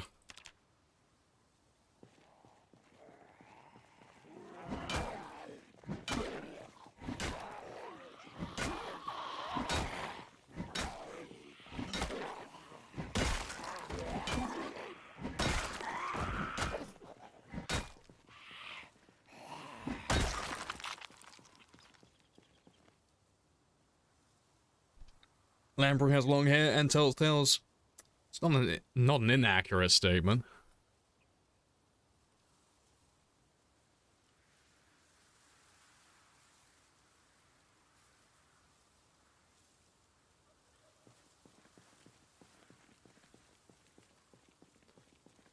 Bread knife looks like it should be a serial killer's best friend. If someone ran at me with a bread knife, I think I'd be more scared than if they had a machete or a kitchen knife. Like, it wouldn't cut as well, but it's a bread knife. Like, they know it's not gonna be as good, which means that they probably have a can-do attitude. like, they are determined to get the job done, even if they do have, like, they don't have the tools for the job. Like, I think I'll be, like, more intimidated. Like, oh shit, I'm fucked. Like, I must have really pissed this person off. Or they're just really gunning for blood, because... fucking hell, they might as well be coming at me with a fucking toothpick.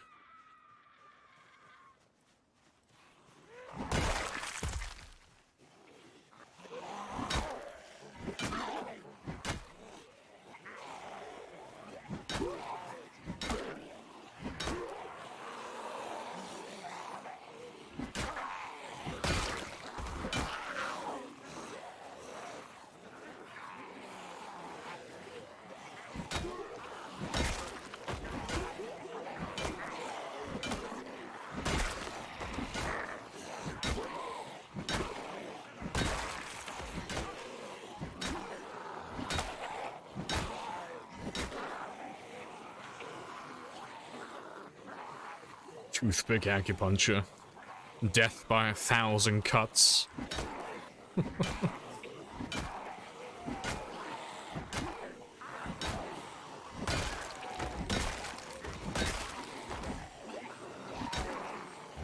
It's gonna be like that scene from Riddick.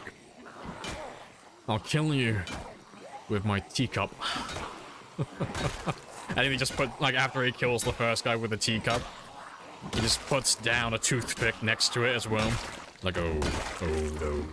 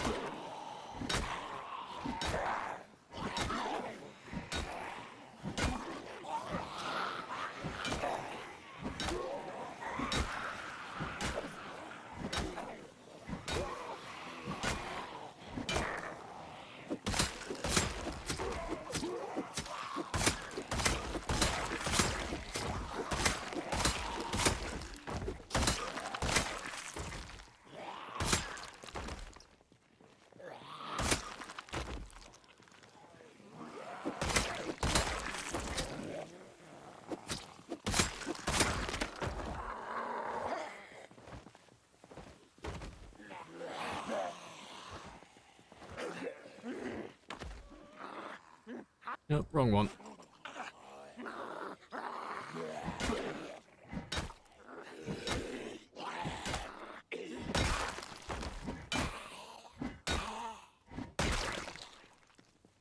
Golden. Riddick was such a good film. Pitch Black 2. See, I can't remember that much of Pitch Black. I thought Riddick was fun, though. Oh, what did they call the sequel? I know they made another Riddick one, didn't they? So it was like it was a sequel to Riddick, but it also played off the elements from Pitch Black.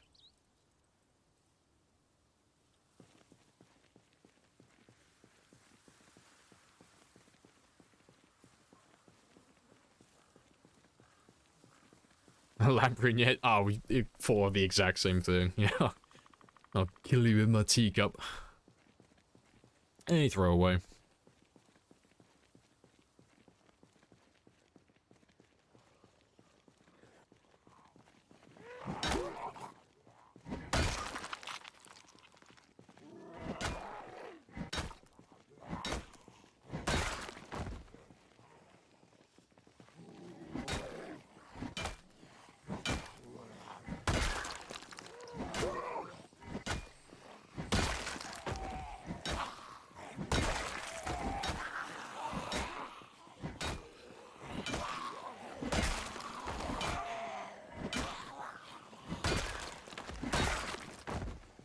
Rule of the Dark. Is it? I don't remember it being called that.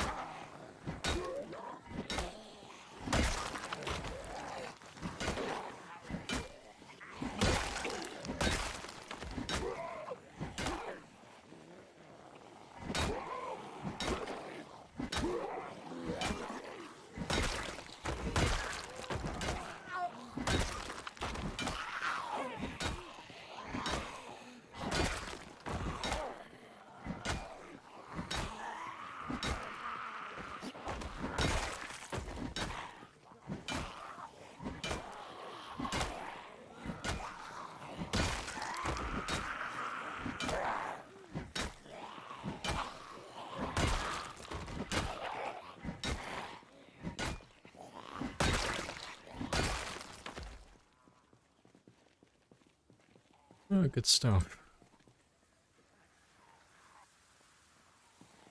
Yeah, let me... I'm gonna Google it now. What the fuck was it called? Is it actually called Rule of the Dark? I don't remember it being called there. I got like no memory of that name.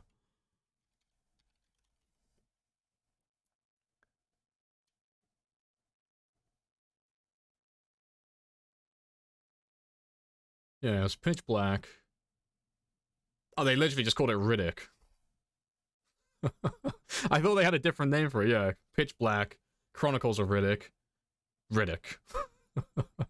Fair play.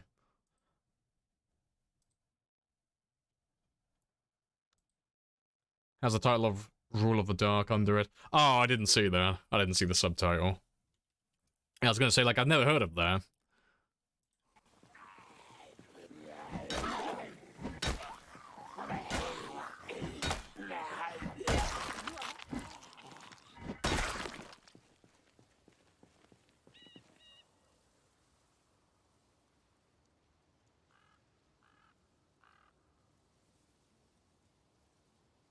Yeah, 5 years after the events of the second film, yeah, it's like, oh, we found your home world that you've been looking for. And he comes back and it's like, wait a minute, this ain't my home world. And like, yeah, fuck you, you fucking heretic.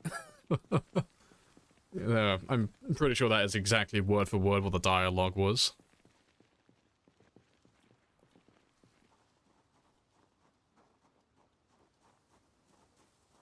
I haven't seen it, so I don't know. It's not as good as the other ones, in my opinion. They got the character of Riddick right, you know. If Riddick's gonna be Riddick. Like, middle-aged, gruff, white guy who's just badass at fucking everything. It's like, yep, cool. I could turn my brain off and enjoy this, but, oh, what was the plot for it? The plot, I think, it was... He gets stabbed in the dark, stabbed in the back by... I can't remember what that fucking cult was called from the Chronicles of Riddick. But they leave him for dead. And then, surprise, surprise, he's on this, like, desolate island, fucking planet, barely able to survive, and who comes to pick him up? Oh, it's the daddy from the guy that he killed in the first movie in Pitch Black, who doesn't want to kill him immediately, or doesn't even want to collect his bounty. He just wants to know why his son died, and how he died. It's like, oh, okay, that's really specific. But yeah. And then there's just, like, a lot of, like, interpersonal weird conflicts regarding that. And then it basically just has the exact same, action scenes as Pitch Black, where you can barely see anything that's going on.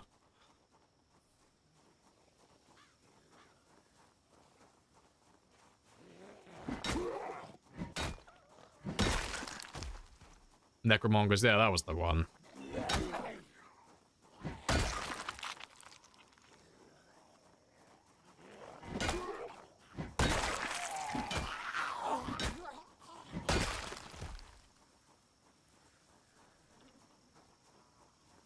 Obligatory Vin Diesel lifting scene.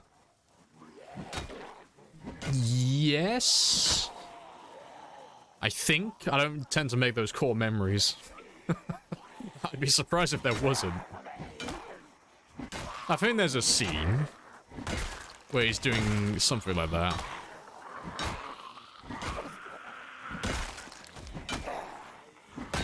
I mean, they have the, like, obligatory Vin Diesel scene, or Riddick scene, where he makes a threat and then follows through with it almost immediately. I'm gonna kill you in 30 seconds. And then he kills the guy in 30 seconds. And then everyone's get really surprised, and one person quips, "Damn, that was 30 seconds." It's like, ooh. Like, just your typical Vin Diesel action movie bullshit.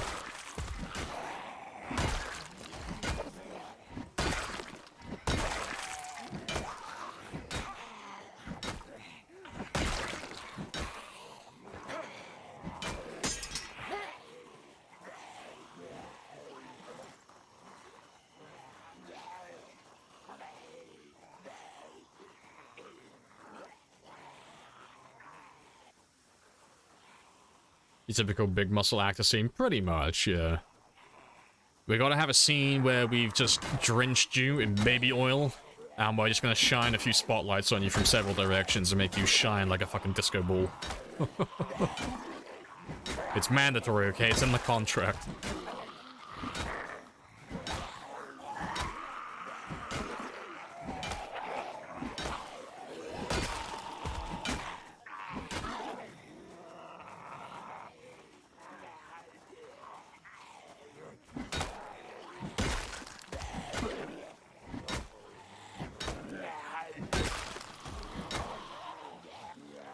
People find him attractive, you don't see it at all. Oh, well, Vin Diesel's like one of the golden children. He's great. Vin Diesel belongs to the carton. Like, there's that beautiful picture of, like, all these generic, bold action stars. But they've got, like, the perfect shaped head. And someone photoshopped all their faces onto the, like, the eggs in a carton. And they just fit fucking perfectly. He's part of the carton gang. You can't hate him. The man is literally an egg.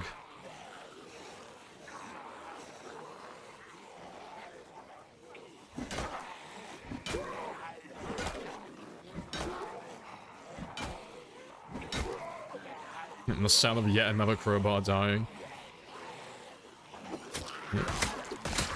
If you think crowbars are very durable, you haven't been fighting with enough enthusiasm.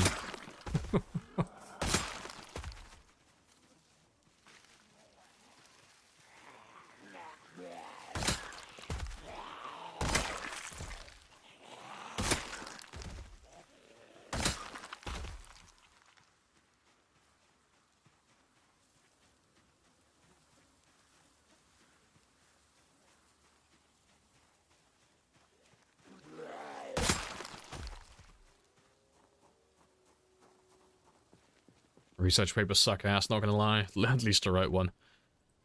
I lack the experience. I will offer my sympathies, but that means nothing, because I have no idea how bad it is. I'm sorry. Give him big guns, weird accent, hot cars, sad hair, a tough backstory. Yeah. Something something macho, something something family.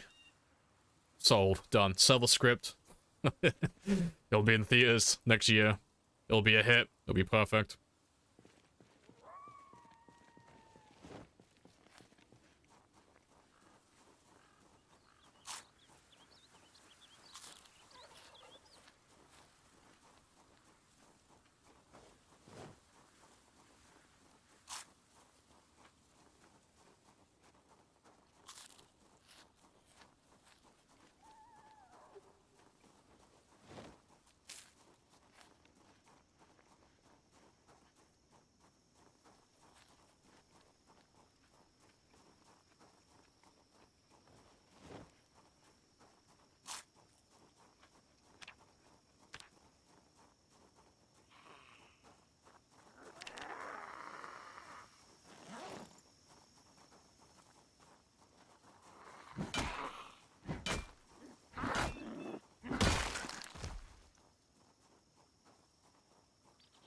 Right, where are you all hiding?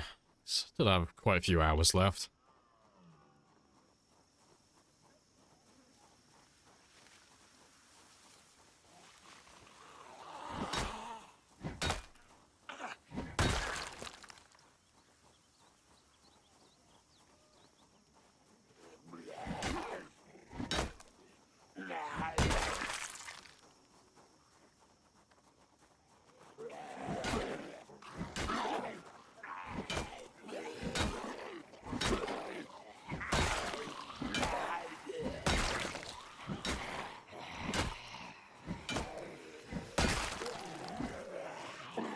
Spicy. Catch you later, Brony. Real life is not like Zomboid. We aren't crazy apocalyptic people with a sub strength. I mean, speak for yourself. I've got that post-apocalyptic strength. And that Small and got quite malnourished. spicy. Very spicy.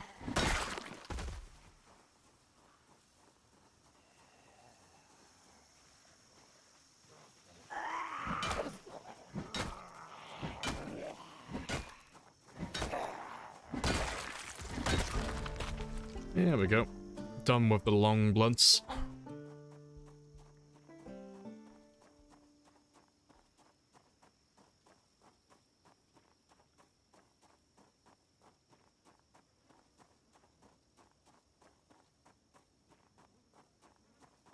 Of course, so many fractures in your hands after a couple of hits.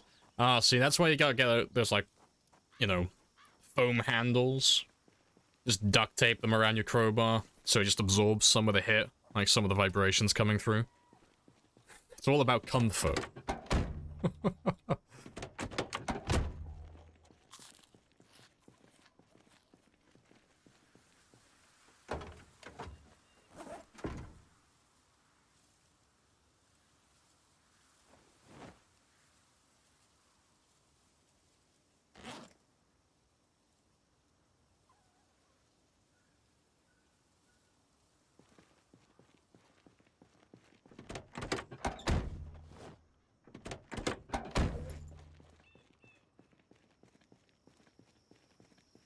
Yeah, good stuff.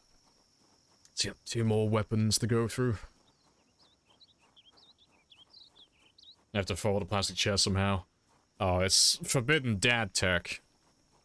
That's like picnic strats right there. Being able to get all the chairs and the tables and all the gear for the picnic. Dad strats, they know how to fold it. Plastic chairs can be folded, but it's a secret technique.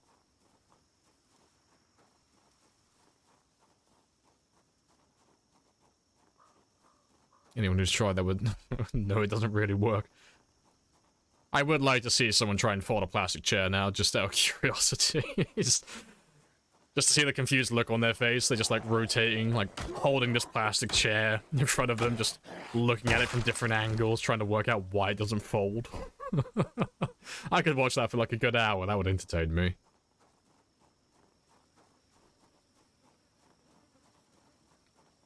It's like an IKEA chair, so you can fold it too.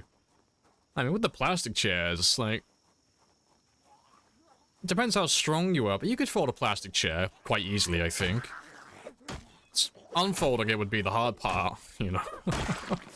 Gotta get the stand upright like it used to, that would be the difficult part. But now you could fold that bad boy into a bag pretty easily.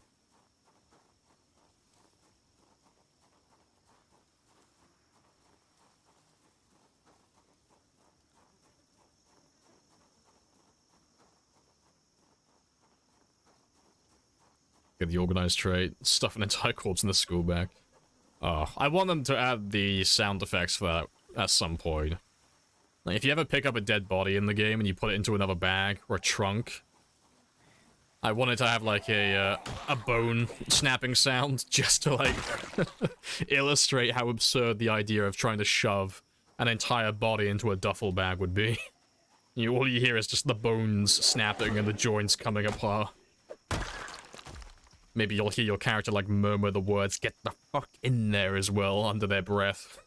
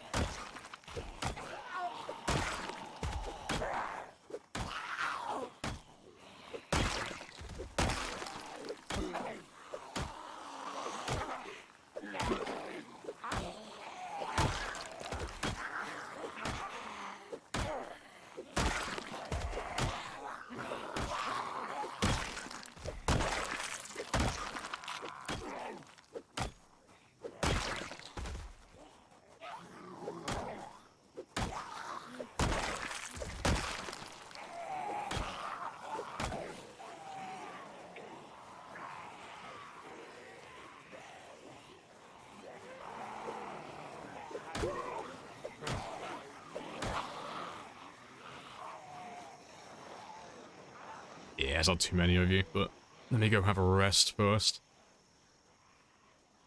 I think it's about time for the Gremlin to be blessed with another katana. I know, the game's holding out on me. I don't want to give me any more weeaboo sticks. But to be fair, down further east, they did give me like 3 of them back to back. I think it was yesterday. It was either yesterday or the week before. But yeah, it's like just back to back katanas, one after the other.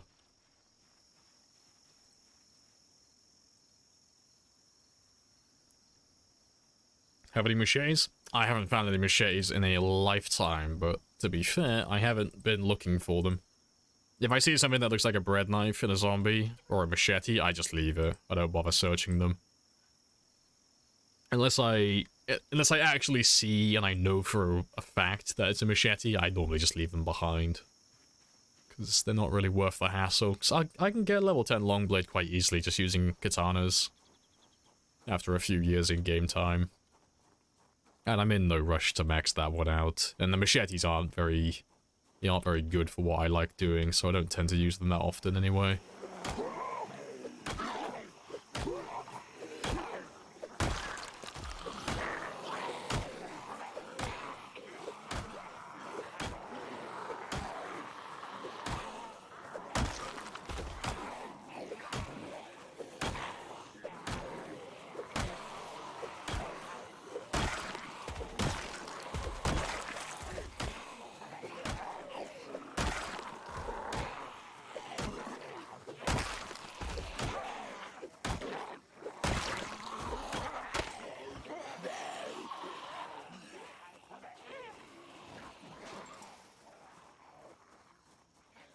You just forget to forge a straight up sword, just forge a broadsword as you do.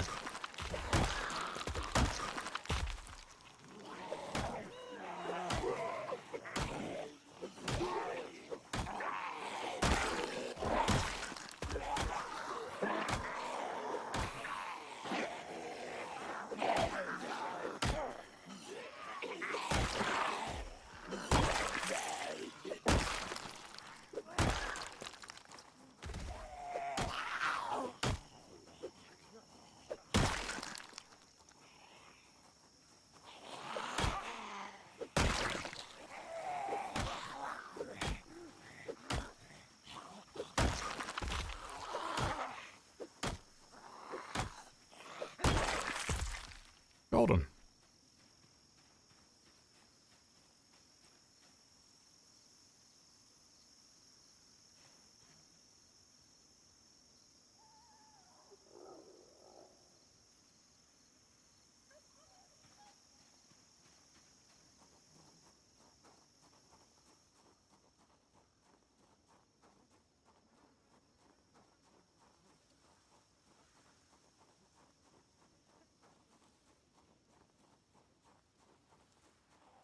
Welcome back, Kiona. A nail gun. And nail guns don't work like they do in video games and movies. You can't shoot a nail gun. I have introduced Not how they myself. work. You have introduced yourself. This is a very good conversation.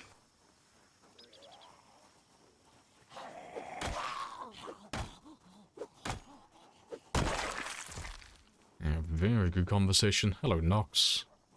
Had some actual work. Did you convince your supervisor or your boss, whoever came out and caught you watching the stream? Did you convince them to join us? Are they part of the Spear Gang? Hey, Chanazil as well. Hello, hello.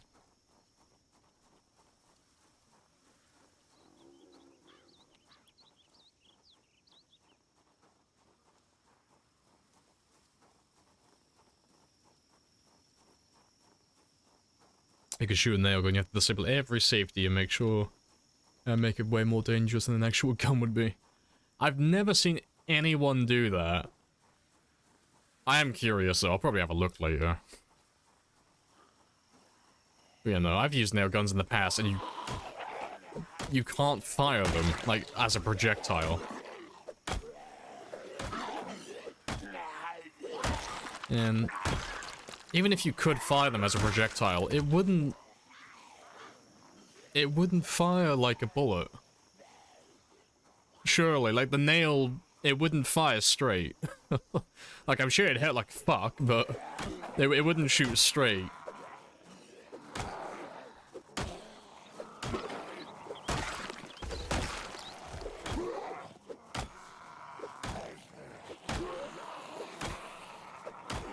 Now, what you've... If you could pull it off, though, what you've essentially made is just a really, really shit pellet gun that has no range.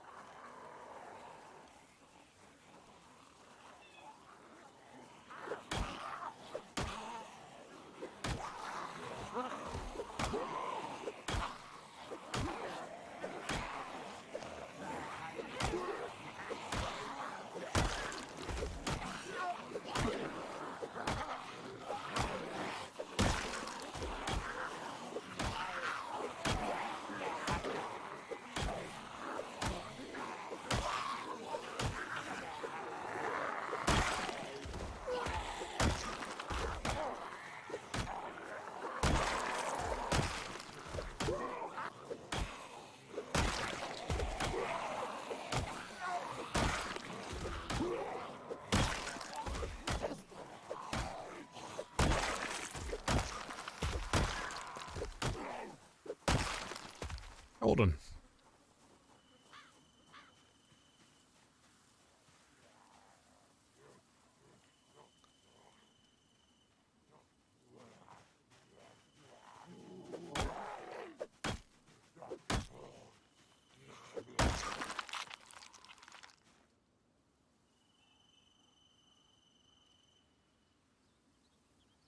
Your generation loves the multitask. Nice. So what I'm hearing is the supervisor may join the stream at some point.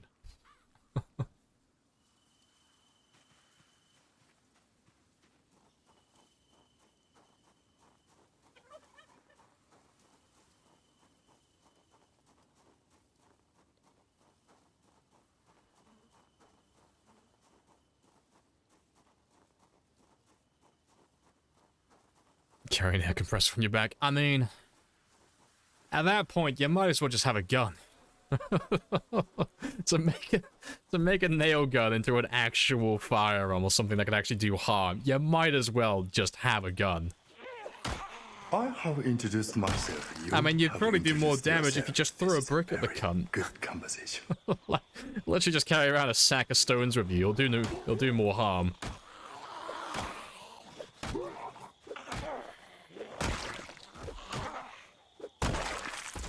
Yeah, welcome back, Nefs, as well. Hello, hello.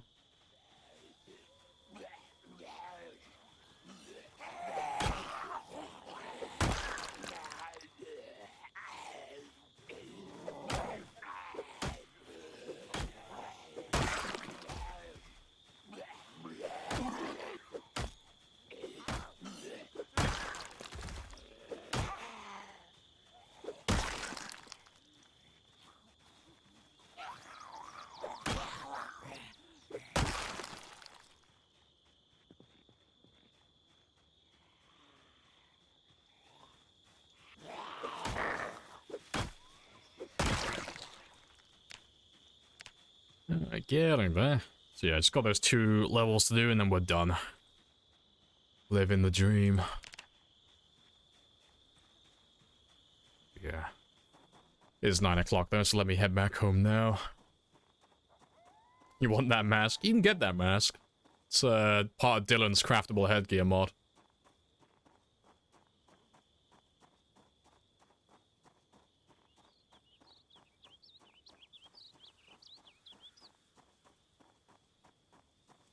Bar soap in a sock would be... Yeah, I mean, that would have some damage to it. Living targets would have the psychological aspect as well. If I'm armed to the teeth with firearms and knives and someone approaches me with a sock that has a soap bar in it. A-Staff Refer. I'm intimidated. They know something that I don't.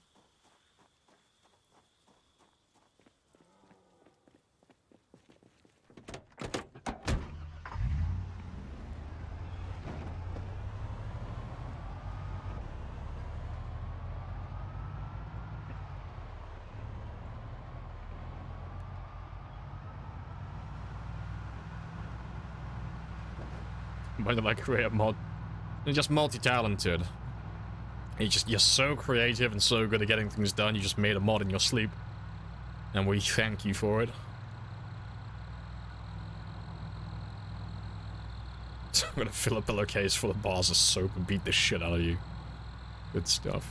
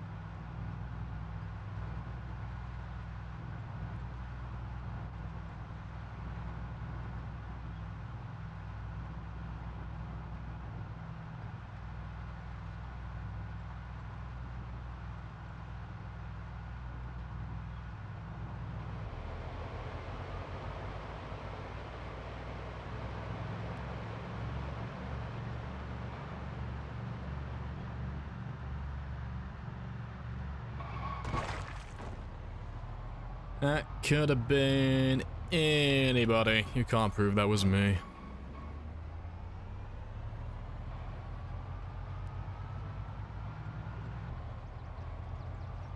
This road's filling up again, though. They're just slowly making their way up from Dixie. Well, I'll do some killing on this road again tomorrow. Like when we drive back down towards Valley Station, we'll kill them on the way.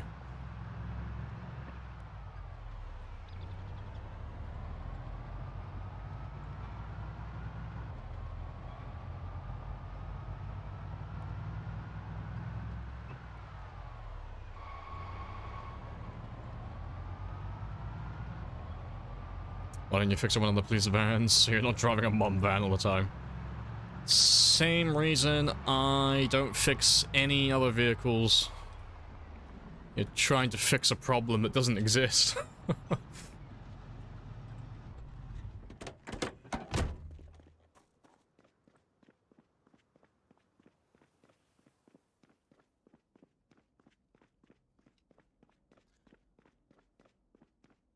Put it in the fucking bucket. Oh, see, now you're just reminding me of TF2. Gentlemen, this is a bucket. No. Dear God, there's more. No. Fucking. Anytime I hear buckets, that's all I ever think about.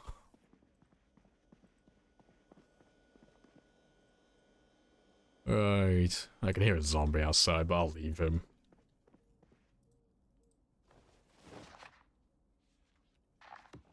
Let's get rid of you. Scorching the mom van. I mean, it's one of the better vehicles in the game. That's why I don't get rid of him. It's a very good vehicle. It's the luxury SUV. Yeah.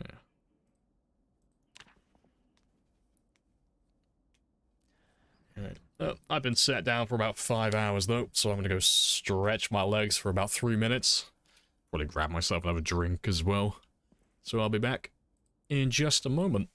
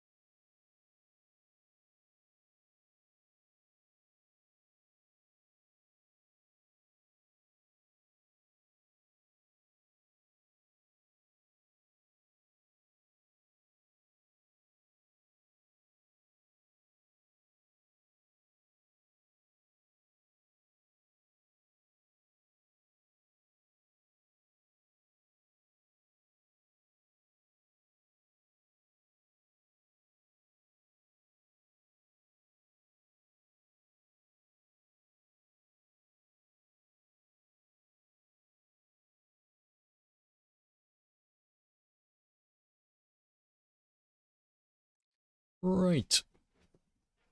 And I'm back. Happy days. Hello, death. Again. So much more organized than... Oh, compared to your starting rat pile you nest in. Oh, I'm a gremlin sometimes. No, we have a, we do have a proper base set up this time.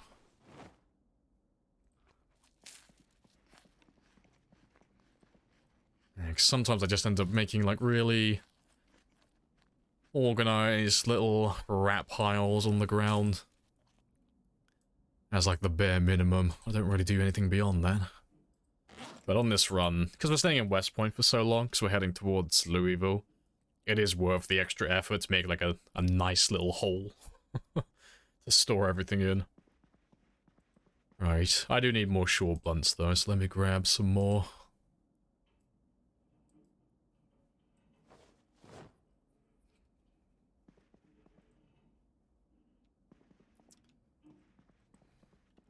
And... yeah, I should do. I think I have enough hunting knives in my car.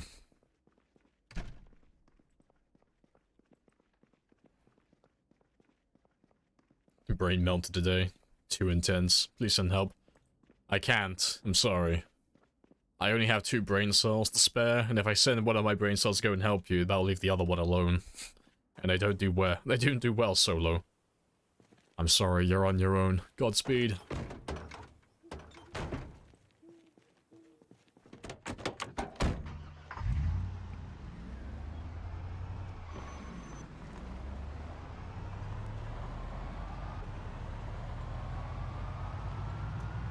Why not airlock the staircase? I don't have any need to.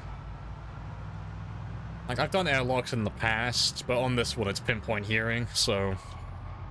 the zombies will never go upstairs, because if they get within, like... if they're anywhere near that staircase, they'll always go to the generator that's outside. So no matter how loud I am when I'm upstairs running around in my room, they'll never go up there, because the generator's always downstairs generating noise constantly. Always pulling them back to that area. So...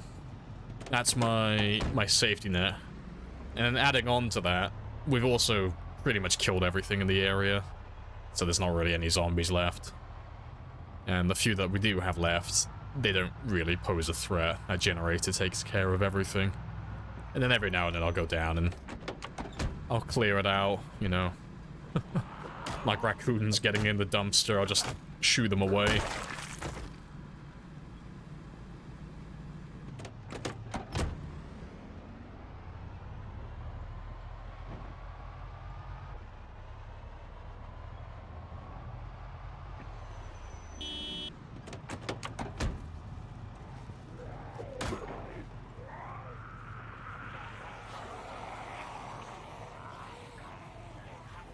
$100,000 just in West Point? No, so this is... the 100,000 that we've killed is West Point and most of Valley Station. And then some of the ones out by the mall as well. Like all of these guys that we're killing currently, they weren't in West Point. Originally, these ones are all coming from Dixie, down south.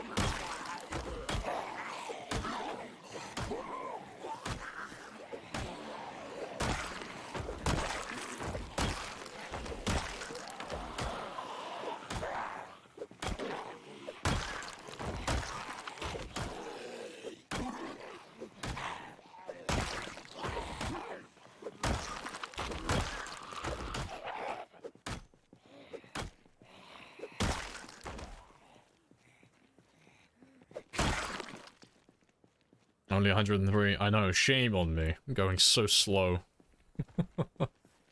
That's another day of fog. If it's gonna be a foggy day, let me pour out another mug of coffee. Shoot little zombies out of the night. They just hate it, chilling out in your base. You hear a bit of rustling outside.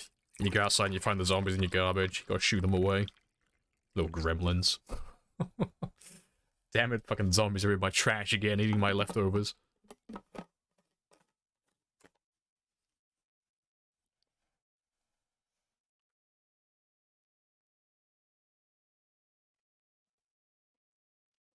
Yeah, that's hot.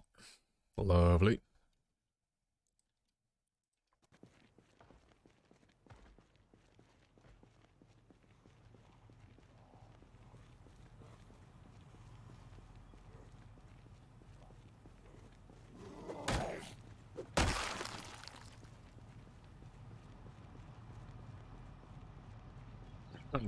Damn it, mama. The zombies and the chickens again. Get my boomstick, get my Remington.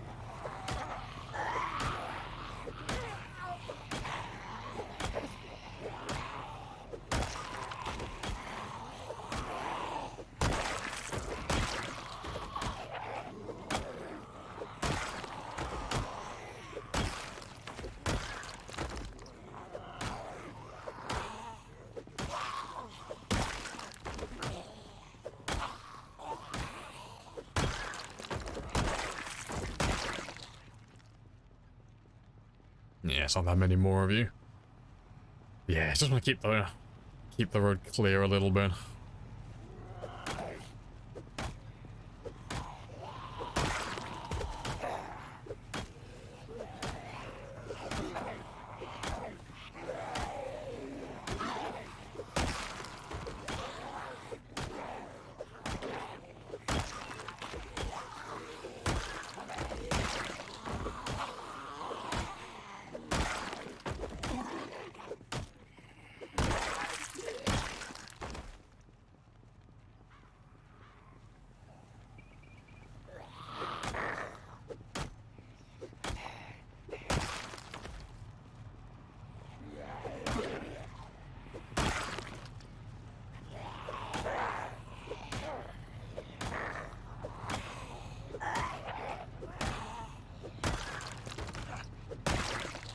Where are they all coming from? I mean, all of these guys will be coming from Dixie. There's nowhere else they can really be coming from. There's nothing in range, really. So on the map, it's just south of where we are now. So, like, we keep driving from the school down here, down to this T-junction, and then we make our way down to this bridge, and then we do a bit of fighting if we can get there. So every day I'm driving to and from here and here, making all that noise. But there's nothing left in town, because we've already killed everything here. We've already killed everyone around this area. There's only a few hundred that spawn out there. I'm pretty sure they would have already come down to this area. So the only thing that's still in range are the zombies out by the mall, but that's irrelevant, because we're fighting them there. And the only other thing is Dixie, which is this one down here, this little area. So they're all just making their way up north through the highway here, and then just slowly filtering into the town as we drive up and down this road here. So it takes them a while to build any like real numbers, because it takes them so long to get up to this area. But with enough time, eventually they'll all come up to this area, and eventually they'll just stop, because they'll run out of numbers. Didn't know they could hear that far. Oh, it's only with pinpoint hearing. Yeah. If you're playing with normal zombies, nowhere near as bad as that. Not even close. No, pinpoint hearing kind of changes the game fundamentally on how you play it, just because they can't hear you from so far away. So if you're going to use cars, you're pretty much signing a a little disclaimer saying I'm well aware that I'm gonna fight multiple towns at once, because everything's gonna hear me.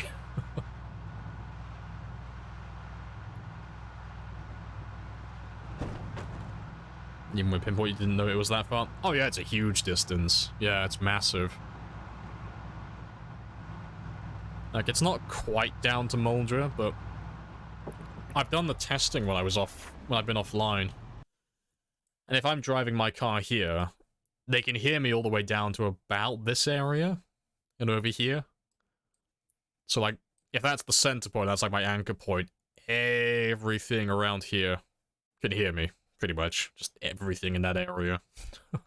And then they just slowly congregate and make their way to wherever my driving route is, wherever I spend most of my time making noise.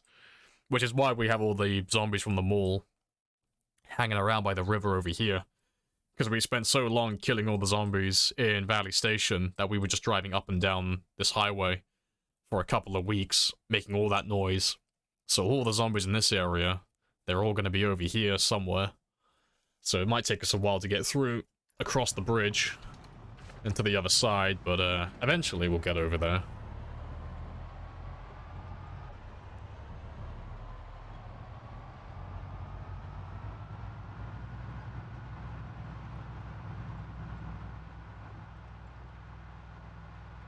They spawn on the other side of the river? Kind of. Like, the short answer is yes, the long answer is no, technically. But, yes. Yeah, they don't really spawn on the other side of the river, like north, except for one small area that's by Riverside, which I'm pretty sure is a mistake. I don't think they meant to do that. But in the past, there's never been any zombies over there.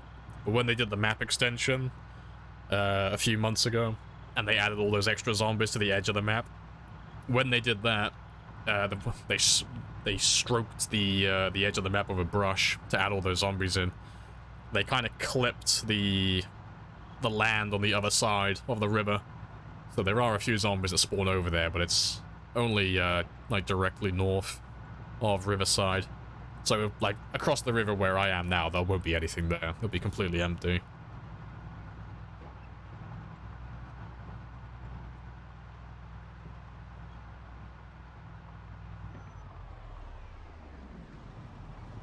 Oh, I passed my, I went way past my road.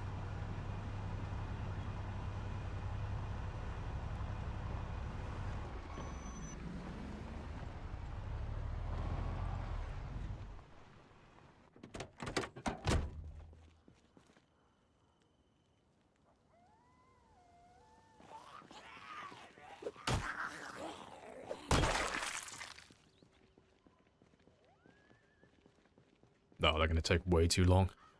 No. Let me make my way down on foot then. Nice and slowly. Hey, Jay. Welcome on back. Hello, hello.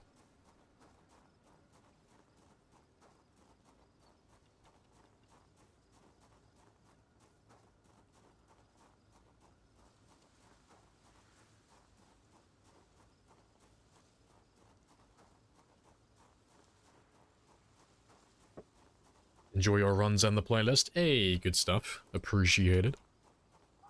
Hey, it's Twist as well. Welcome on in. Appreciate the shout out earlier, by the way. I saw that. How is your run going today?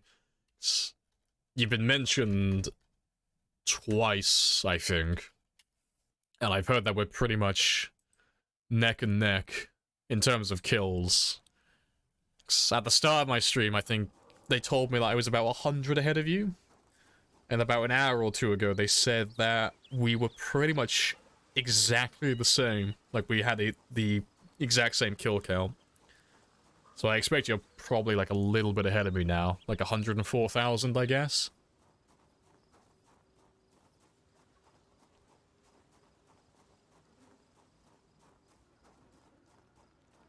But yeah, if you haven't seen Twist before, definitely go check him out. Twist is like my mirror match at the moment, my friendly competition. Running pretty much the exact same game I'm running, with a very similar play style and a very similar character, starting in the same town, doing the same thing. We're pretty much doing the exact same game. And we are both coincidentally more or less on the same survival time and same kill count at the moment.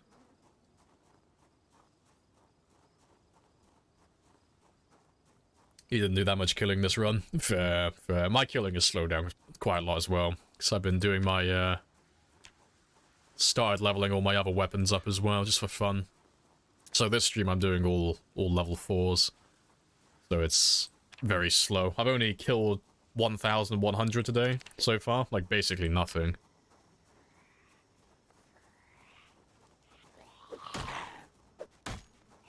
And you're doing machete leveling. Oh, and you're going for the military backpack as well. Oh, fair enough. Getting those little upgrades.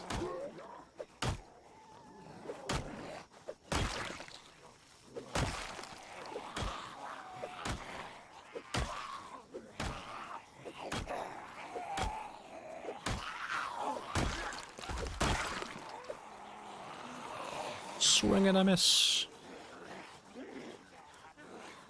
You had FPS issues. Oh, if you go into the combat stance near the river. Oh, fair play. Too many zombies, yeah. We haven't been able to get back there too long today. Like, anytime I get close to the river, I have my generator running as a decoy, and there is an ungodly amount of zombies waiting on the other side. Like, most of them are just all silhouetted, so anytime I look at them, my frame rate just fucking tanks. Like, I'll walk down there now, but I'll try and be quiet, and I'll see if I can spot them. Have another gander.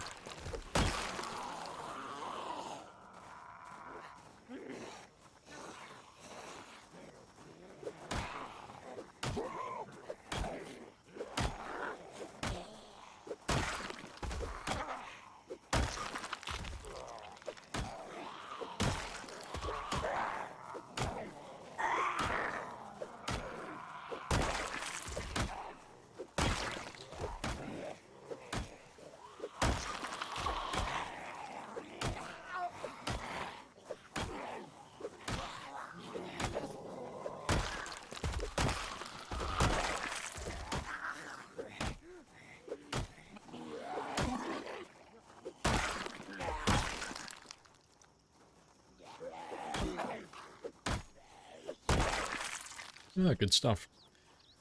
What's the character's name? He is called Mr. Lamprey, because I am brimming with creative juices.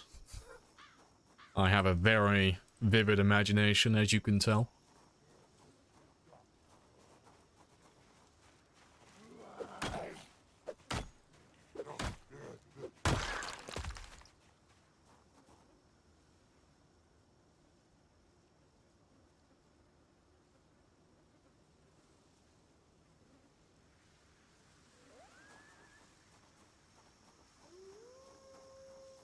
Hey, Jester. Welcome back as well. Yeah, let's see if I can get down to the river and have a look and see how many zombies we still have down there.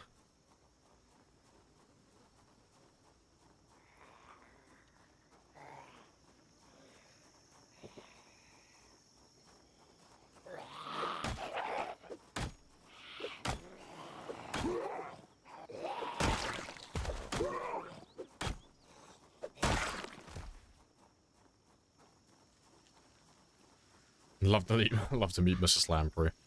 I mean, his parents probably thought he was going to be, like, the most formal man on the planet. It's like, what's your name? My first name is Mr. So I'm all about business. I'm very formal. I am Mr. Lamprey.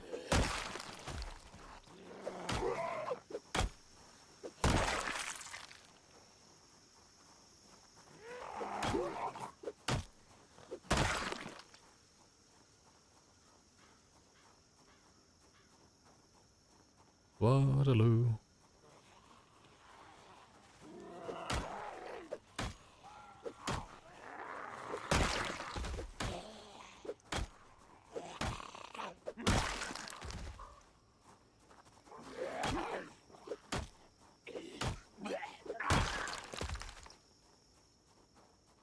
how's my short blunt doing now?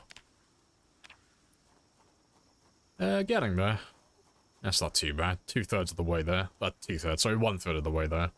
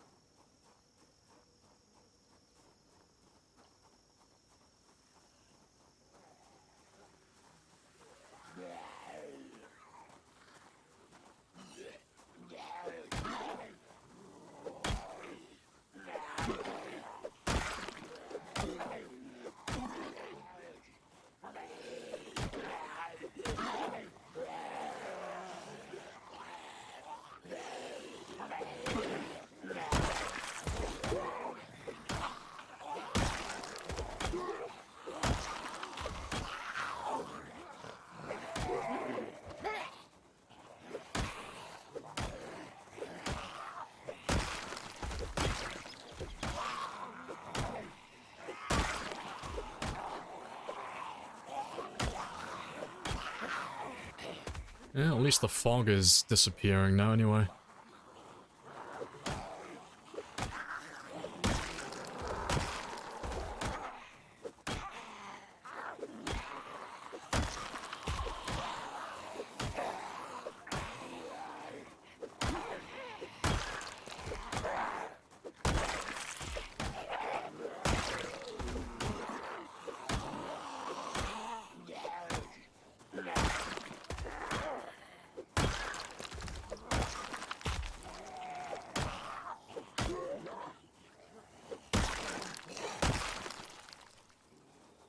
Good stuff.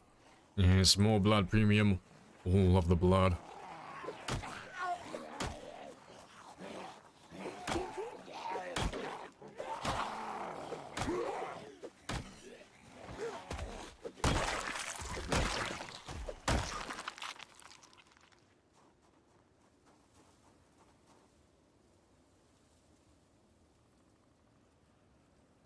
Well, at least if we make it down to the river now, with no fog, I should be able to see how many there are. So we're not that far away.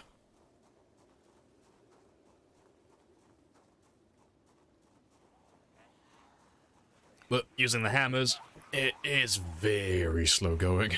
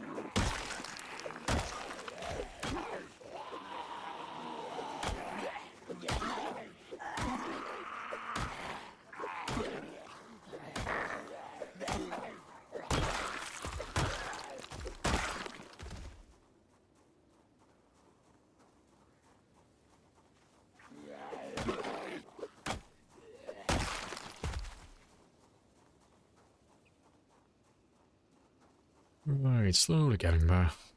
Just trying to, like, repeat that into my skull. If I say it enough times, maybe it'll become true. It's getting there. Almost there. Only a few more.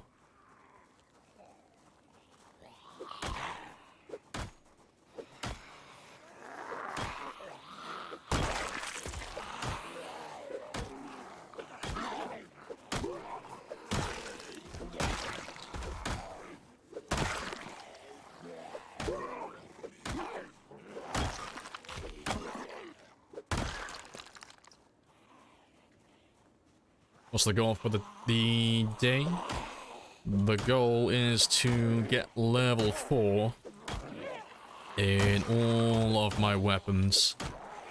So at the moment, well, from the start, we had to do the axes, the long blunts, the short blunts, and the short blades. So far, we have done the axes and the long blunts. And now I just have the short blunts and the short blades to go. I should be getting close to the halfway mark. We have the short blunts now. Yeah, like just under halfway. But yeah, we just gotta pop those other two. And then it's not part of the Gamba, but I would like to get level 10 foraging today as well. Just so I can tick that skill off mentally. And I don't have to grind that one anymore then.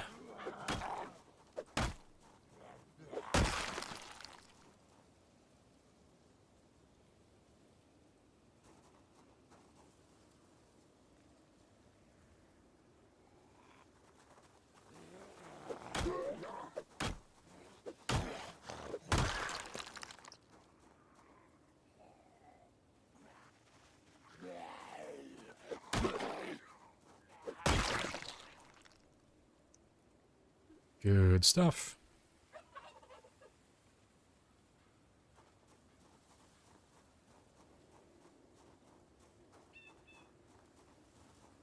Start trapping. Ugh.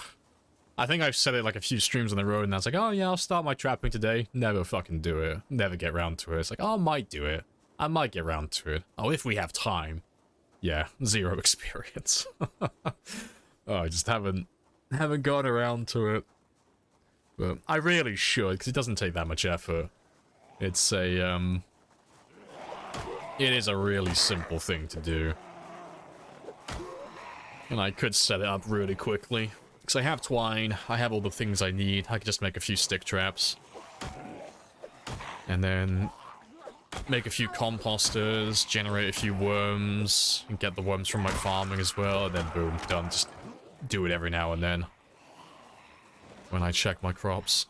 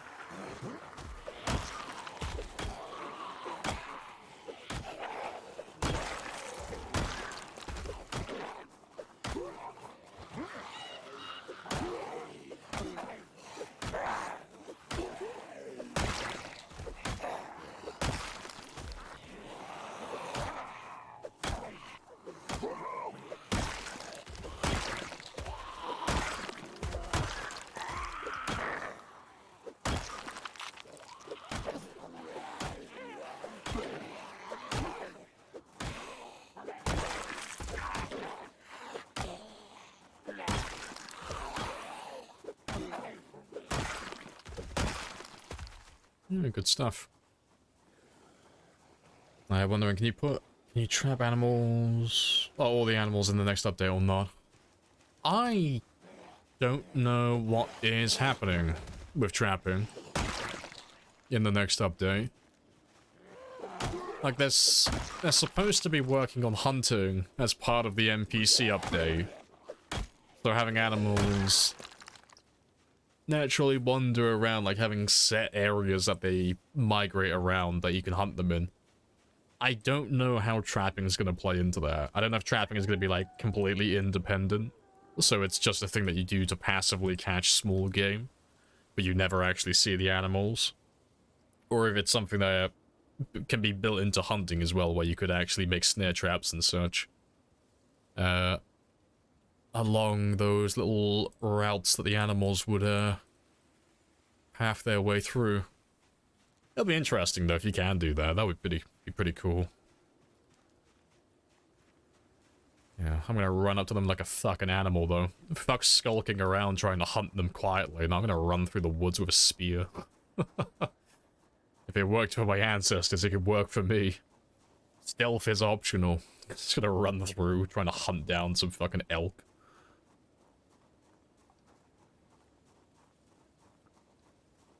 Perhaps they'll give us bow. I mean, bows I think are already confirmed. I'm pretty sure. I don't know if you can use them against zombies, but I'm almost certain bows are in the game for 42. Like, they showed... When they were showing, like, the flowchart, like, how they were organizing their crafting system, I'm pretty sure there were bolts and arrows in there. So I don't know if it would be something that would be like a bit like using bait for fishing, where you would have to consume bolts for hunting, but you wouldn't be able to use them against zombies. Or you could use them against zombies as an actual weapon. No idea. But I'm pretty sure that's confirmed. I do vaguely remember something along those lines being in one of the Thursdoid posts.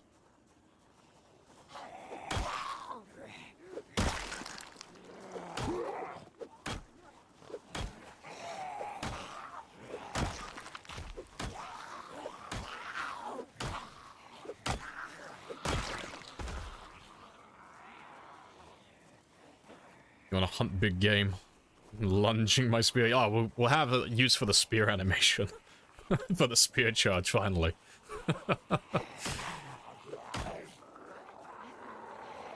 As you go to kill all disease on the map. That's like the ultimate stretch goal, yeah. It's not something we'll likely do with this character, because it's like 4.6 million zombies on the entire map. It's not something that's gonna happen, honestly. Not before Build 42 gets released, because that is about 2 years. Most likely. About 2 years of non-stop playing in real time. So that's not gonna happen with this character. But, I would like to hit 1 million with this one. And then in the future, once Build 42 gets released, and there won't be any more large updates for a while. Nothing that's gonna make, like, outdate my save or things of that nature. We'll go for an uber ultra marathon game. Will you use guns? Yeah, I use guns. I don't use them very often, but I do use guns. But I wait till I have a lot of ammo first, and I just spend an entire day blasting through them all. And then that's it then.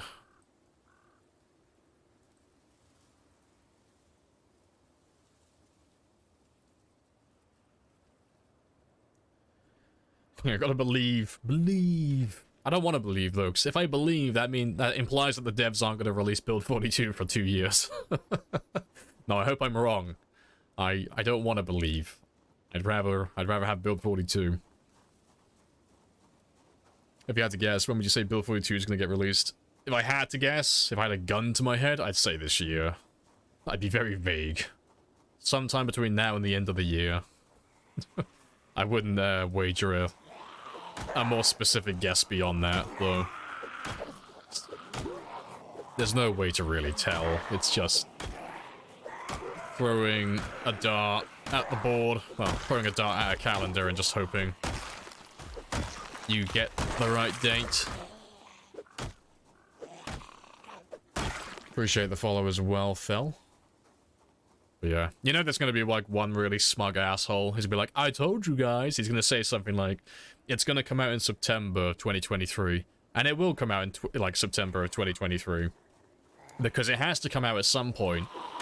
So all the fuckers who happen to guess the right month, they're all gonna be, like, really smug about it. Like, oh, I told you. See, if you listen to me, I always know the right answers. Even though they're just gonna guess like the rest of us. Someone has to be right. Someone's gonna get the right guess.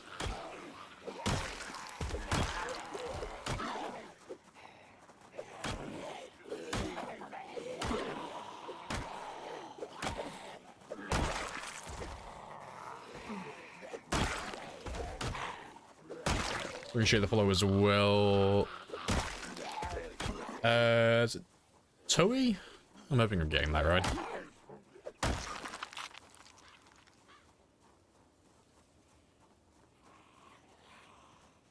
Yeah, I could do it faster. I'd put an all monther, and we did the math on it. I think a while ago. If I played like a computer, so if I was like fully optimized and I made absolutely no mistakes and I did the most efficient things possible in game, it would be using spears, and it would be like maximum efficiency. So my character would be sleeping like about 2 or 3 hours a night, and it'd still have to rest and all that stuff. But it came out to something like 6 months in real time, I think. I think it was 6 months. It was like 4 or 6 months, and that's if you did it non-stop. And that was like averaging something ridiculous, like several thousand per day. Like something that's like unobtainable for a human being to actually do.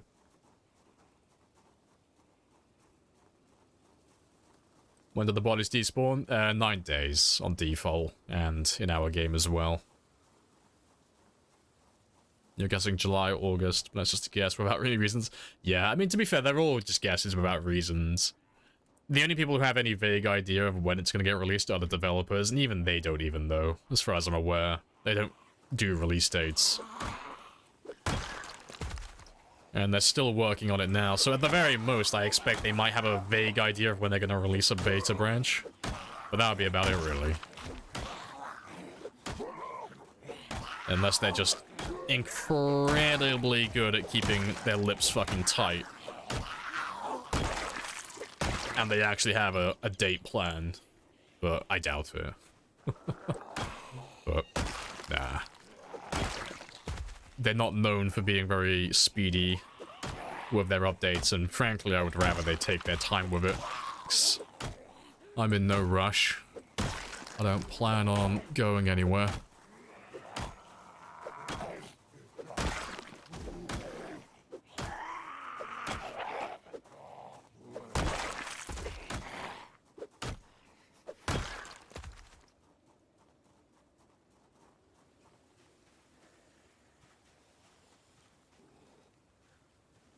So they come out July 9th, 2023. See, if it does come out on July 9th, 2023 now, that's a fucking shot in the dark, but I'll be impressed with you. I'm gonna, hey, someone buy this man a lottery ticket right fucking now. He is the chosen one.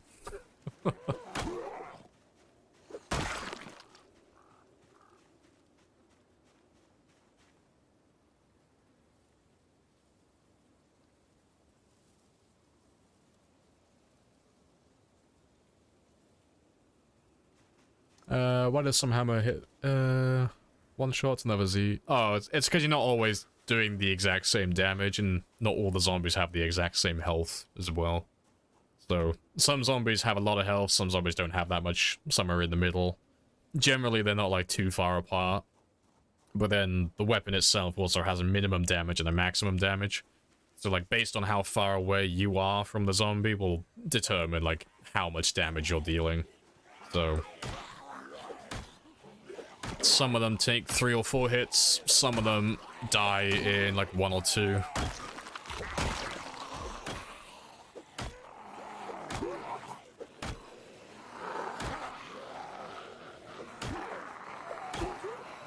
But usually the ones who die in 1 or 2 hits, they're already zombies I've hit in the past. Like they've already got pre-existing damage on them most of the time.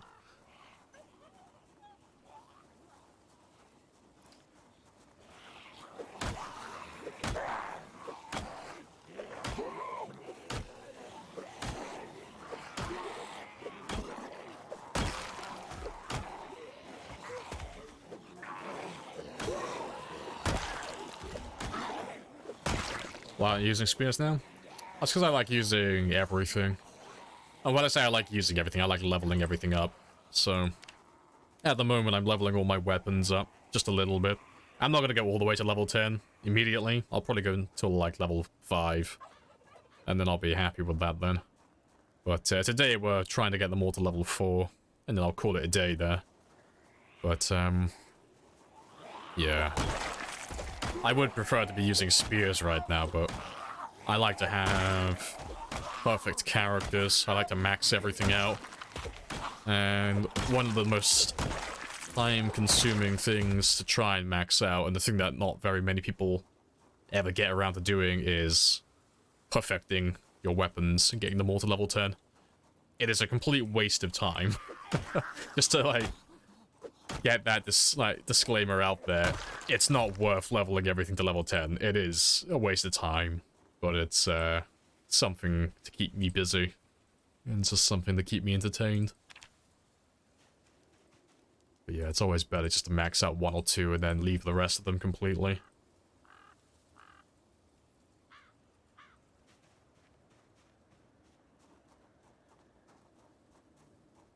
That's the way to mass slaughter in the game. Take your time with things.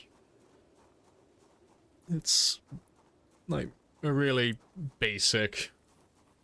well, it's a really simple advantage that you have as the player, but you need to realize that you have this advantage in your corner.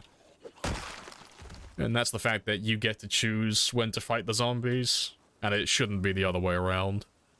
So, if you're getting too tired, or you're getting too exhausted, or you're running out of weapons, or you might have grabbed too many zombies, there's no shame in turning around and running away and killing them another day. You don't really ever fight the zombies on their terms. If they break into your base, you fuck off somewhere else and then recoup and then go back and kill them later. If you start getting drowsy or exhausted, you go and rest or go and sleep and make sure you're ready to fight them properly. And just take your time with everything. Like, there's no dying of old age in the game. Like, you can play indefinitely, you know, forever. You're never gonna die until you make a mistake, so... patience is a virtue and all that good stuff.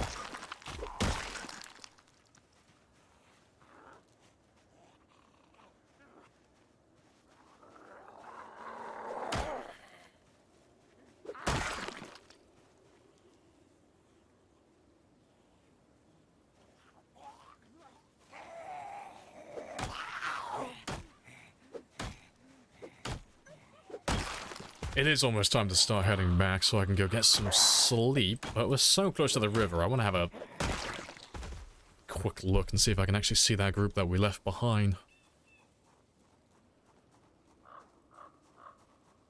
A goal to keep you going? Yeah, having goals as well is... I wouldn't even say it's optional, it's mandatory. You gotta have goals. You go insane otherwise. There are plenty of people who are capable of getting, like, these uber high kill counts, but a lot of people don't do it, and it's not because they're bad at the game, it's just because they get bored. Because they don't set any goals for themselves. And it's like, that's fair. But yeah, if you just go and kill zombies and do nothing but kill zombies, you'll go insane. Like, you'll get bored. Because it does get very tedious at times.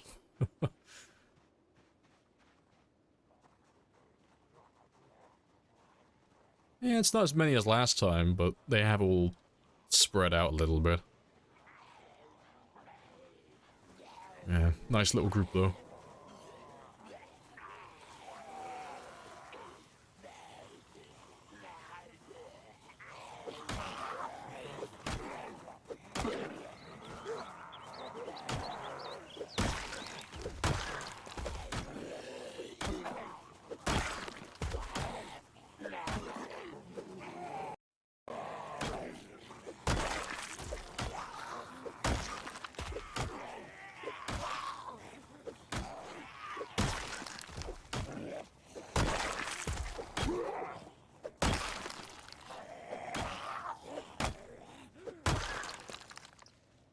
I got time for one more group, I think. Bring out the shadow demons, yeah, exactly. Do you have any idea of how many zombies you can kill per day with each weapon type? I do. I'm the only person who's done the tests with that stuff. Yeah. So, the order, like, for the weapon categories, so if you were using, like, the best weapon for the job, it's 3,700 with spears, so this is if you were playing like a computer, but this is if you took Wakeful, you were playing at maximum efficiency, so you made absolutely no mistakes and you were pixel perfect. So your character was fighting as many zombies as possible, but he never went into high exertion or moderate exertion, so he never got any extra fatigue, and he was pretty much just focusing exclusively on killing, but it still accounts for resting and sleeping as well. So spears you could do about 3,700. Stone axes you can do about 3,400, and that's if you take lumberjack. Hunting knives I think were 2,700, and then everything else beyond that's not worth mentioning, because they all go like below 2,000 at that point. So spears are the best for killing. Stone axes are very close behind, but you have to take lumberjack, that's mandatory. And hunting knives aren't, they're not too far behind, and there's an argument to be made that they could be more efficient. Like, if a PC was playing it like an AI, they just objectively are slower, but if you're doing it with a human, well, humans are prone to making mistakes, and hunting knives are very efficient, so hunting knives could probably kill more, maybe. But you'd have to test that the hard way without going through numbers. But yeah, can't remember what short blunts were. I think short blunts were like 1,700. It was something like really small, and long blunts were more or less the same as well.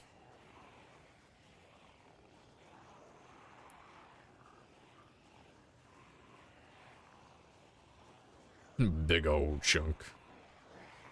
But yeah, I'll fight a few of these, I'll turn around in a second and run back home. What goals do you have for the game? On this run, set a new world record, so beat my PB. So that is, on Twitch, that's 3 years, and about 300,000 kills. Stretch goal, kill 1 million zombies and beat my overall PB, which is 10 years. Max out every skill in the game, find all the CDs, the VHS tapes, fix one of each car. Pretty much 100% the game, or you know, as close as what you can in a game like this. An ultra marathon game.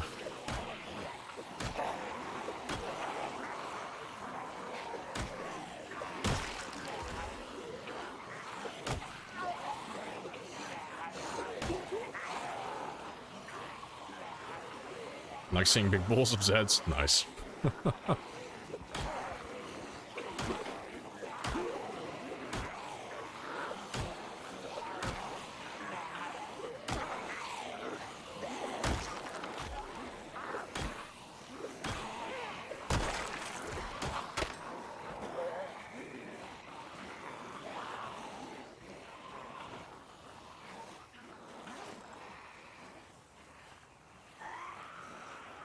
Yeah, you could get a higher kill count with guns, but the thing is, that's a short-term one.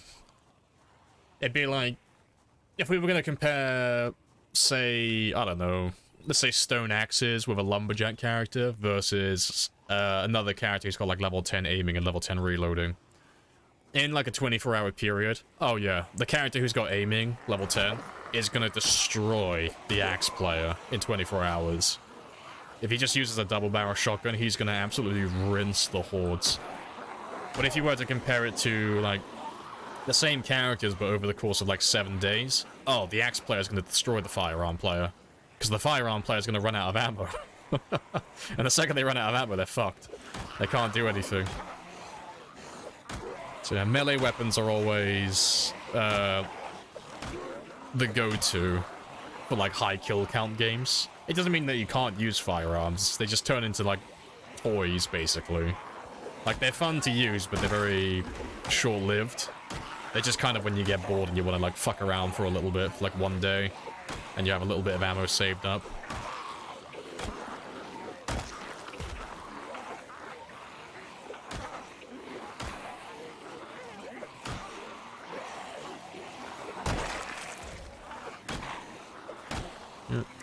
Well, I'm exerted, so that's my cue to go home. But we'll come back tomorrow. And we'll go back to fighting those. Hug the zombie challenge when... Once I have finished everything. So I got all the cars, maxed all the skills, killed all the zombies except for one. I will let that final zombie bite me, and then I'll kill him. And then we'll call it a day. So everything's dead. So yeah, you can file that one under things that are well, likely never to happen. But if it ever does, a promise is a promise, I'll let them kill me.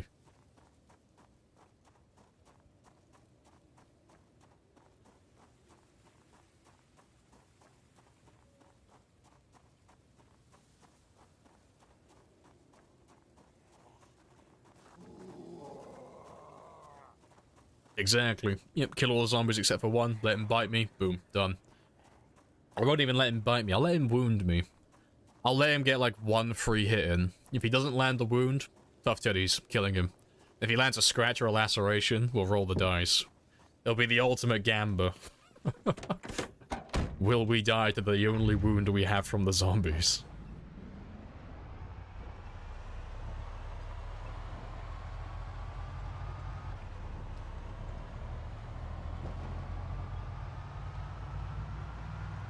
Are you gonna go into debug mode to make sure there's only one left? Yeah. So that's something that's like fucking thousands, like hundreds of hours away. So how it would work is to do a run like that, like we could do it on this run technically, but if I was aiming to like kill every single zombie on the map, we would start off playing the game normally as we're doing it now. So we'd go through all the towns, we'd kill all the zombies, and eventually we'd get to the point where we just can't really find anything. So after I travel around the map several times, I literally have not seen any big groups whatsoever. Like, we've gone down every road, every town, we can't find anything. Like, they're all hidden, basically. That's when we would load up the game in debug mode, and we would find those last few zombies that are hiding in the woods. Because there's no way to really find them beyond loading up debug. But that would be like close to 2,000 hours of playing the same game. And that's after you wiped out pretty much everything. So every town, every road. There's nowhere really you could ever go beyond, you know, walking around randomly in the woods. Because you do get some of them that just spawn in like random places. Like in the deep woods, in the middle of nowhere. You'll get story events that happen. So you'll have like 2 or 3 zombies that are just in literally the middle of nowhere. And you'll never find them. But yeah, that would, that is a lifetime away. But that's how we would find out if we ever did get to that stage, that's how we would confirm. That everything is dead, because there's no other way to go about it.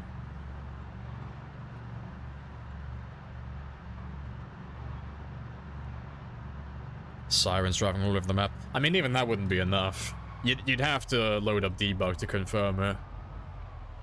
You'd either have to load up debug to confirm it, or you'd have to change your sandbox options towards the end of the game and increase your car sound. So you'd have to increase the engine noise generated by your vehicle by like times 100. Just so that when you're driving around, everything in the woods is like passively heading towards you over time. But yeah, but you'd still have to load up debug eventually, because it's like, how else would you confirm it? It's like, oh, there's no zombies left. I haven't seen a zombie in months. It's like, yeah, but how do you know? It's like, oh, well, I haven't seen any. It's like, yeah, but they could be hiding. You'd be surprised how many there are in the woods. They are mischievous little shits. Just makes it so the whole map can hear your car. Oh, I did that in debug on stream once. It wasn't with the car. We did it with Blood Scent. The mod, the Scent of Blood mod. So I changed it so that the distance that they could smell my blood was amplified. And the wounds stack with each other. So I just kept giving my character deep wounds all over his body, and it literally covered the entire map. Like, everything from Louisville all the way down to like the military base, everything could smell me. My game obviously didn't last very long. It went to 1 frame and then crashed. But yeah, you could do that. And you could do the same with a car if you really wanted to. I don't know if you could get it that large, but you could probably try.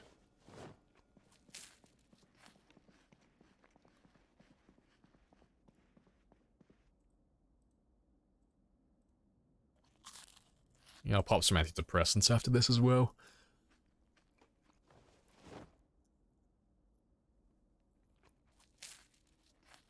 someone even spawn until you open the first story building? Yeah, so you have to go close to all the buildings. So how it works is to like spawn them into a house, you have to be within a certain proximity to the building itself, and then you also have to have line of sight inside. So you don't have to open any of the doors, but you have to be able to see inside the building. But that's pretty much all the residential houses. You can always see inside of them because they have so many windows. But some of the warehouses, yeah, you do have to go inside. But if you're going to go that far to like try and wipe out the entire map, you're probably going to go through all the buildings anyway, hunting them down. So that's a nice given.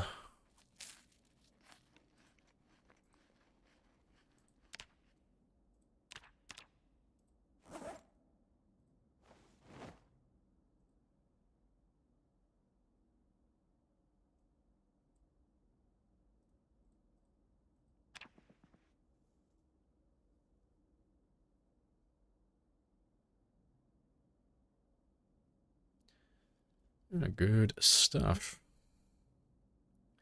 Game is crazy addictive. Imagine it with NPCs, the stories. Oh, it'd be fun if they add stuff like that. I do hope they do at some point. Because I love the game, but I have done everything. There's nothing left to do.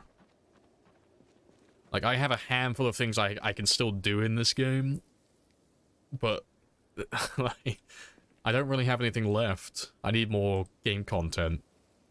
It's not to say that the game's, like, not got that much going for it. It's just that I've been playing it for, like, almost a decade now. I'm running out of things to do.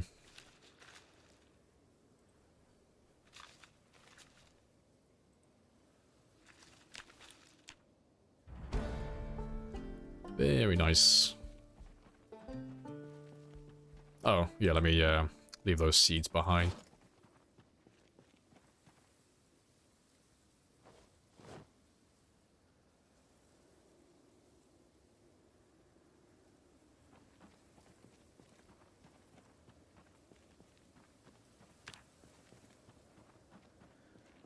So the run with your trait setup, it's a little rough. Yeah, the 0-0 is a little bit rough. It's good fun though.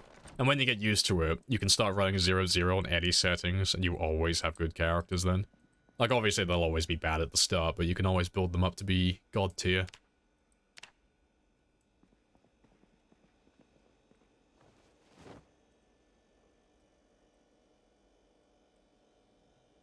Oh, to be fair, I'll leave those there for now. Because I need to build some composters at some point.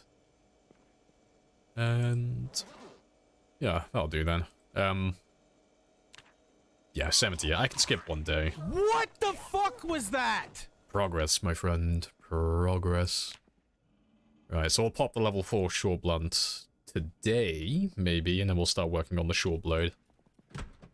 And then I can go back to using spears again. I can actually get some kills then. Whatever you're thinking, we think it. I refuse. I want to go back to Big Daddy Spear.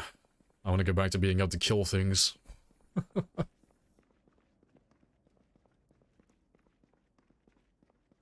Think you can't play with any other builds anymore as well? Oh, good stuff. Yes. Another member of the 0-0 gang has been made. Next. There's nothing really to do beyond that point. Like, in terms of, like, progressing and making strong characters, if you can succeed with a 0-0 character, oh, you're done. You've won. Any game on any settings, you are going to have good characters now. And you're always going to have a better character than someone who has to start with, like, level 9 or 10 fitness and strength. Like, they're going to be better than you at the start of the game. I thought we'd agreed. But you're going to be able to level up your skills and have all those positive traits at the end, so you'll always be stronger than them in the long term. It's great. And it's not a lie, it's the truth. They hated him. They hated him because he spoke the truth. But yeah. But, no, it's nice being able to, like, take all those extra negative traits and turn them into good things. Get all those extra points. Yeah, nice house. Appreciated. I'm curious, you're not a fan of tailoring? No, tailoring's great. I just haven't done it yet. Tailoring is tedious to grind, and I really should do my tailoring. I should add the protection to my clothing as an insurance policy, just in case. But I don't get grabbed by zombies. Like, it does happen once in the blue moon. It happens to everyone, you know. Take this as gospel. This is, like, the truth. Doesn't matter how good the player is, everyone gets grabbed. Everyone. So, I will get grabbed eventually, and when that happens, it will be nice to have the armor on my side. I just haven't gotten around to grinding that skill up yet. So it's not really worth having unless it's level 10. But I will max it out at some point, and it won't be that far into the future. It'll probably be within the next month and a half in game time. I'll probably max it out, get it done before the 1 year mark.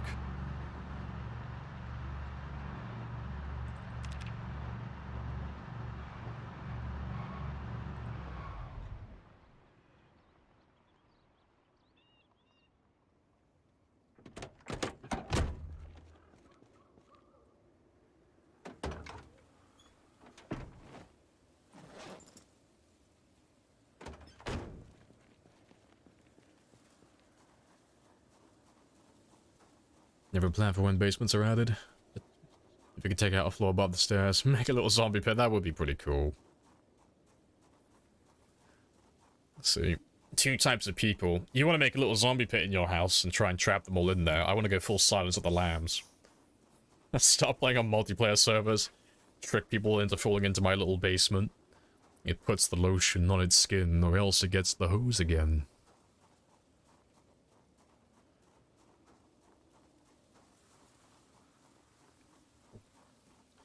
Yeah. 0 to hero, you can get lots of positive. Yeah. Got quite spicy. Very spicy. Even more powerful when you level up the other skills on the long term run. Yeah, I mean, it's the optimal way to play, honestly. But, like, the prerequisite, like, the caveat to it is the most effective way to make a strong character. But you have to know that you're going to be crossing a certain threshold. Because it's only the most effective way to make a strong character so long as you know that you're going to live for like X amount of years. So if you're doing a short run, anything that's going to be like under about 2.5 years, give or take, it's not worth doing. Because, like, it can be worth doing, but you'll be better off just making a character that has level 10 strength and level 9 fitness. Just because of how powerful those 2 passives are. And about 2 to 3 years, that's roughly how long it's going to take you to max those 2 out. So it's not like all the time in the world, but you'd have to be, like, really dedicated to playing that same character for a long time to make it worth the investment.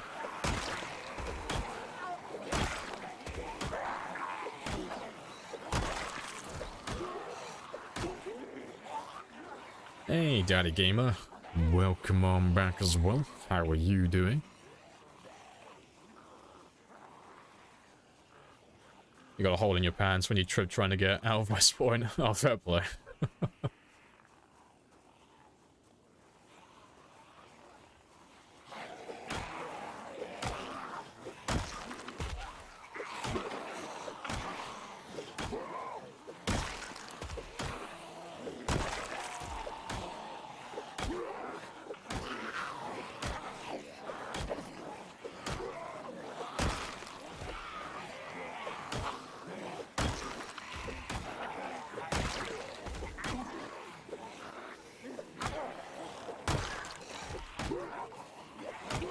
Fitness is such a cancer to level up.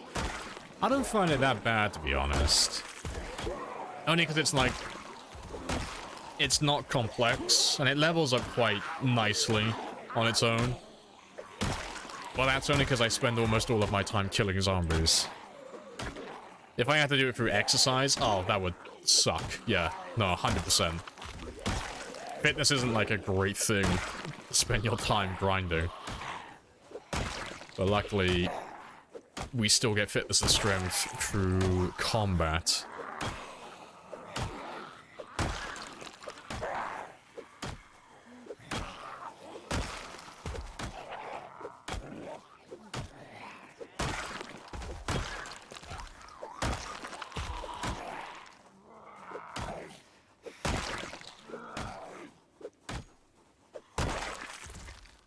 good stuff.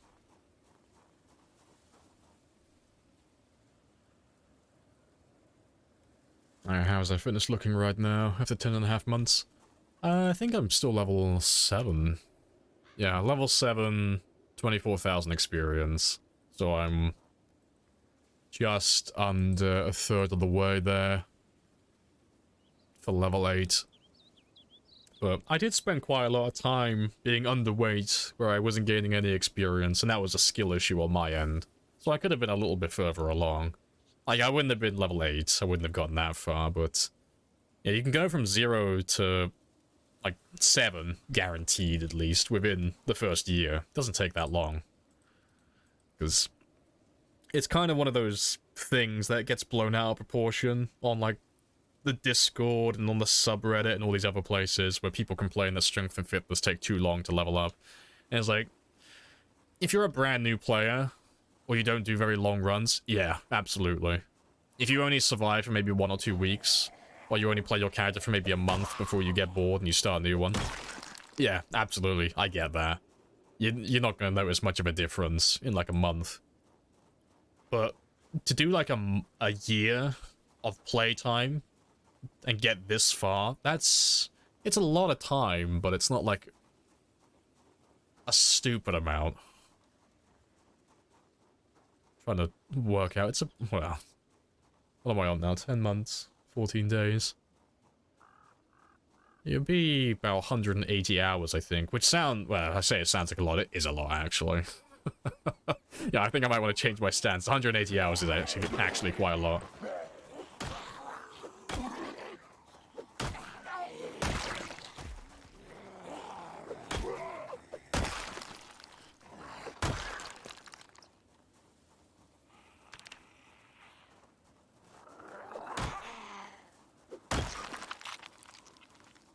So you just lure every zombie out of West Point to this area?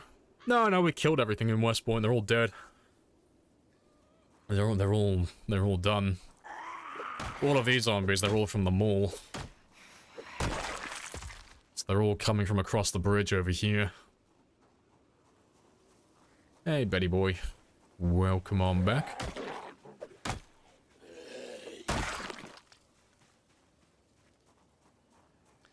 When you play co-op, you don't need to sleep. Oh, I don't like playing like that. If I play on a multiplayer, we always have sleep enabled. It's, fatigue is such a important part of the game. If you turn it off, it makes the game incredibly easy when you don't have to sleep and you never get tired.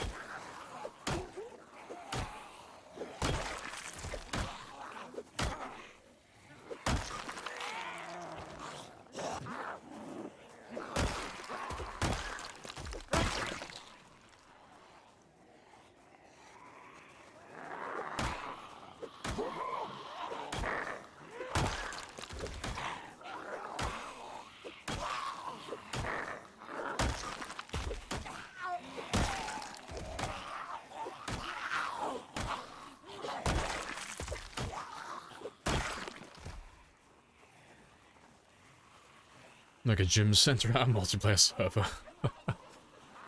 I've tried doing 0-0 builds on multiplayer, and it's horrible.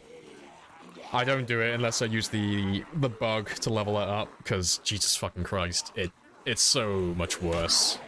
On single player, it's not that bad, 'cause you can just fast forward through it all, but on multiplayer, oh no. I use the exploit to level up fitness and strength every time if I do it.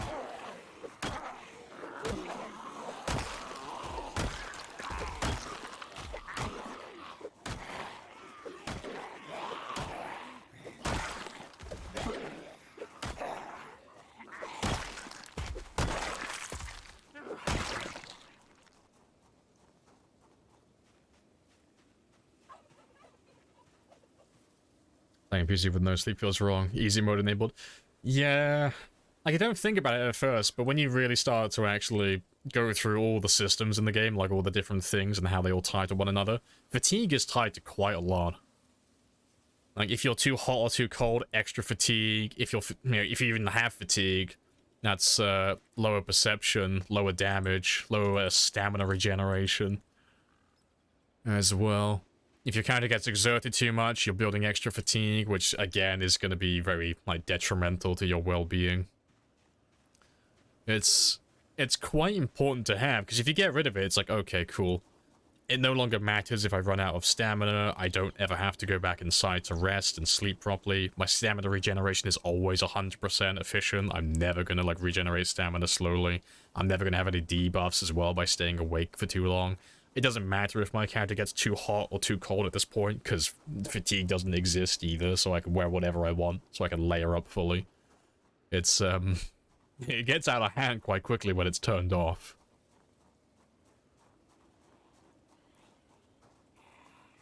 He's gonna get the spear, go, hey, good stuff. Techno Beaver is joining the spear gang. I'll get his, I will get his badge ready.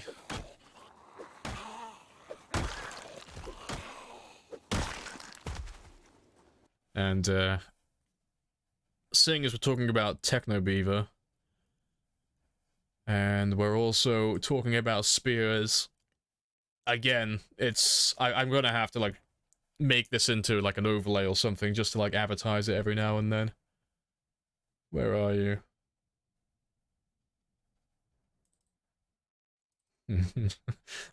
Any chance I get to show this off now, it's going on there. There he is. So yeah, always remember, fuck your axes. Sincerely, the Spear Gang. Fuck your axes. They're bullshit, okay? Spear Gang for life. I couldn't help myself, but I'm keeping that forever.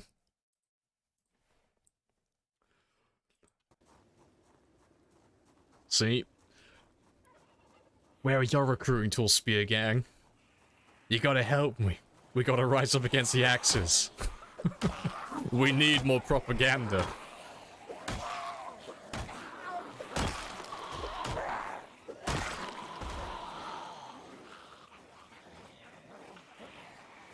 What's the exploit? Oh, for exercise. Oh, you just do the sprint animation and click exercise at the same time.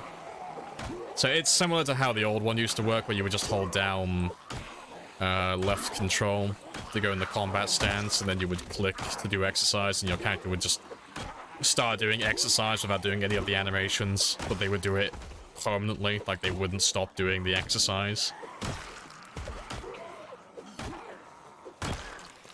Like, I'll see if I can show you in a second.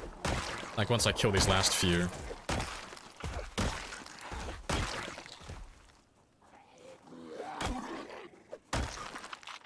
Right, let me get away from the area that I just made some noise in.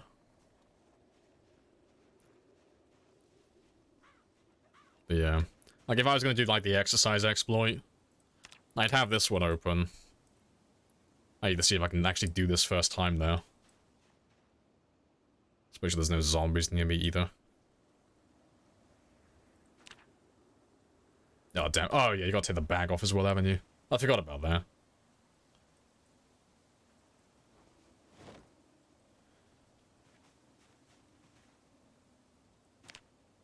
Nope. Nope. I don't really get how, like, to do it consistently. And that's my issue with it. But it's basically just doing this, where you just do the animation. And you just kind of click it all at the same time. And eventually it kicks in. Oh, I think that's it.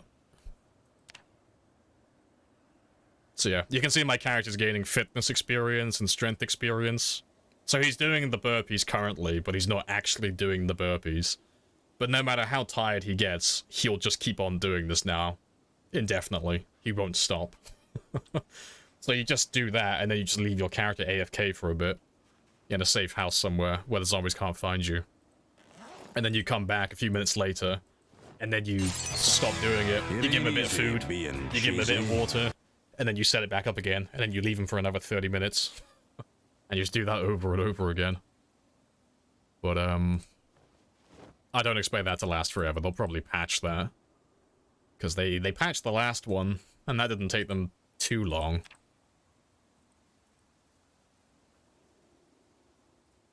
Yeah. Yeah, it is incredibly cheesy.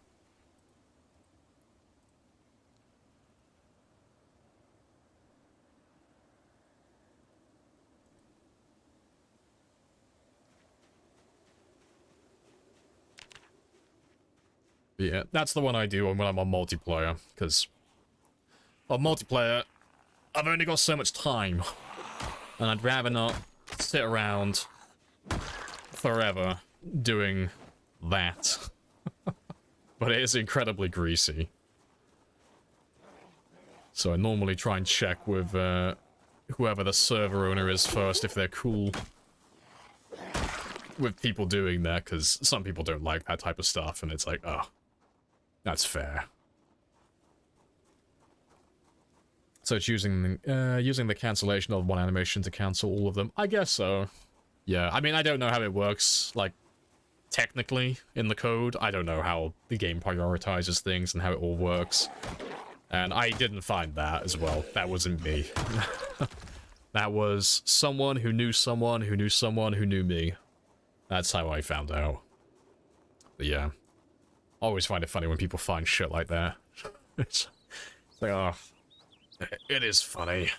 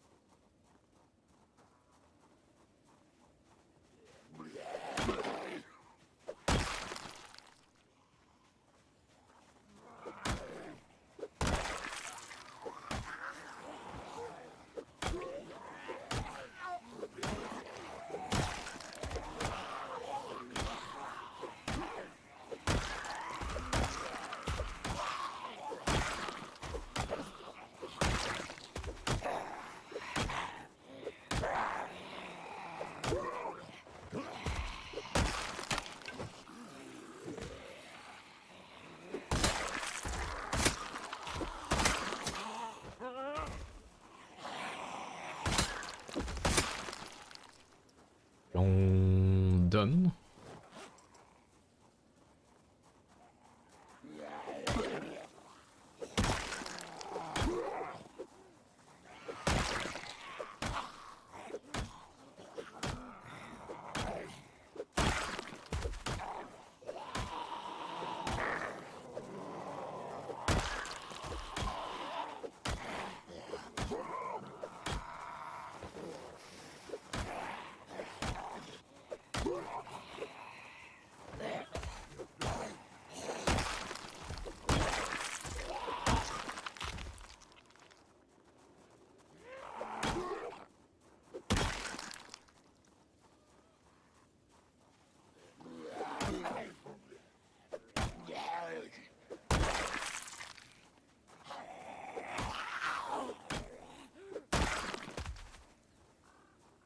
Hey, good stuff.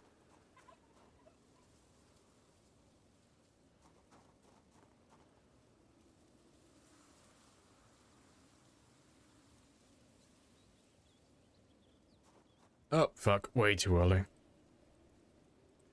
Let's make our way back down to the river again. Try and go grab another big group. Should be getting close to that level 4 now. Oh yeah, very close. Yeah, 15 experience. So yeah, we'll pop that level 4, and then we'll switch to the short blades immediately afterwards. And so long as I don't die, it looks like the believers are going to win again. So I've got at least an hour and 55 minutes, but I've got up to about 4 hours maximum. So I should be able to get that one done pretty easily, I think. Unless something unceremonious happens. But I also want to get my foraging to level 10 as well. Before or after doesn't really make a difference to me. Nay-gang for life. You're a traitor, is what you are. But I respect the hustle.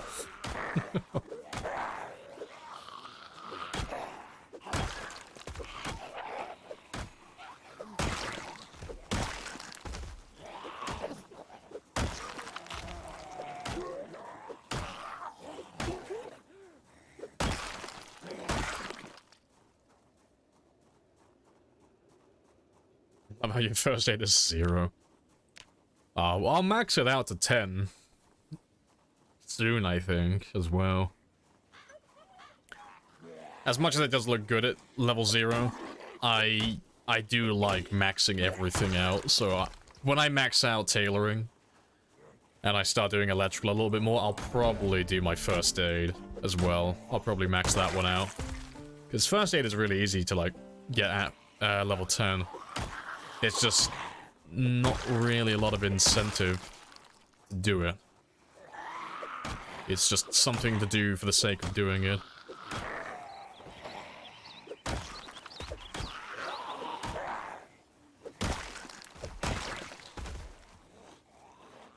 Do tailoring while standing on broken glass, yeah.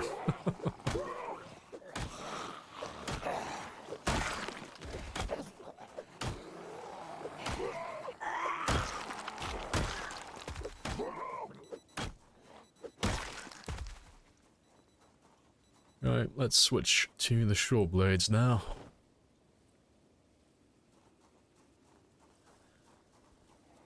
It's only worth a splinter, right? Yeah, exactly. So you'll get a movement buff. Or well, a movement buff is probably like not the right way to phrase it. You'll get a reduced movement penalty if you equip a splint or apply a splint with a high first aid level. So when you break your leg, when you like fuck up and you fall off a building and you fracture your femur or something stupid, you basically lose all of your movement speed and you are a slug. You cannot move. You can't really do anything. And you're very vulnerable to zombies.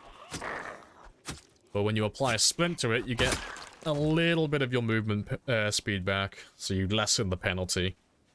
But the higher your first aid goes, the more you get your movement speed back. And at level 10, it's not perfect. Like, it's not 100%, but you get... I mean, if I was going to put a number to it, I'd probably say about 95% of your movement speed back. So it's as if your leg's not even broken. It's kind of funny. You can break both of your legs and run around, like, as if nothing happened. But, that does require level 10, which, like I said, isn't that hard to get, but it depends on if you can be bothered to do it.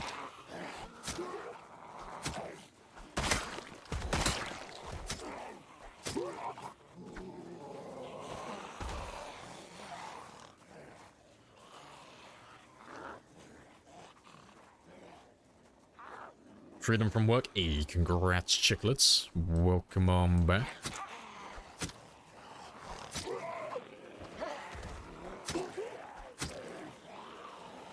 Sounds like it's worth it to spend a little time. Yeah, I mean, it really doesn't take that long. But it's one of those things, it's like, how often do you end up breaking your legs?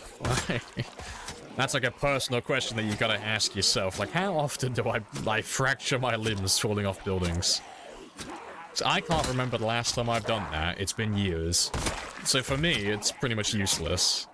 But for someone who, like, makes a habit of building really tall structures and finds themselves breaking their legs, like, every other game, they might want to get it, like, on top of that almost immediately. But even if you don't do it immediately. If I fell off a building and I broke my leg now, and I'm level 0... Oh, what was that? Oh, fuck's sake. I think my window is falling apart again. Let me fix that quickly.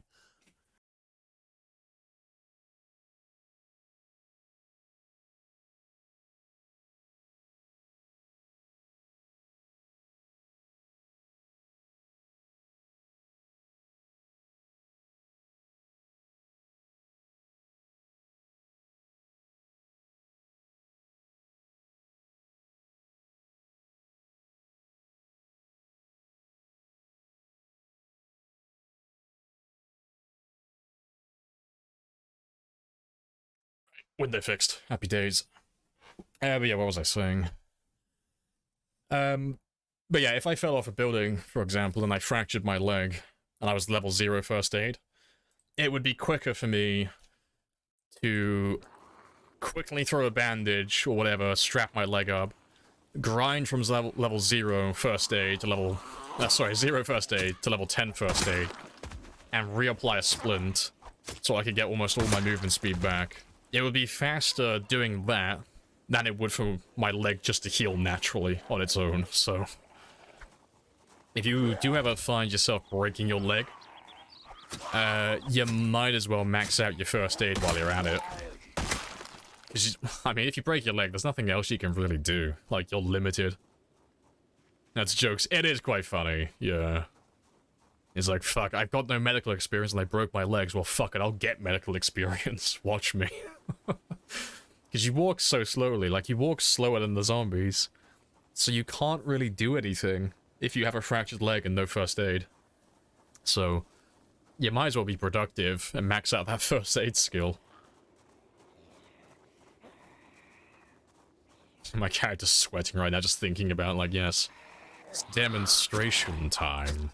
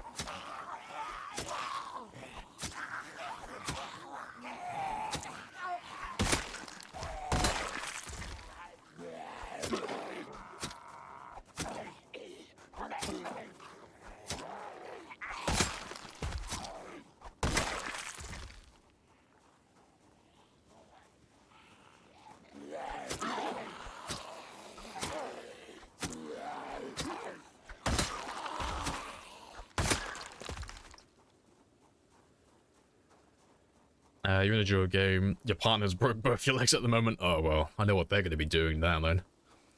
Give them the lesson. Give them the advice.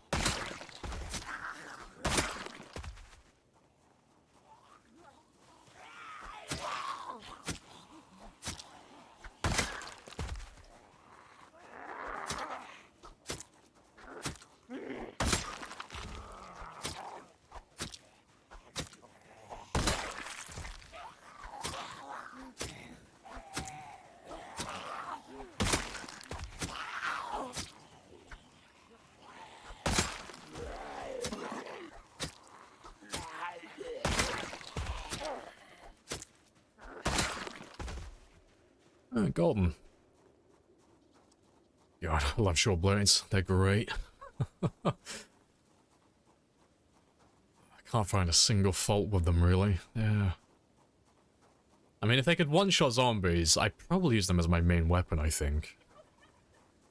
If they had, like, a little bit of extra damage, and they could one-shot 100% of the time, I think I'd probably actually use them as my main weapon. Just because they never have to rest. With a high enough fitness level, that is.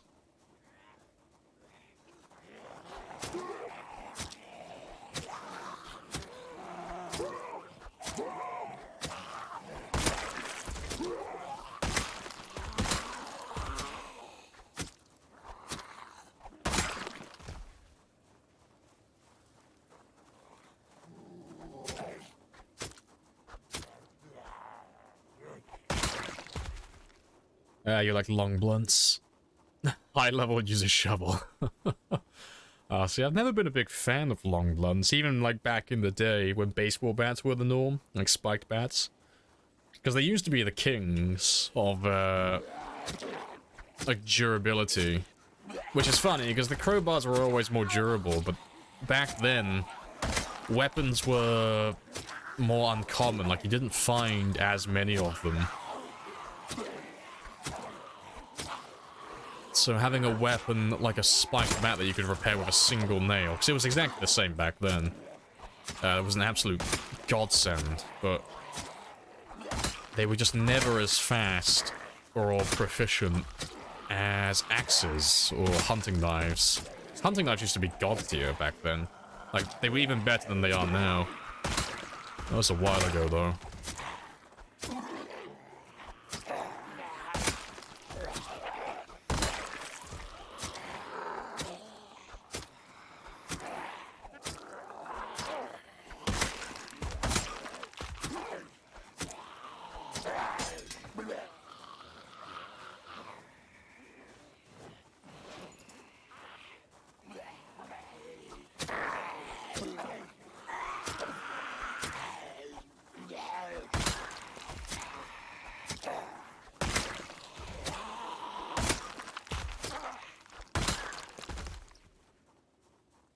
Yeah, good stuff.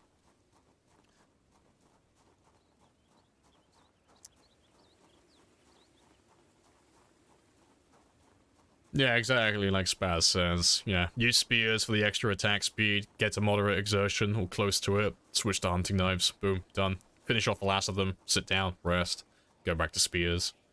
Like, they're really good backup weapons, and we'll probably end up using them like that on this run as well.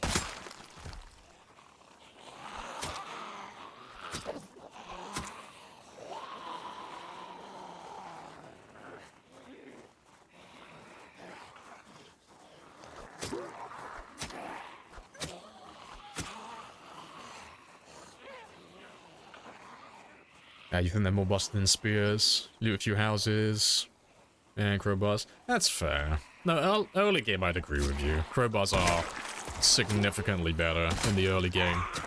It's just the late game where they fall off. Because,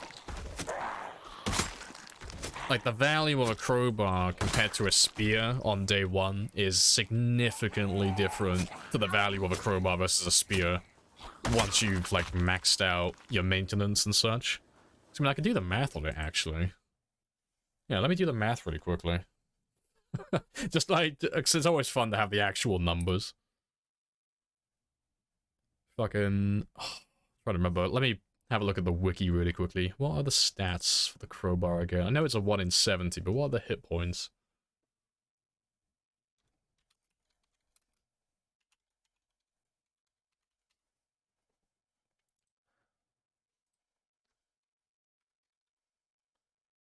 You are a 1 in 17, 15 hit points. Okay, that's nice and easy then.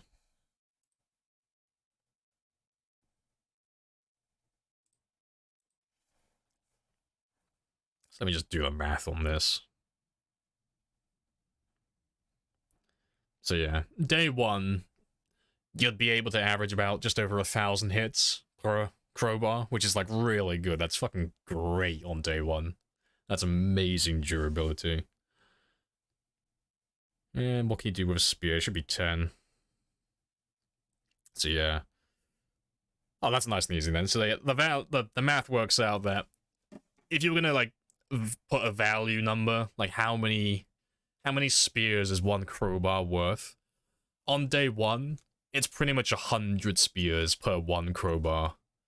Like that's the ratio. It's insane. Well, it's 105 technically. So every 105 spears I make on day one, you've got your crowbar. Just one crowbar. But then when you max the levels out, it's completely different. One crowbar is only worth about 15 spears. It's significantly different at that point. So the crowbars kind of lose all their value as your maintenance gets higher and higher.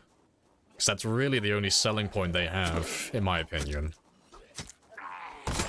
And I don't really care too much about durability in the late game. It's not really something I focus on.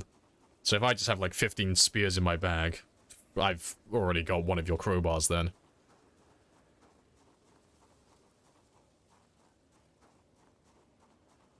Thousand hits. Oh yeah, they're great. Yeah, 1,050 hits on day one.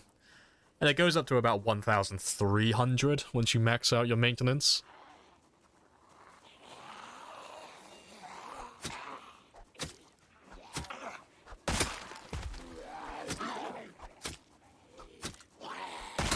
I think it's 1,300.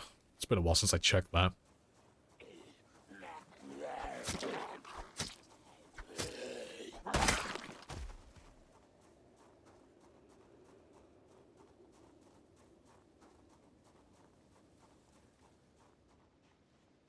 And we're all the way back down here again. Right. I'll leave them today, though. I'll let them chill out there. So then tomorrow when I come back out, I should be able to make it all the way down here almost instantly.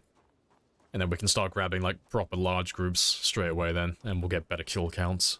Rather than slowly walking down the entire road killing just a handful at a time.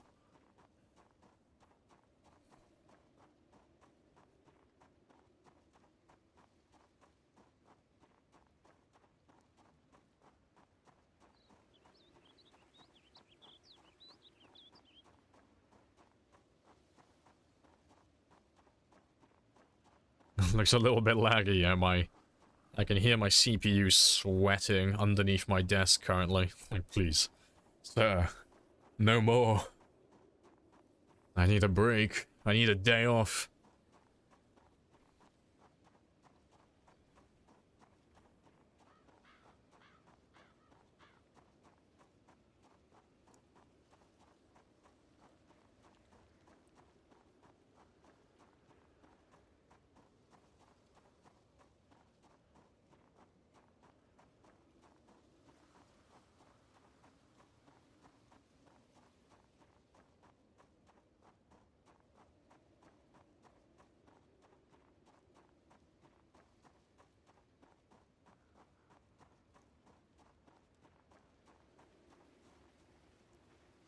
I can't help myself. Come here, little zombie. No, don't hear me. I haven't been able to do like a proper stealth takedown in fucking ages. I'm never gonna do stealth takedowns anymore now that they have pinpoint hearing. They can hear me from a fucking mile away. Hey, unknown. Hello, hello, hello. Welcome on back. Yeah, it's all good. Nice and chilled out. We're just slowly chipping away at the giant granite wall that is the mall. Just killing a few of them here and there. Leveling up a few skills along the way. Yeah, happy days. And how are things on your end? Yeah, that's why I'm parked in, by the way, pinpoint hearing. Yeah, normally we do drive down that road, but because there's such a large group of them waiting by that generator, if I go near them, oh, they all make their way up towards me. And it becomes a hassle.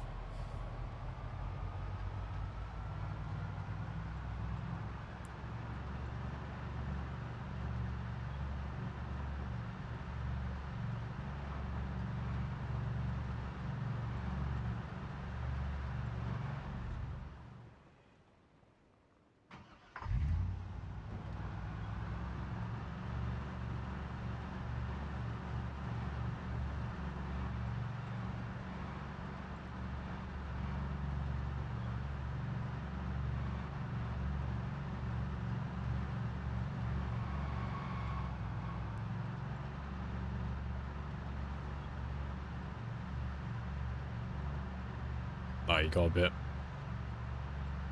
Oh, you misjudged the range with the spear and such. Oh, fair play. Because they have such a large range to them. Kind of throws you off a little bit when if you're not used to them. So every other weapon is like... Well, all the other weapons in the game, apart from like the short blades, they're all very similar to one another. And then the the spear's just like, fuck you. I'm gonna kill the man in the next county. I want to kill the man that's in a different postcode.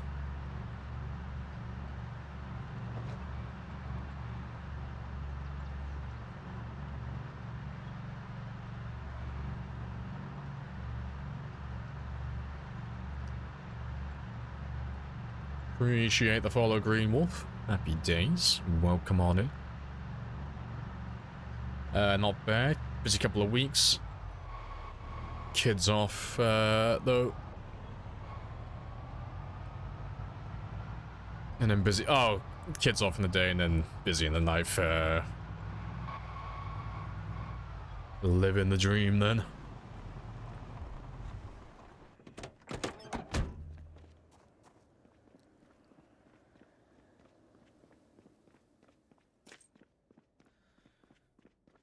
How long would it take you to finish looting the rest of West Point and Valley Station? If I was to do it, like, all at once? Oh. Fucking entire stream. Plus more. Yeah, it would be...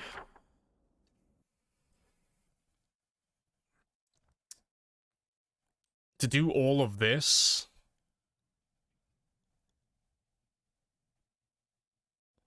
Somewhere between 5 and 8 hours. Yeah. So that would be like the majority of one stream.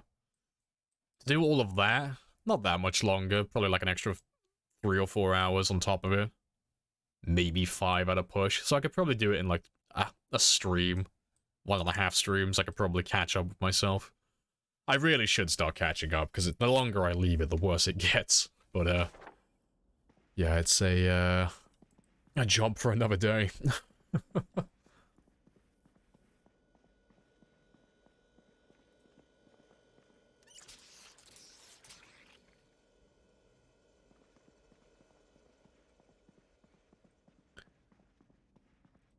Alright, let me read this book. That is completely redundant. Get that 100% completion.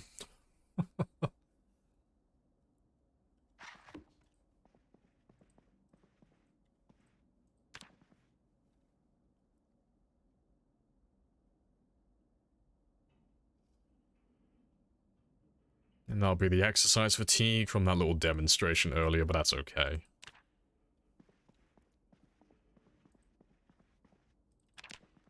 Yeah, it should disappear partway through the day.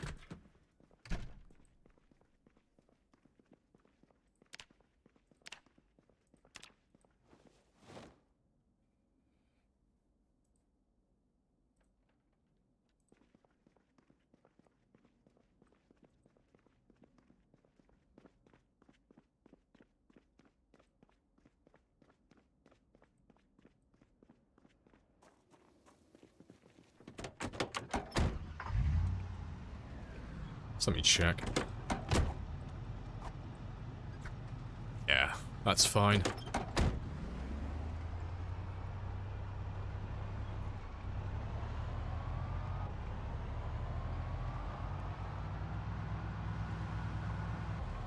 Those lockers are indestructible if moved. Are they?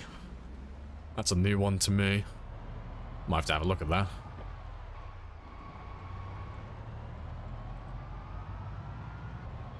Well, you found 4 Jenny Mags in the school. Ah, yes. Knowledge. How's zombies treated today? Oh, they're just chilling. Yeah. Chilling. Yeah. They haven't been that bad today. We've only killed... how many? About 1,600 so far. So... we've killed a fair few, but we've been using all of the other, like, secondary weapons. So we've been leveling all of our skills, all of our weapon skills to level 4 today. Once they're all to level 4, then I'll go back to using the spears again. But... yeah, at the start of the stream, like, for the majority of the stream, we end up just trying to level up those other combat skills a little bit. And eventually they'll get to the point where the weapons are actually good enough to carry themselves. Because at the moment, I can kill maybe 200 or 300 in a day if I use those weapons. Like, they're pretty... I mean, call it what they are, they're pretty shit at that level compared to, like, a level 10 spear. But it's like, it's not because they're bad weapons, it's just because they're level 4. You know, they're level 3 and 4. They're gonna be a bit underwhelming.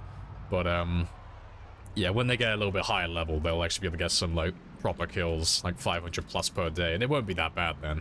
I'll be able to maintain my kill count progression without, sorry, level up my weapons at the same time.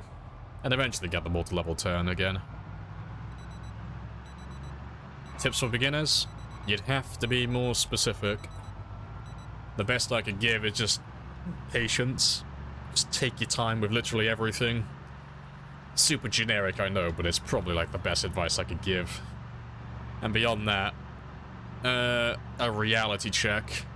Every time you die in the game, if it's a bug, fair enough, it happens. If you die to the bug twice, that's on you. That's a skill issue. It sounds unfair, I know, but the more you blame the game every time you die, the more you kind of like soft lock yourself into that like skill level. I'm not trying to make it sound like super elitist, but if you keep blaming the game every time you die, you just never improve. You just end up stuck at that same level and you keep making the same mistakes over and over again. Because I see a lot of people doing it, but every time you die, just accept the fact that you fucked up.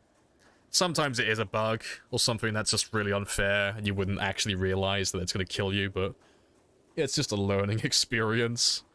And then once you die to it the first time, you know, learn from your lesson, don't do it again, or find a way to circumvent it and improve, and then you survive longer next time. And then eventually something else will kill you, and then you find out what mistake you made that time, improve that little aspect of your gameplay, boom, you survive longer again.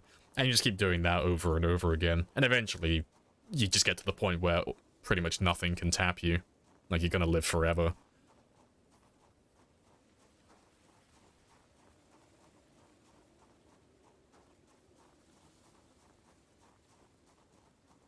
Where'd you get your military backpack? The military checkpoint further north, like up by Louisville, all the way down over there. So we've cleared out Valley Station, it's pretty much done. There's no zombies there. So we just passed on through.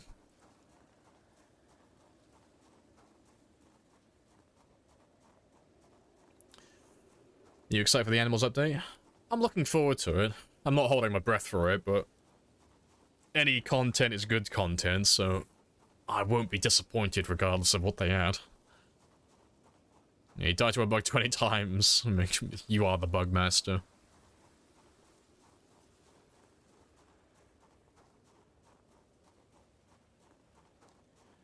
Honestly, I haven't had a death that wasn't your own fault somehow. Yeah, I mean, I can't remember the last time the game robbed me. I can't remember a time where I died and it was 100% a bug. Like, I didn't make any mistakes. It was just the game being incredibly unfair. Like, it does happen. But I can't remember the last time it happened to me.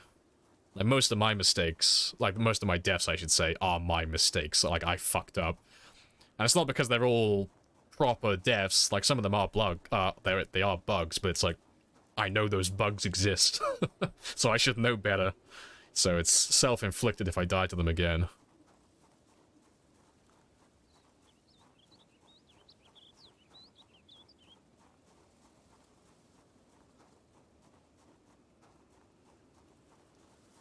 Today you had an emergency, had to quit the game quickly, came back to a scratch. Huh? So you had to leave, you quit the game, you logged back in, and your character had a scratch. Multiplayer? I've never heard of that in single. That's a new one.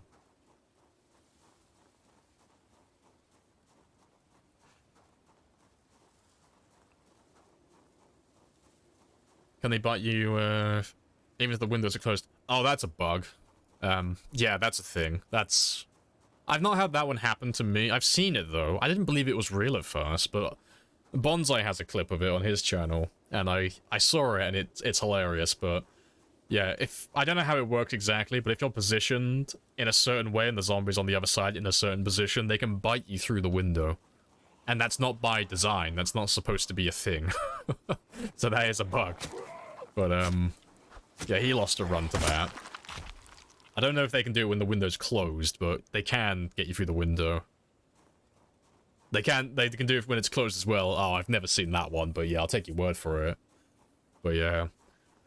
Can I name the things that... Oh, the bugs that can kill you? Oh, there's been a few of them. Fuck, what are the ones I can remember? So there's that one where they can bite you through the window. There's... They patched it now, but there was one where I think if you were fast-forwarding time while climbing up or climbing down a sheet rope, you would just die instantly. I can't remember what the specifics were around that one. It was something to do with the sheet ropes. But it was something like if you climb up the sheet rope or you climb down from the sheet rope, it doesn't matter what was happening with your character. If you fast-forwarded time, you would just die instantly the second you got to the end of it. It was really dumb. Then there's the Jack-in-the-Box one, which is... It's a bug that's exclusive to, like, the Rosewood Prison. So that's where you get, like, about 20 or 50 zombies all stuck on the same window, and the second you get close to them, they just kind of, like, spring out like a Jack-in-the-Box, and they just engulf you. That's a bit scuffed. That's a bug. What other ones? I'm trying to think of some other bugs. I mean, obviously there are, like, there's a plethora of multiplayer bugs. So there's the ones where, you know, the trailer will have a shit fit and your car will go flying through the air and you'll just die instantly. There's latency issues with, like, being in the passenger seat. I don't know if it's still a thing anymore, but I remember losing one of my characters. I was in the passenger seat, and on my screen, they slammed, like, head first into a fucking tree. And I died on impact. This is back in build... I think it was build 40 or 39. So I died instantly, but on their screen, nothing happened. Like, they were just driving along normally. So my character had a terrible dream, apparently. But yeah, there's a few of them, like, hanging around. Hey, Roy. New player here. Does it make sense to jump on a multiplayer server that has been running for a while already? Like, no power run? Yeah, I mean, all of that stuff, that's fine. You can live without any of that. If it's a server that doesn't have loot respawn turned on, and it's been running for quite a long time, it's going to be pretty shit for you. Unless it's got a really friendly community. Because you're not going to be able to get anything. You're not going to be able to get any tools or any weapons, any clothing, any vehicles. Like, everything is going to be gone. So, yeah, having either frequent wipes of the world or having loot respawn on will fix that issue.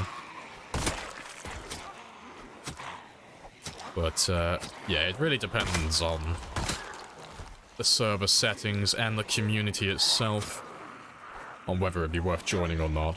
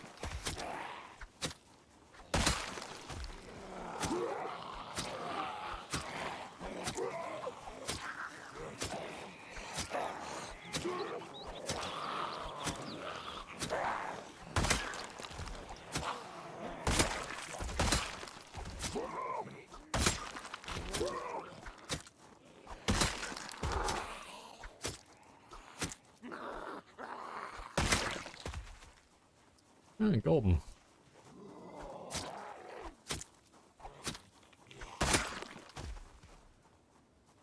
Oh, happy days.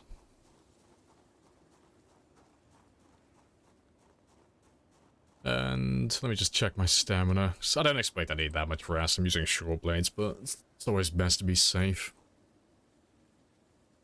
Yeah, basically nothing. And I'm fully rested. Good stuff. Good about living in the woods, trapping and fishing and stuff. Is it viable? Oh yeah, definitely. Like, fishing and trapping. Like, trapping, if a server's been up for a while and you can't get access to all that stuff, trapping is kind of viable, but you'd have to make a character built around it. because it requires that you find certain skill magazines unless you start with the skills for no, quite spicy. you start with points in the skill, like occupations and traits, to automatically unlock the recipes. Otherwise, you won't be able to make any of the cage traps. Appreciate the 5 gifted artists. Happy days. It's going to be 5 helis. But fishing doesn't require any setup to it. Literally just tree branch, chipstone, knife, or whatever. Spear. Done. Nice and easy.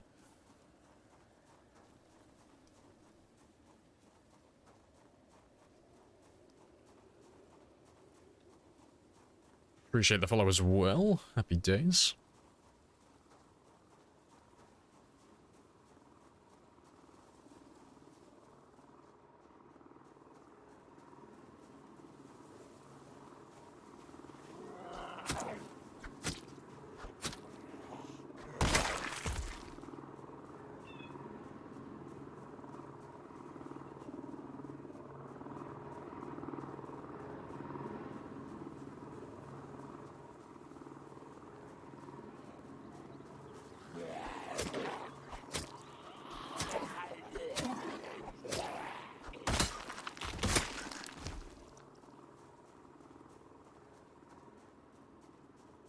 Five helis, shit weapon, this should be interesting.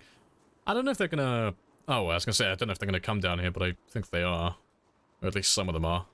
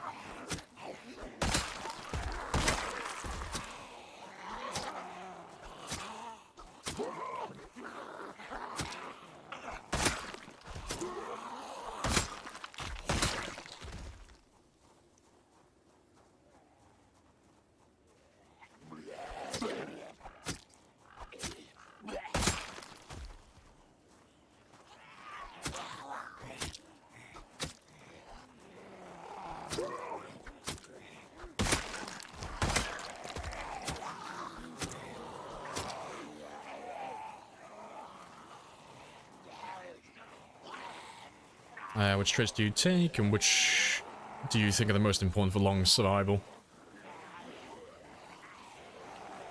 I mean, anything that makes your life easier for the long term, really. I know that sounds like a cop-out answer, but it depends what you mean by long survival. Like, in your mind, what do you think long survival is? The answer kind of changes depending on like how long you plan on living.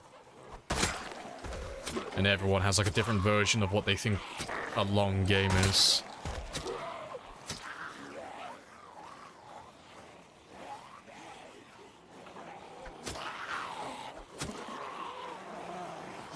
Swing and a miss.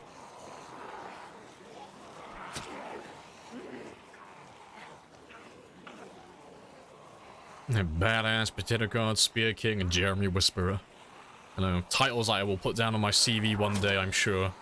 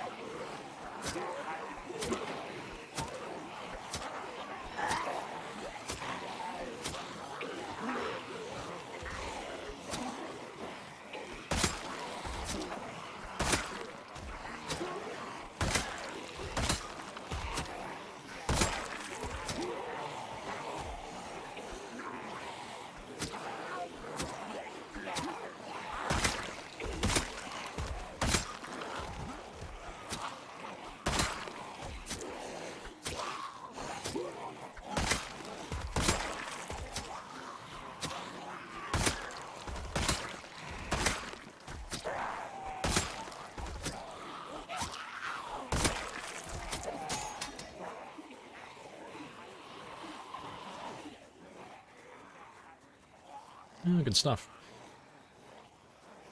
When you inevitably have a child, that ain't gonna happen. Will you name it Spear? I will. I will, after the animated show. I'll have a dog called Fang, I'll have a child called Spear. That'll be perfect.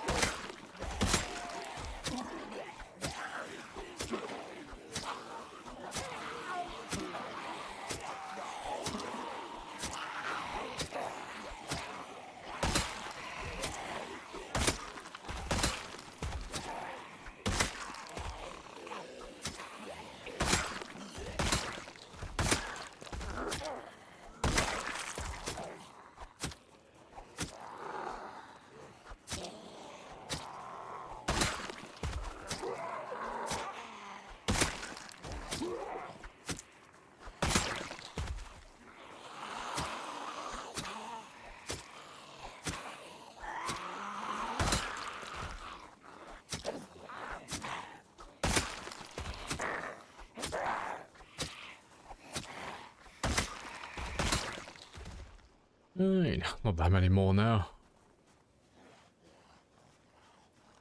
Or let's say, do you think the most...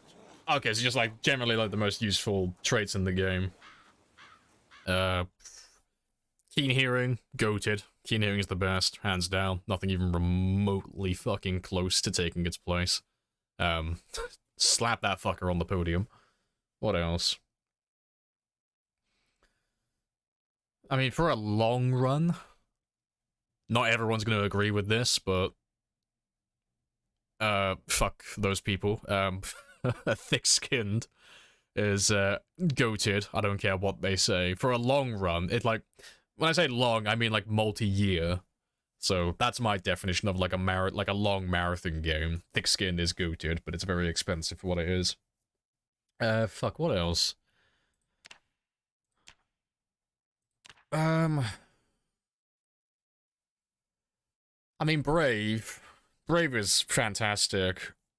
If you plan on going, like, anything over 5 or 6 months, Brave is fantastic. It's a substitute for taking Veteran, so you basically just never get panicked if you take that. It's not that expensive either. Outdoorsman, very good. And Wakeful as well. The other ones I have, you could take or leave them, like... I mean, Gymnast, as long as you have a bonus for your Nimble skill, Gymnast you could take or leave. Fast Learner, I mean, you could swap out for Slow Learner if you're doing, like, a really long run. And then, like, Low Thirst, Organized, Handy, Light Eater, Angler, Cat Eyes, Dexterous. Like, you could kind of just get rid of all of those ones. Like, they're fantastic, and they are my, like, some of my favorites, but... they're not, like... I wouldn't put them, like, really high up there.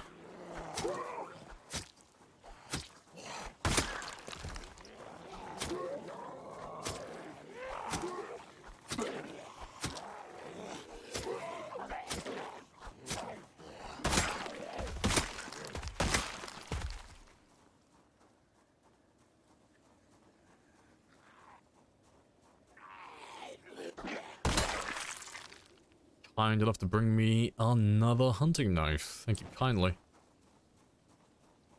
You're dying for a small pet to add. You're torn between a fish, a crab, and a frog. That's very specific, but the God King Jeremy, he'll probably guide your answer.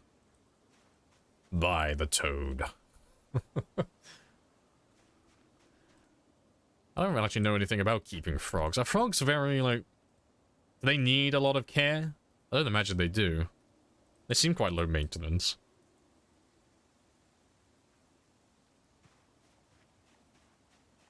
Regardless, they're getting named Jeremy. Good stuff. Thanks for giving detailed answer. Hey, no worries. Always happy to answer. Yeah, like, Keen Hearing would be, like, the GOAT. Like, that'd be number 1. I'd probably say Wakeful's number 2. Just because it, like...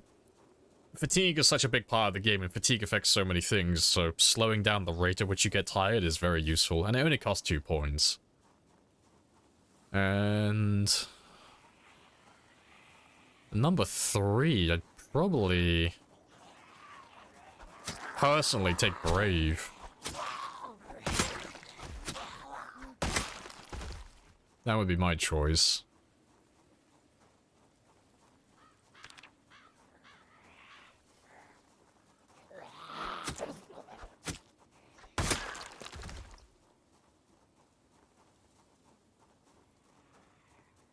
Oh yeah, the pocket pickle. You gotta have the pocket pickle.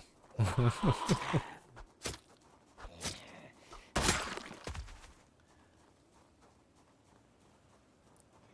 god, I remember the pocket pickle that we had on the permadeath server I had. I made a custom pocket pickle. It was hilarious. It was this tiny little pickle and I dropped it on the floor next to the players. And it had, I changed the stats for it. It was a pickle I think that weighed 20 units. It was a big pickle. It's like, ah yes, you can have this emergency pocket pickle, but it will weigh you down. Take care of it, always. How bad is Thin Skin in your opinion? For a short-term game, it's not bad at all, it's fantastic. If you're doing like a really short run, or you're fairly new to the game, Thin Skin's a great choice. Get those extra points, buy a few more positives that might help you. It's great. For a long-term game, like a marathon run, or anything that's going to exceed over a year, it's dog shit. It's a terrible trait. It's horrible.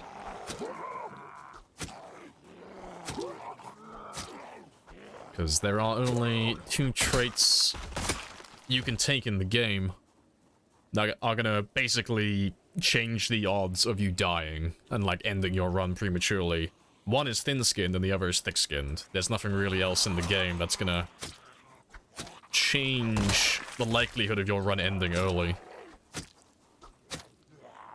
So it just means that inevitably when you fuck up and you get grabbed by a zombie, it's just going to increase the chance of that zombie breaking the skin and landing a wound on you. And if it lands a wound on you, then the game's going to roll the dice and you may get unlucky and it might come up and kill you. And then thick skin's the opposite.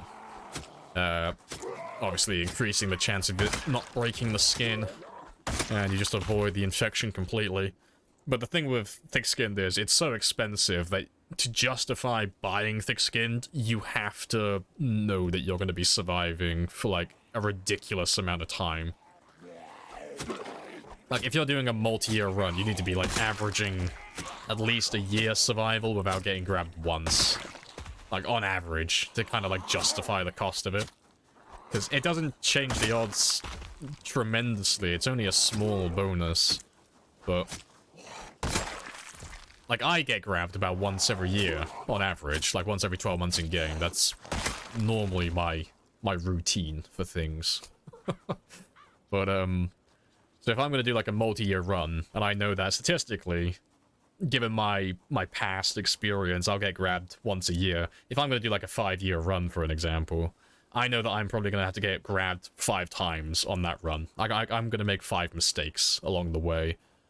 So, those 5 small mistakes, I want to have as like all the odds in my favor to not get infected. It doesn't matter if they scratch or lacerate me and fuck me up. As long as I don't get infected, I can recover. But, I want to be able to decrease the chance of them doing that as much as possible. And there's only one thing in the game you can take in terms of traits that does that, and that is thick-skinned. But yeah. Very expensive, though.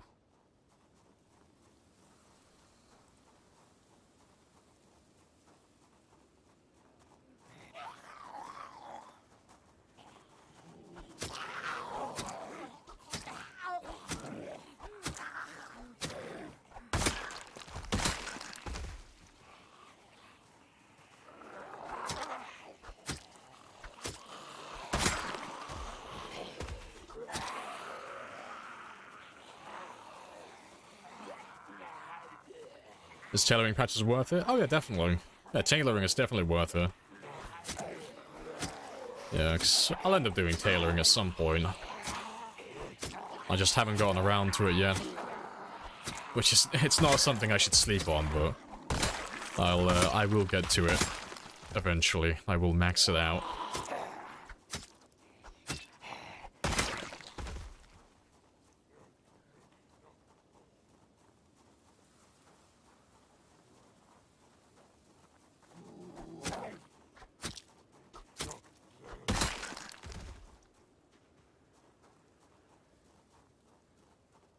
Seems like a good thing for a 0 to hero, where you plan to spend years guiding. Yeah, so if you're doing like a marathon run, so anything that's like multi-year, like thick skin's fantastic. It's definitely worth taking. I haven't taken it on this run, but this isn't like a super, like uber sweaty run that I'm doing. I do plan on like trying to survive for 10 years again. At the very least, going for like 3 years minimum. Like that's the plan at least. But we're playing this one until Build 42 gets released. Or until I die. But we haven't made it, like, super difficult. Like we do with our usual games. Screenshot your traits. Oh, you have to, you'll have to take the original trait list. So the traits that you've put in, you've taken... What you've done is you've taken, stout and... Stout, fit, and you haven't taken very underweight or anything like that. But, so we started 0-0 and very underweight. So we took weak, unfit, and very underweight, which gives us an extra 30 points on top of what we already have. So it is a very slow start at the beginning of the game, but it is all vanilla though. It's, the math does all add up correctly. But yeah. But... because we've leveled up our strength and fitness, those traits that we used to have are no longer there. They've changed from being weak and unfit to being fit and stout, and very underweight isn't there anymore, because obviously we've gained weight again, and we are nice and healthy.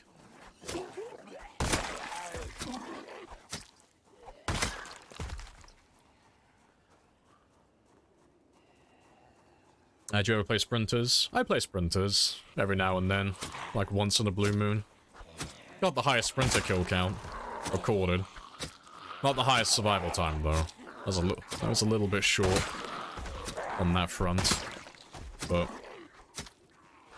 as much as I like sprinters, there's not enough people who play it. Like, I like the extra difficulty in terms of like not being able to make many mistakes without losing the entire run, but I like going for high scores because there's nothing really else to do in the game at this point. But there's not enough people who play sprinters to like have fun with and like have a bit of friendly competition with. So I have the highest kill count, so until someone beats that kill count and has a better run, I don't really have a reason to play sprinters again. And it's not a super high kill count either, it's 4,200 I think. It's one or the other, it's 4,200 or 4,300. But I reckon someone could beat that quite easily. It's just that no one plays sprinters. It's a very niche group of people.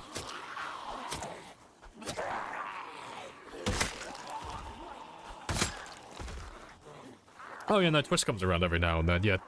Twist is doing time 16 the same as myself. And he and I are pretty much neck and neck at the moment. Like, he's on about 104,000, I'm on 104,000. I think he's on about 10 months. I don't think his survival time's as high as mine at the moment. But that just means he's averaging more kills per day. So he's getting more kills on average than I am per day at the moment. But, yeah, our games are pretty much identical. Yeah, we got a little friendly competition going on at the moment. Just going for the high kill counts and such. It's all good fun.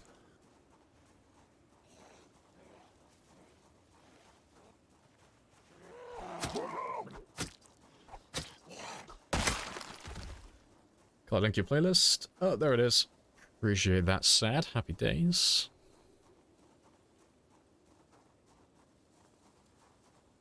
He's using an ambulance and generator. Yeah, we've been using a generator for a while.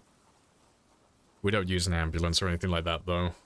We just use the generator alone.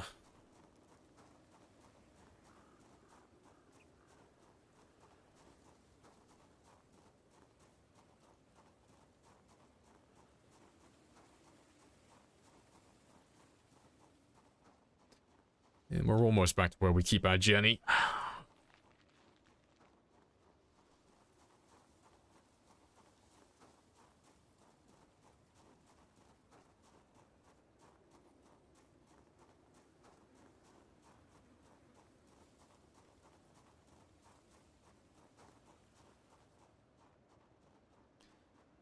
How many more do we have? A few. Yeah, they all spread out when we're not here.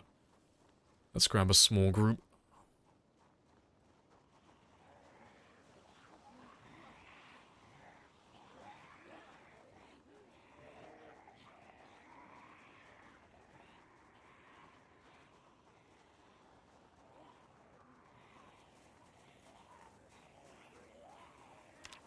And we're getting close. I might hit level 4 today, maybe.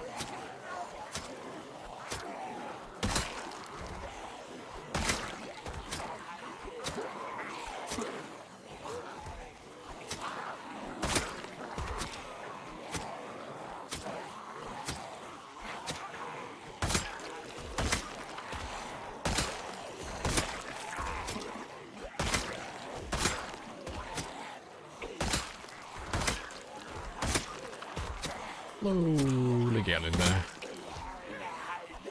It's such a big group, I keep forgetting to blink.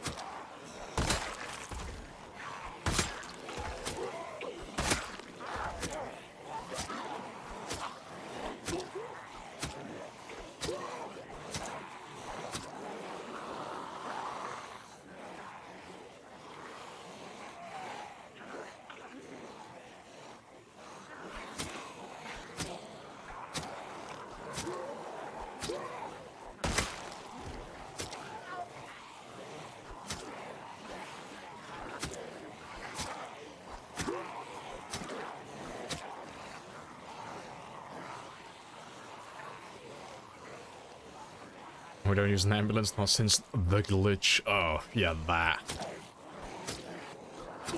Yeah, we don't talk about the glitch. So I don't want to brag, but I'm so good at driving in this game, I can actually run myself over.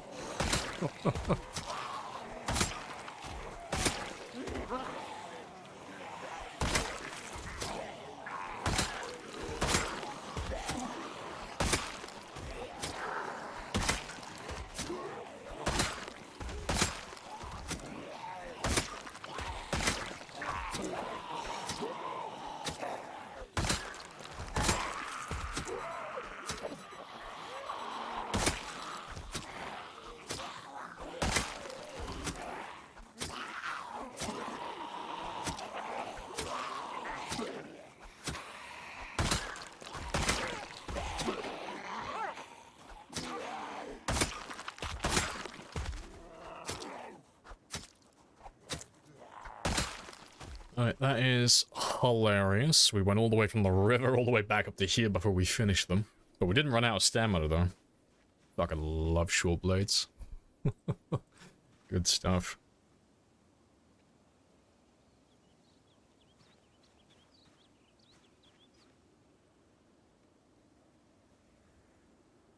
Yeah, I didn't even use that much stamina either. Oh, fucking... If they ever buff short blades again, they will become my main weapon, I swear.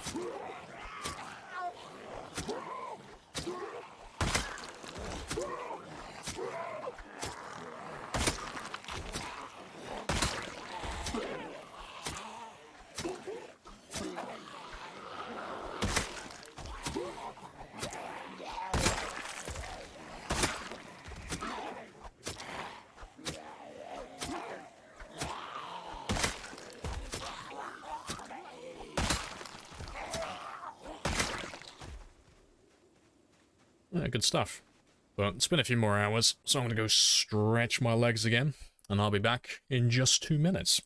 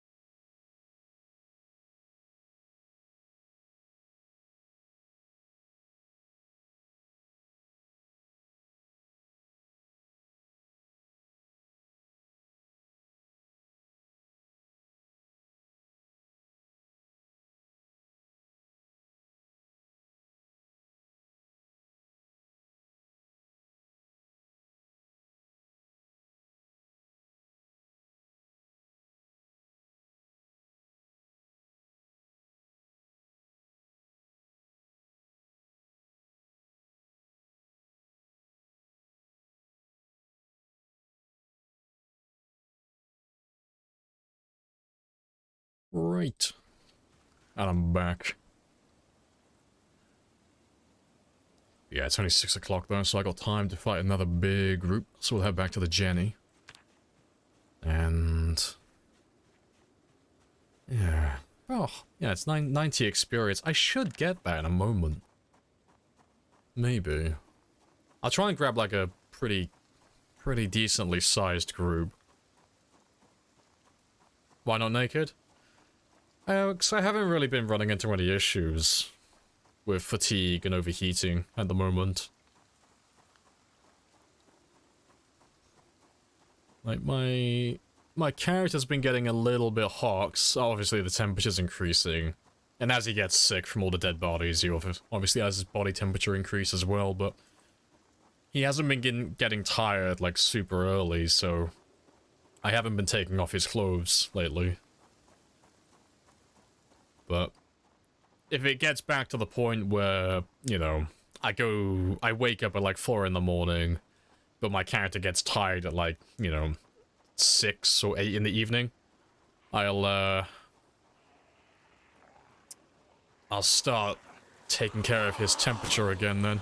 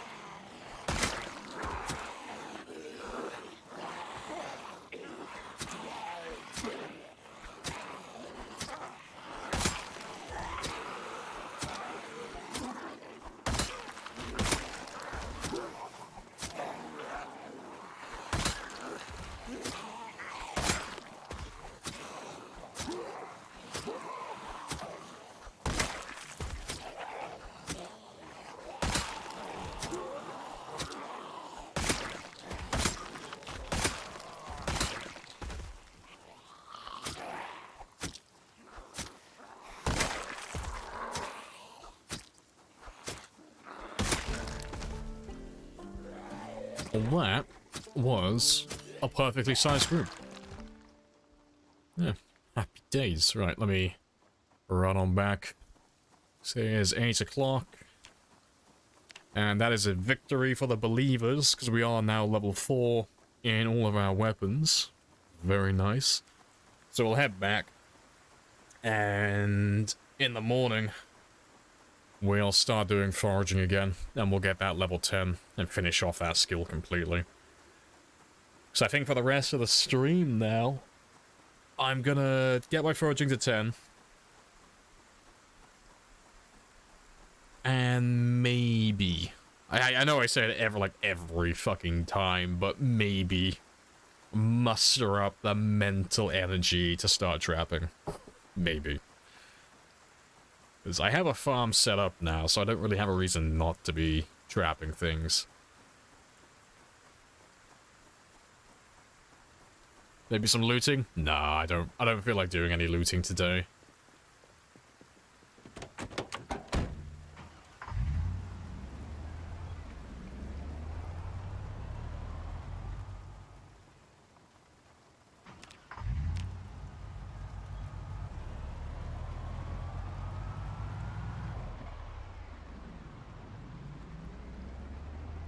Yeah, let's make our way back, read some more of those redundant books, and then we'll do some more foragings. It shouldn't take us that long. I reckon a day, maybe 2. No, I'll call it on 2 days. 2 days I should be level 10. And then that'll be another skill maxed out then. Yeah, very nice.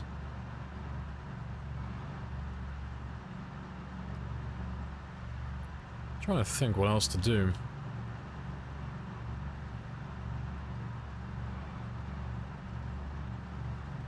I mean, I'll have to start tailoring soon. Maybe I'll do tailoring tomorrow. So once I finish doing foraging, I'll need another skill, like another crafting or survivalist skill to start grinding. Maybe I'll do tailoring next. I'll max that one to level 10.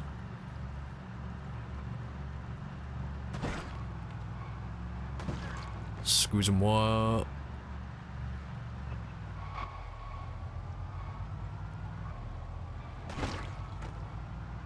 All the zombies. And big eat.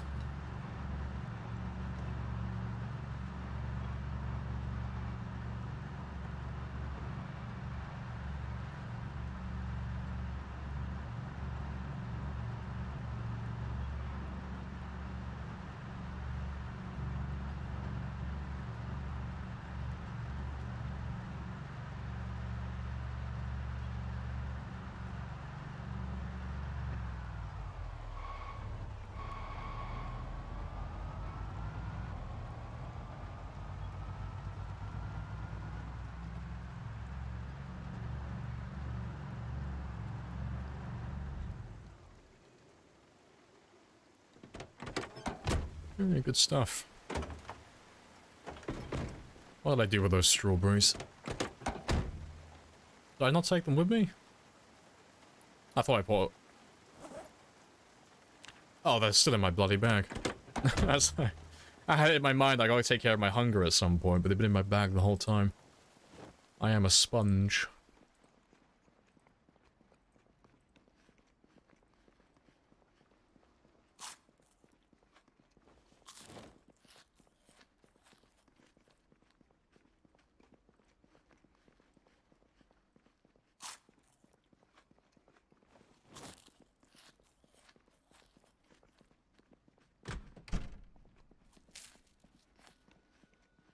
Seeing as it's raining, I'll wash my character here as well, seeing as all those rain collectors are gonna refill themselves.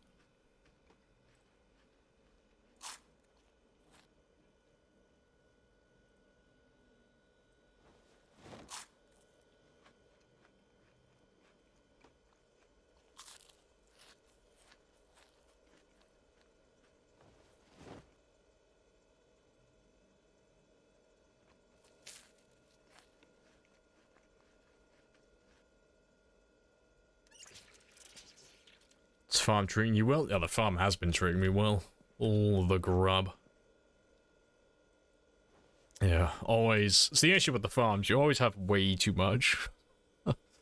Even when you lower the settings down quite low, you still have like 112 carrots. Right?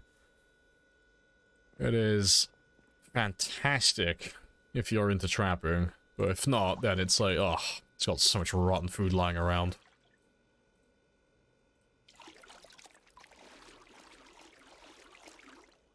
Sparkly and clean. Living the dream.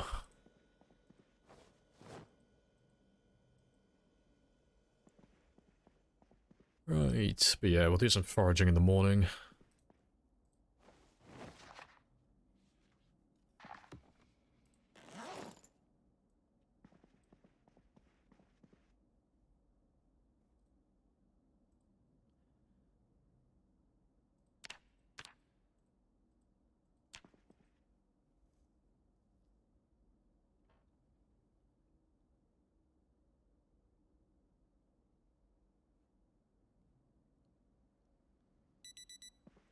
Alright, but let's get those believers paid before I forget about that.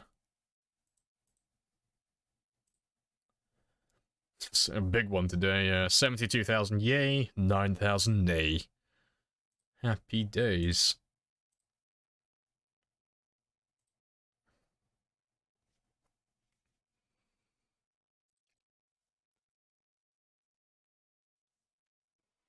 Why would you remove your protective covering? I know, I'm getting rid of my scales.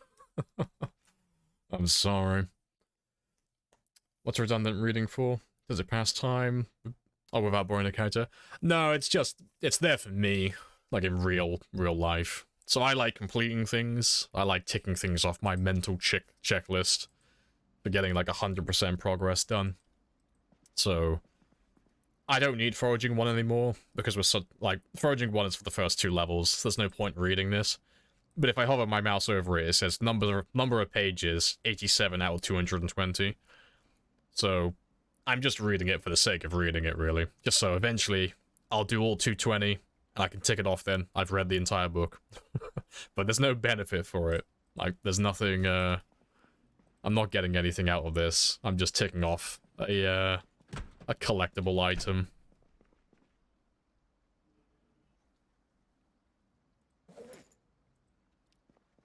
Alright, but let me drop off these ones in the car, and then we'll do some more looting. I'll say looting, foraging. I'll get that one to level 9, and then level 10.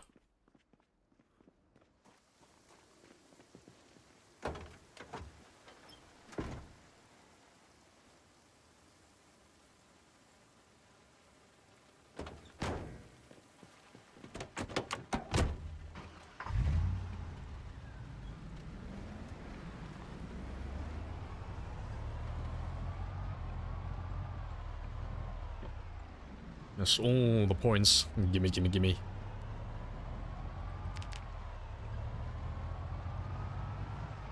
Yeah, it's gonna be harder and harder to pick out, like, things to do gambas for eventually.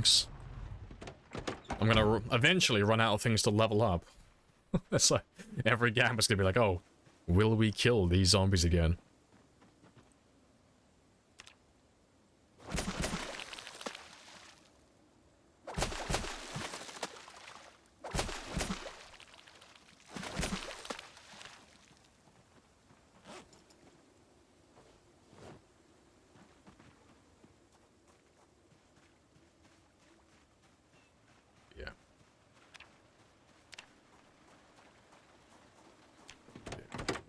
Let me go get those extra calories, and then we'll do our foraging then.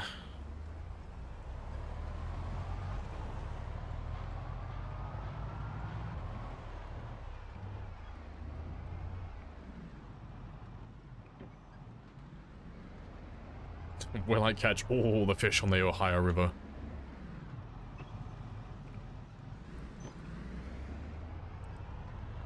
No, we'll probably do like something stupid. Like, at that point in the game, we'll be like, oh, hey guys, do you reckon I could drive all the way from Louisville down to Rosewood in like under 3 minutes? Like, after we finish repairing like a Corvette or something. It's like, oh, what do you reckon? I reckon I could get to the other side of the county in like 4 minutes flat.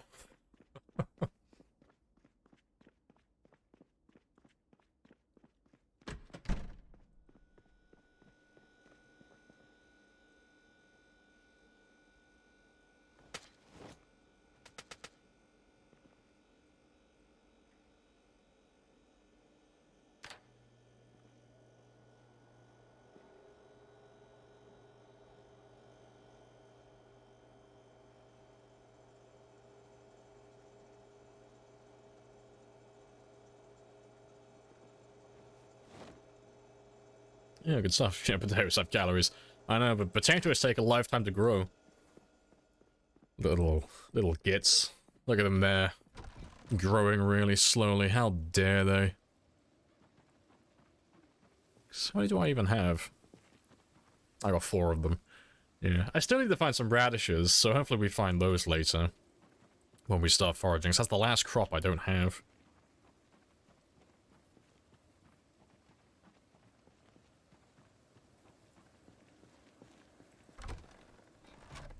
My babies.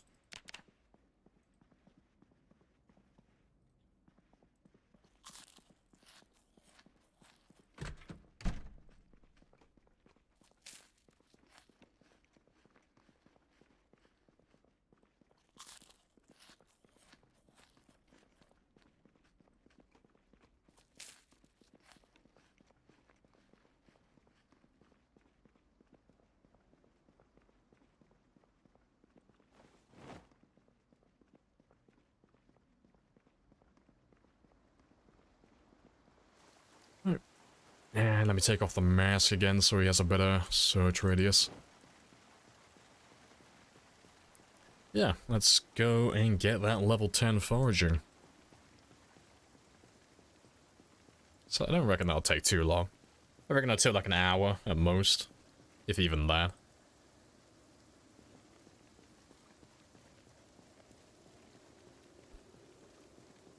What's the pile of rocks? Oh, it's just something you can make with stone. So if you have a hammer and such, it doesn't have any use. It's literally just there for aesthetics, really. But because we've been doing so much foraging, I thought, I might as well collect them. Why not? I'll throw a few of them around the place here and there. But yeah, they don't have any real purpose.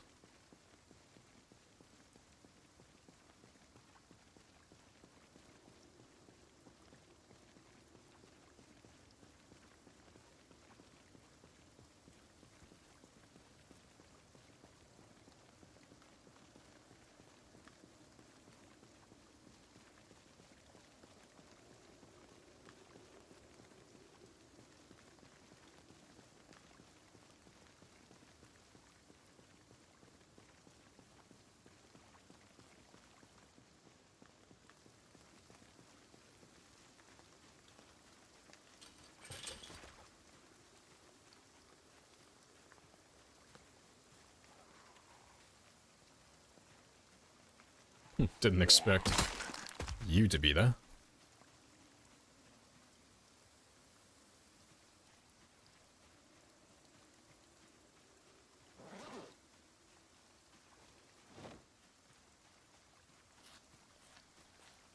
Oh yeah, we found that. Yeah, the player character can walk through that item, like that furniture piece, the pile of rocks that is. But yeah, you can't drive through it, so there's some trolling potential on a multiplayer server with that. But yeah, that's quite funny. I don't know when the collision has been added. I swear you used to be able to drive through them. Must be misremembering things, but I know you've always been able to walk through them.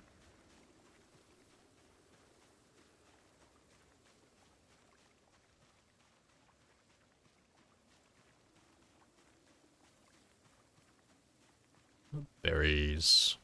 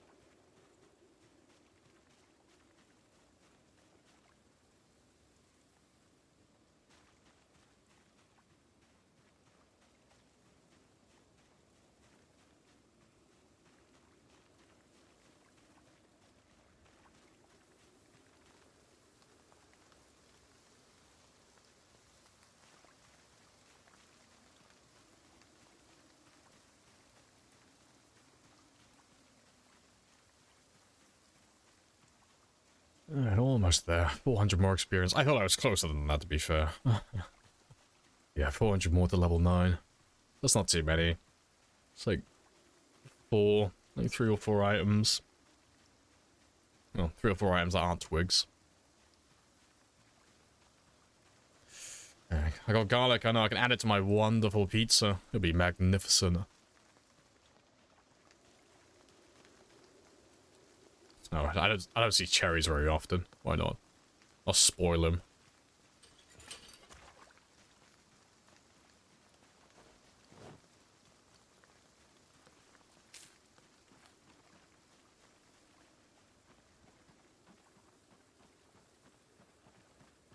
It's bonsai. Hello, hello. Welcome on back. How have the sprinters been? Yeah, there we go. Level 9 though. One more level then. I heard you're on 100,000 already. Yeah, didn't take long. About a month, more or less. 1 life per day is working out fair. Fair.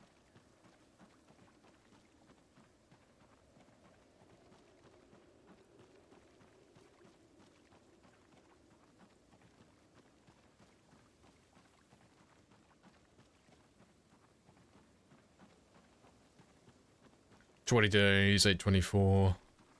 3 fitness, 4 strength. Okay, so you broke the back of it then. Not doing too bad. Got a car. Got crop. Like fucking set then. Yeah. 54 weight. Oh, okay, fair. You start. Did you start? Like, I'm assuming you started very underweight then. Oh. Good stuff.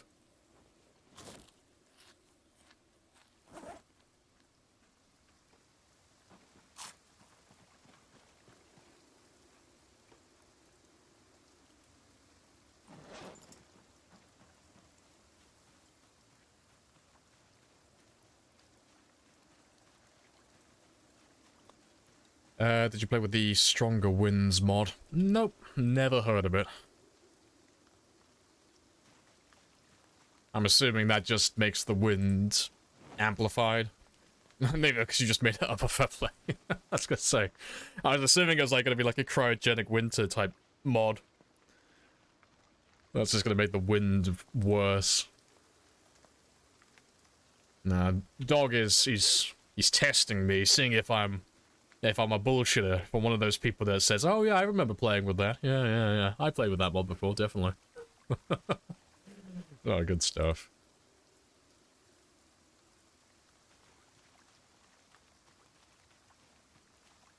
Pyrogenic? Nah, I've not heard of that one either. Nah. I don't tend to play with that many mods, honestly.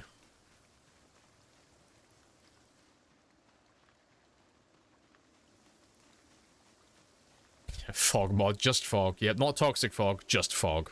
Perpetual fog. I mean, there is a mod that does that. It's the, oh, fuck, what's it called? It's like endless weather or something like that. Basically, you can download the mod and you can set it so, like, it's always raining, or it's always a blizzard, or it's always fog, or anything like that. So you could set that up if you really wanted to.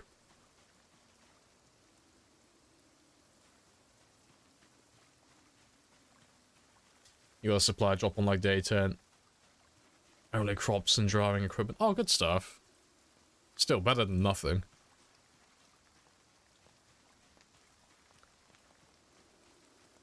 Yeah, the Silent Hill mod, yeah. All we need is a pyramid head skulking around.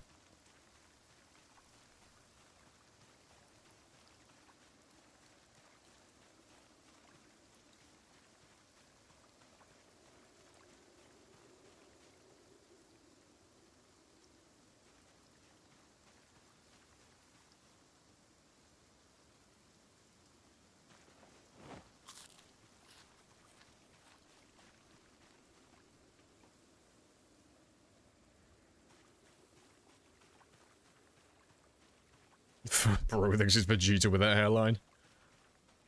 Fucking right. Kakarot wishes he could be like me.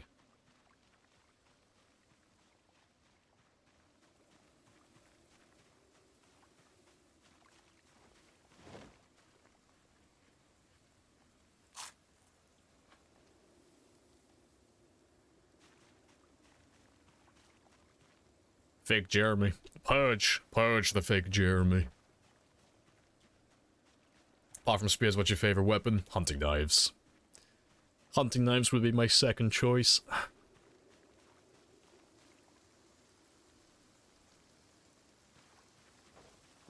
I follow the numbers.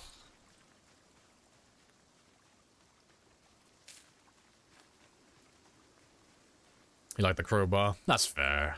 The crowbar's like super convenient for durability, but it's a bit slow for my liking. Like, it's not a bad weapon, it just doesn't get... It doesn't get kills very quickly. That kind of kills it for me. It's great early on, though. Like, early game weapon. Absolutely goated.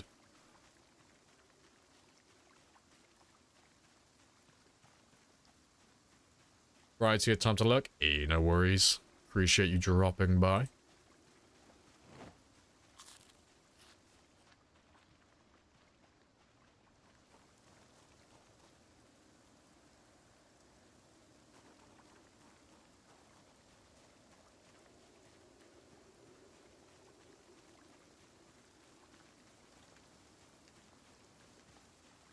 Avoiding trapping. Oh, I can't bring myself to do trapping.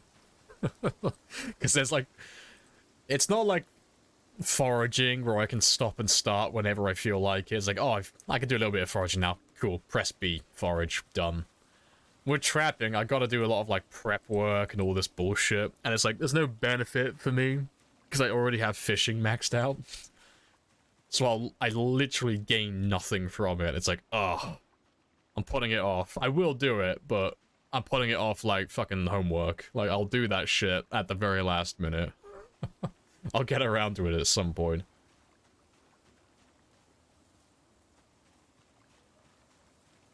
Unlike you, I'm not skilled enough to get into breathing distance of the zombies. Oh, you should get used to it. Like, even if you lose a few characters, like, make a few throwaway ones. And get used to the combat. You'll love it, honestly. Hunting knives are fantastic. They do have the shortest max range in the game, but it's not that much of a... Well, it's not even anything... It's not a downside, really. Like, once you get used to them. And they're so efficient with stamina that they're just... fantastic. It's a reason why they're my second choice.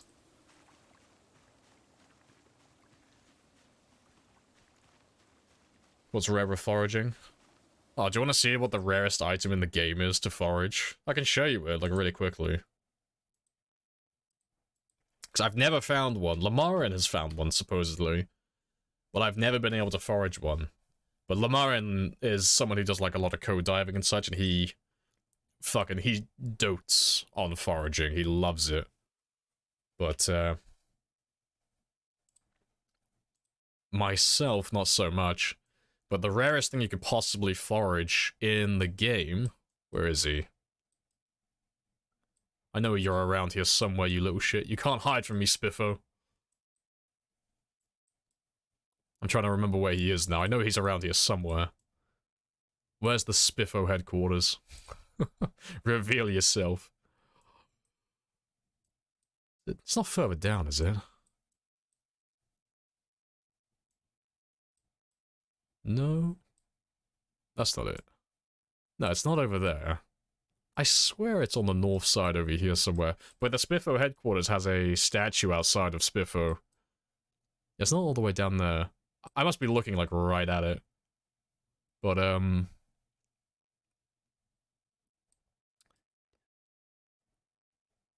you can select it to pick it up, but you can't actually pick it up at the moment, but you can find the statue foraging. Supposedly.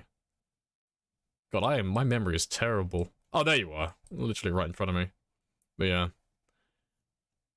But this is, like, supposedly the rarest item in the game to forage. So you can't actually pick up that statue at the moment. It gives you the prompt to. Like, it tells you that you need a crowbar and all that stuff, but you won't actually pick the item up. But you can find it foraging. But yeah, once you place it down, you can't pick it back up again. So, but yeah, it would be like a hell of a thing to find, like on this run. But I can't remember what he said it was. Like, Lamare knows all the, like, he actually knows the percentage, like the odds like statistically of like how likely you are to find that item. But it's bordering on like impossible. Like it's so unlikely that statistically if someone told you that they found it, they're probably lying. It's one of those type of items that whoever does actually find it, no one's ever going to believe them because it's so rare. But maybe one day.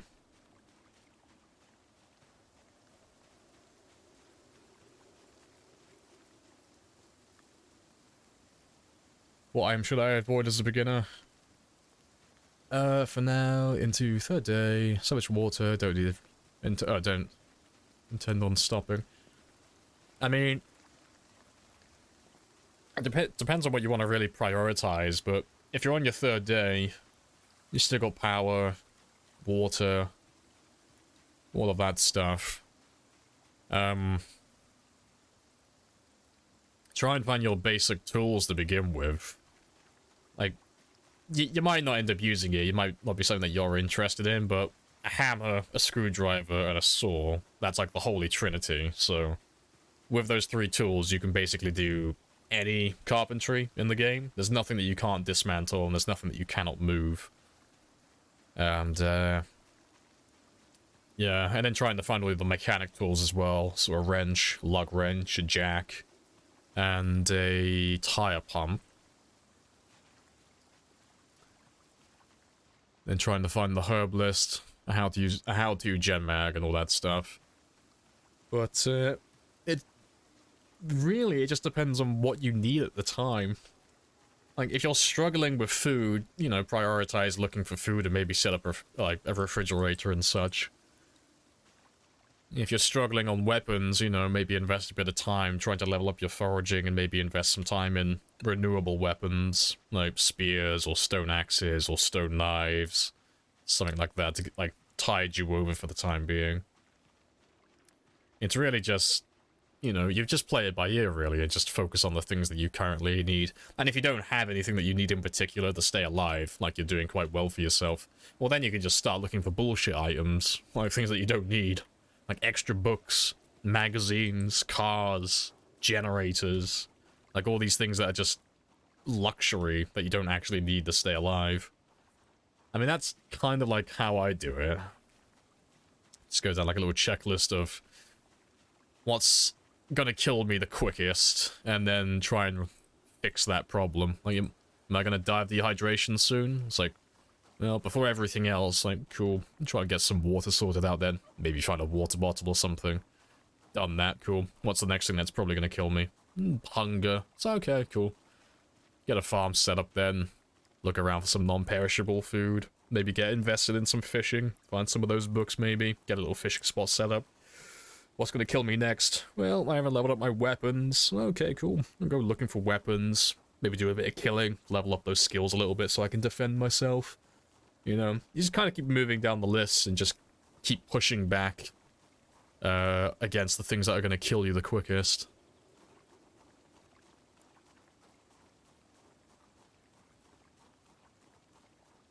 Yeah, streamer locking. Yeah, you watch now. We're going to go find the statue, like, right now.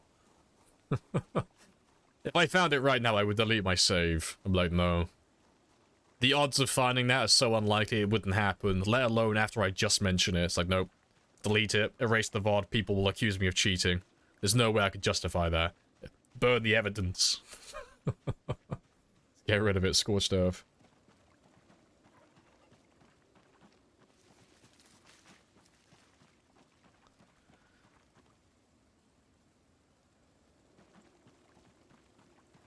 You're in rows when you start clearing it. Oh, fair enough. Well, something that you might want to prioritize doing then is making your way south. So if you're in Rosewood, trying to clear out the area further south is, like, preferable.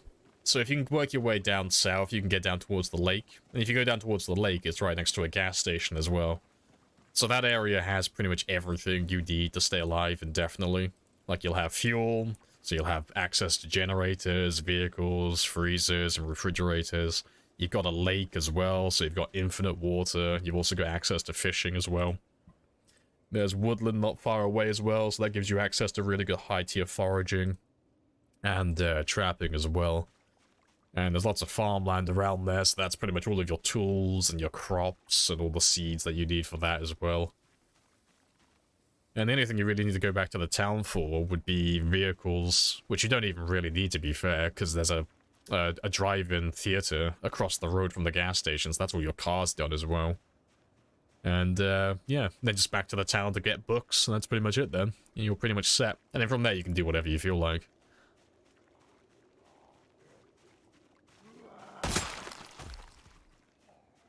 It's always surprising to run into zombies in areas like this.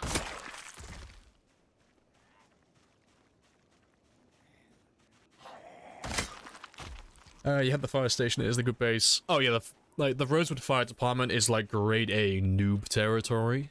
And that's not like slandering it, it's just so fucking easy to make into a good base. It's fantastic, it's a really good place to be. I've made plenty of bases in the fire department. It's fantastic. It's one of my favorite places in Rosewood, actually. Same as like most other people. People love that place. But yeah, it is like tier 1, like grade A plus noob territory. It's like, fuck yeah. It's kind of hard to fuck up the fire department. It's such a nice place. It's nice and easy to defend. And it's in close proximity to like all your basic needs as well, so it's a great choice. Like his infinite water, you just boil it, right? Yeah, basically, yeah. It's the same as any water tile in the game is infinite. Doesn't matter how small it is or how large it is infinite water and infinite fishing.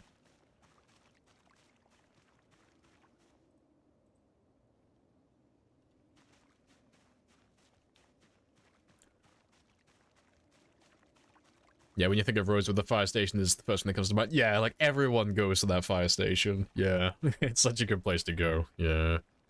So I remember the first time I went to Rosewood. The fire department was the first place I went as well. So one of the largest buildings in the town. 3 fences on... fences on, like, 3 sides. Nice and easy to defend. Not too many windows, either. It's got a nice driving garage as well, so I can store my vehicles. It's got a 2nd floor, so I can stay away from the zombies.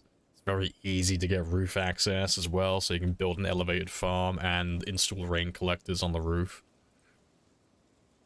And it also has beds in there as well, all ready to go, so you can sleep there instantly. With no debuffs, no prep work needed. And then adding on top of that, it's also, well, the fire department, so depending on what settings you're playing on, you normally have a very good chance of getting tools and weapons very early on. And at the very least, you'll run into a few firefighters and they're gonna have military boots. So at the very least, you have good stomping damage. So you can't really go wrong with the fire department. Like, even if you get really unlucky, you still win. Like, you still get good stuff from it, regardless.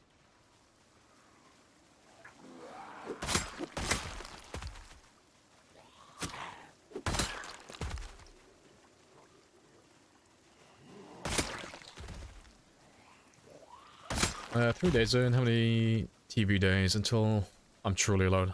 Oh, I can't remember that. I don't normally do life and living. My power's normally off on day 1. I think it's 9 days-ish?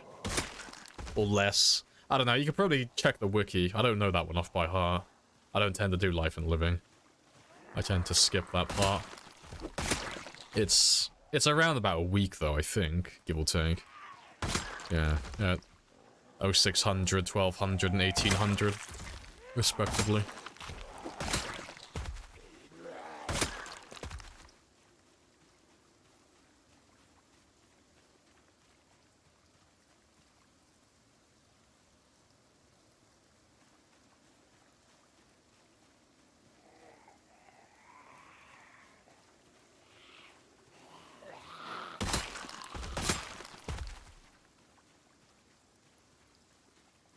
Feels like a phase reveal. It is.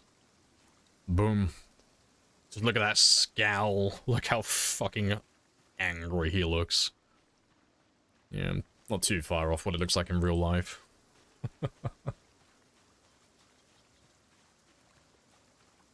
Is there Americans in chat? Oh yeah, tons of them.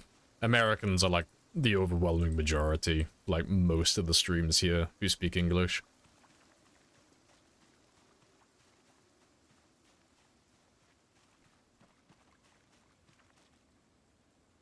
What's a gated community? What's the difference from normal houses and neighborhoods? I think it's just self-explanatory in the name, isn't it? It's literally just a series of houses in like a small suburban area that's just gated. Like it just has security, like it has CCTV. And there's normally a main entrance in there that either has a security booth or it has some form of like keycard access to make it harder to get into that little area. I mean, that's what I understand about it.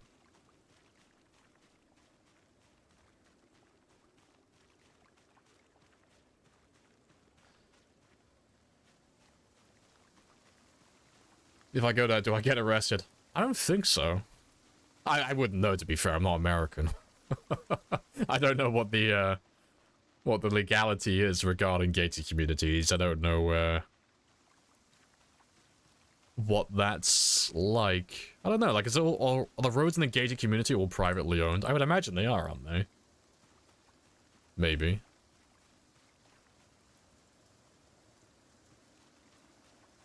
Hey, ducks. Hello, hello.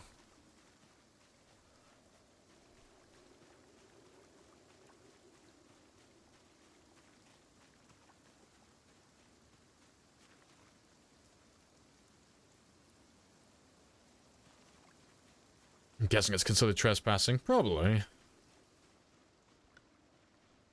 I mean, I could probably find this with like a really quick Google search. Oh, gated communities. Oh, the first thing that comes up, are gated communities safer? Yeah, I don't care about that.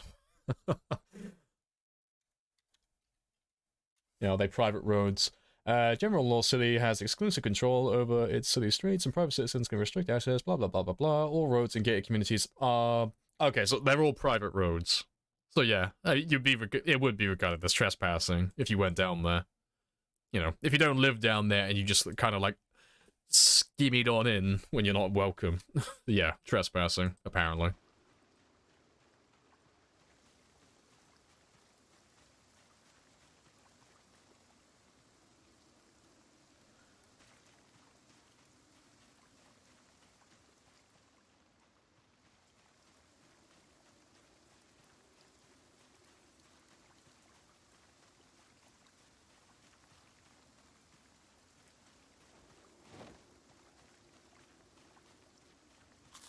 Where are you? I heard someone. I think.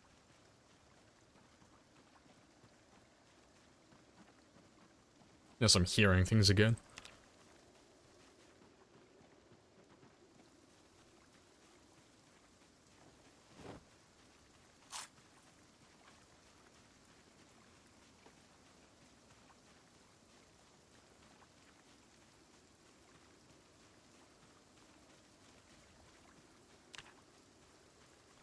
Almost there.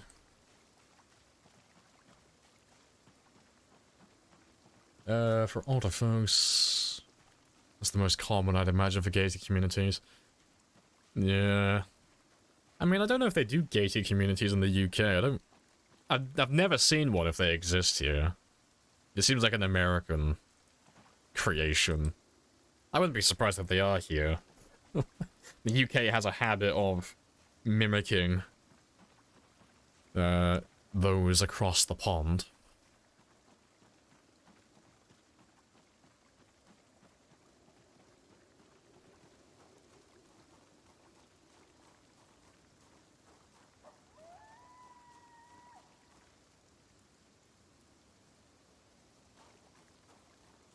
Must feel safer, yet more restrictive.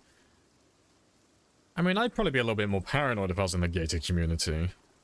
Like, it seems like it'd be a bit of a placebo effect. It's like, yeah, I got this lovely extra bit of security, but you're pretty much advertising like, hey, everybody, I've got enough money to move into a nice private house on private roads that has private security. So you know I've got some money, and I've probably got a bit of, like, a few valuable items in my house as well. So if you plan on stealing something, It's a little bit of extra work, but if you get in, it'll be worth it. Like, like if someone's gonna steal from you, like if I was a thief, I'd probably go for a gated community.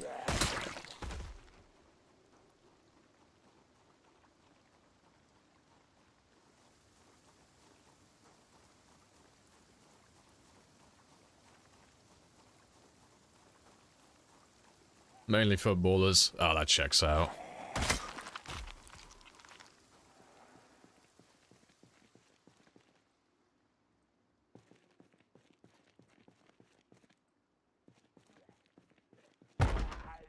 Oh, hello, hello.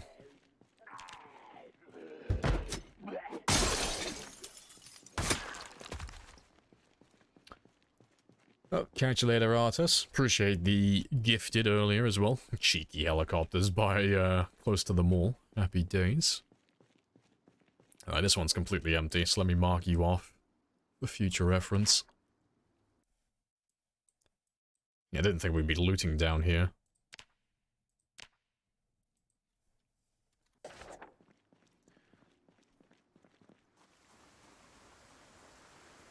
Your partner works with high-risk domestic offender. They go for easier targets. Yeah, I mean, that checks out as well, I guess. Simply having lights on is enough to deter many in North America. They like, I don't want to disrespect all the thieves out there, but they got to improve their work ethic. They're slacking. And clearly, if they leave their lights on 24/7, that just means they got money to, like burn away on those fucking electricity bills. Like, that's the one to rob.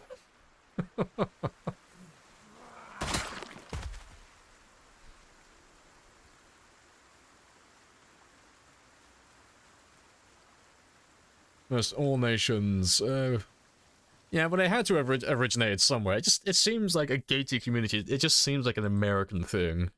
Like, it might not be. I might be completely off. Let me have a look. I'm curious. Gated community. Origin. The history of gated communities in America traced from... Okay. Oh, they're fucking old. 1870? I thought it was, like, going to be, like, more of a modern thing. I mean, it is relatively modern, I guess, but still. Private streets in St. Louis. In 97? Oh, fair play.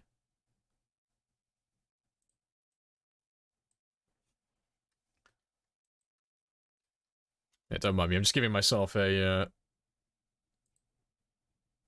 cheeky history lesson.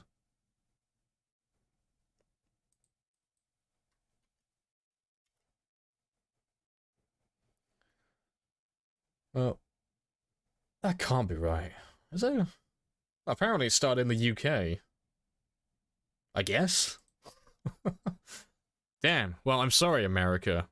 How dare you, though? How dare you copy us? We've had terrible ideas. I don't know. But yeah, don't take my word for that. I literally just googled it. It's probably wrong. Do your own research. You'll probably find the right answer. In Latin America, if you're not in a gated community, you're poor, okay. I'll take your word for it. I've never visited, so...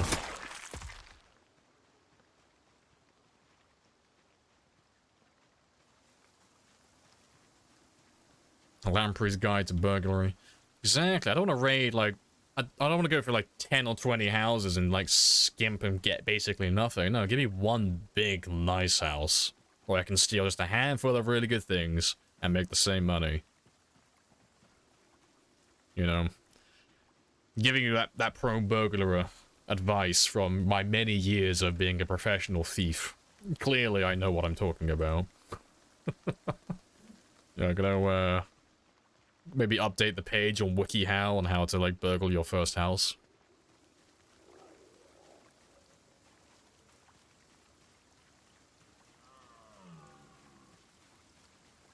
Yeah, castles and forts, yeah. The original gated communities.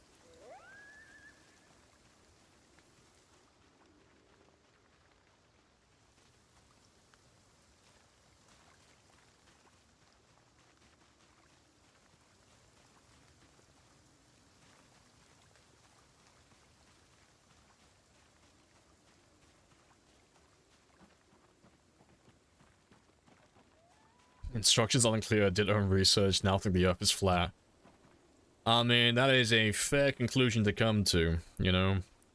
It is well observed that the Earth is flat.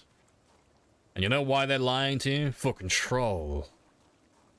Control of what? I don't know, but control. Because if you thought the Earth was round, oh, they'd lose all control. That would change everything. We would break our shackles and we would free ourselves. How fortunate such a reality is not gonna come to pass. I love all those videos when you get flat Earth, like, theorists and shit like that, and they do their own tests to try and prove the Earth is flat, and they end up, like, disproving themselves. They end up proving that it's not flat, that it's actually a globe. It's like, fuck, and they just keep doing it over and over again, and like, fuck, and they sink like tens of thousands of dollars into all these little experiments that they're doing. And they just keep trying to like change some of the variables because it doesn't give them the answer that they were looking for. Oh, I live for that shit. I think those videos are great.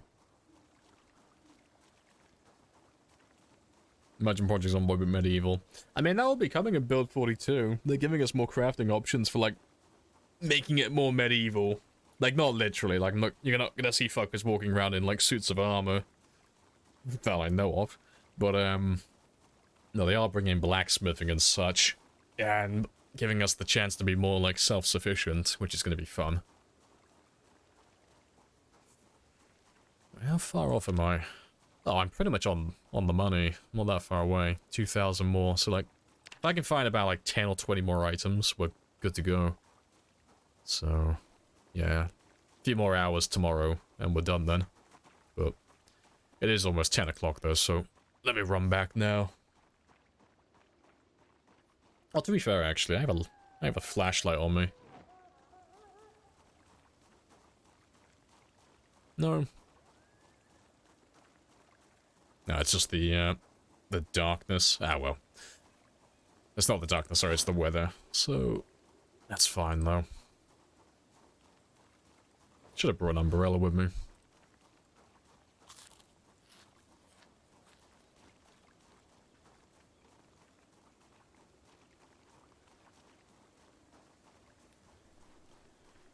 Favorite guy is the guy building a rocket to go up and see the flatness. Oh, didn't he die? That was a while ago, wasn't it? I know the guy that you're on about. I thought he already did that, and I thought he failed. I thought he killed himself, like, indirectly, like, accidentally fucked up. I don't know if that was just someone saying he was gonna kill himself, though, or if he actually did get himself killed doing it. The one who blew himself up? Yeah, I thought he got himself killed when he was doing that. You know, turns out that civilians who have no prior experience building literal rockets may not know what they're doing.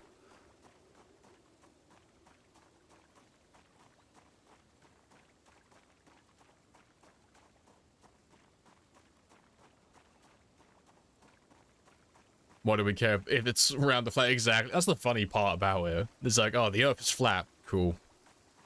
It's like, oh, do you not believe me? It's like, no, I really don't care. It's like, oh, but aren't you mad that the government's lying to you? It's like, why would I be? Like, what possible reason would they have to lie about it to begin with? And if you can come up with a reason for that, and a reason why so many people are in on it, because... oh, someone did the math on it. There's like over 50,000 people would have to be in on the lie, wouldn't they? Like from all the like international space agencies. It came out to like something like 50,000 employees. And it's like, okay, they're all in on it and no one's blown the whistle. No one's revealed the secrets. If all of that was true, why? Like, what did they get from it? I don't get it. Like, what's the motive? It's like, they're doing it for control. It's always the same fucking answer. Control. And it's like, how does that help them? It doesn't make any fucking sense. Oh. Appreciate the follow as well, Brittany. Oh, is it, no, not Brittany. Is it Britty? Your name has thoroughly confused me. I'm hoping I'm getting it right. If I say it enough times, in different variations, one of them's bound to be right. Yeah, Britty. Brittany. Brighty. Try again. We'll go through the list. We'll go through all of them. We'll get it eventually.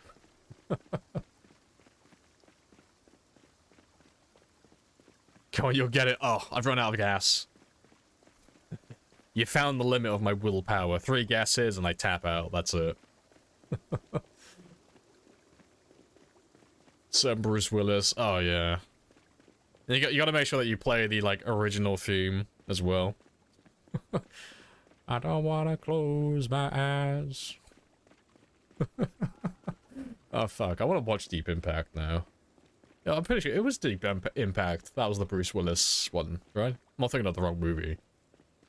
It's okay. I know, I failed you, I'm sorry. This is a core memory now. I'll remember this forever. How I let you down.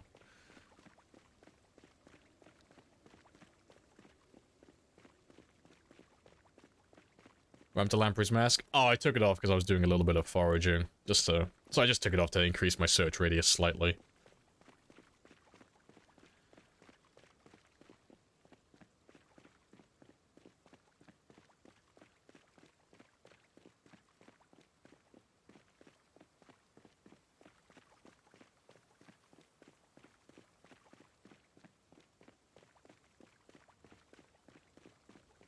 Appreciate the follow. Is it Sosa Salty? Welcome on in. Yeah, don't worry, the mask is A-okay, it's safe. The mask is secure. It is still with us.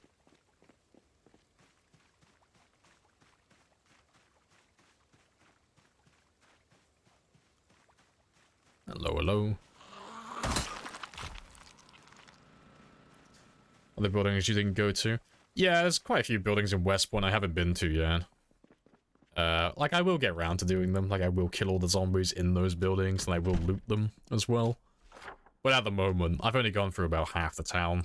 Like, we've killed all the zombies around here, and we've gone through about... I think we were on about 55,000 when we killed most of them. But I have a few buildings still left to go through, and some on the back roads over here and such. But we're focusing on making our way up to Louisville at the moment. Up here, but we're gonna finish clearing out the mall first. So I've got nothing on my flank. And then we'll make our way up to the military checkpoint. But right now I'm just leveling up my foraging. Just catching up with myself.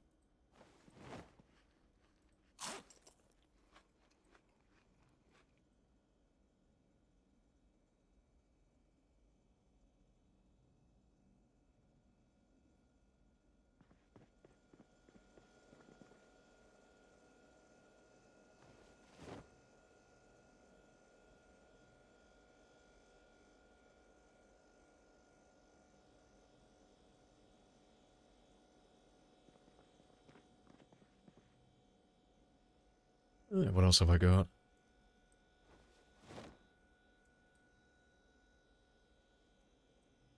Oh, fuck, the garlic doesn't belong there. That's the wrong one. You can come with me.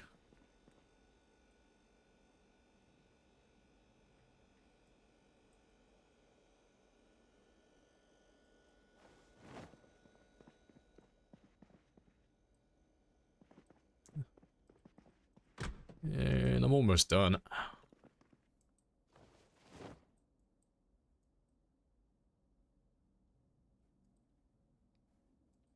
Right, let's get some sleep.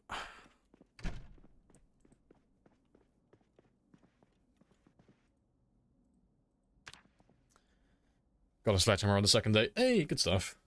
Lucky am I. Pretty lucky. You don't normally find sledgehammers that quickly. Especially in a house, of all places. Like, it's not impossible, as far as I'm aware. Just, not very common. So yeah, that is quite lucky.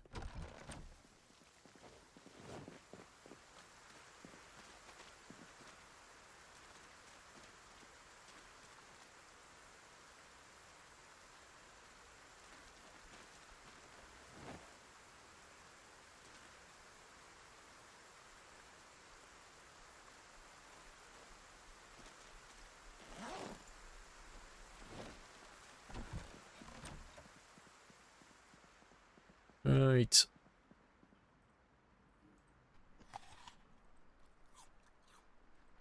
Let's get rid of all of them. And give me an umbrella.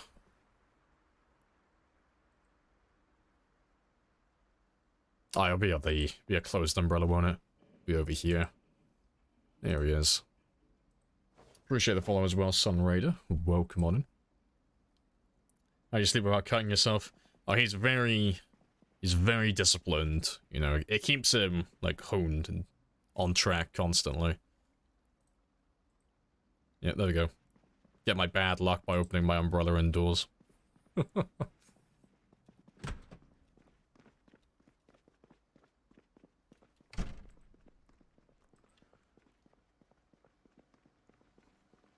Lucky boy not having to water the plants. Oh, it's great. If you just plant the crops when it rains, it'll do it all for you. And it rains so frequently on default settings that you never really have to do it again. Like, they won't die in between rainfall, unless it's like the middle of winter, and all the rain is, obviously, it's too cold to rain, so it'll become snow instead.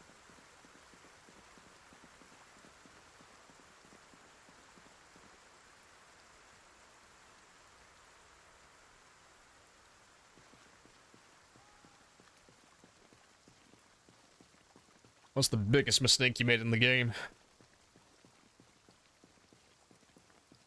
My biggest mistake would be that. So that was during a 24-hour stream, and there were like multiple things going on, but the main thing is I clicked off my screen. So you'll see my cursor go off in that clip, and I tab myself out of the game while I'm in the middle of fighting. And that is the current highest score on Twitch.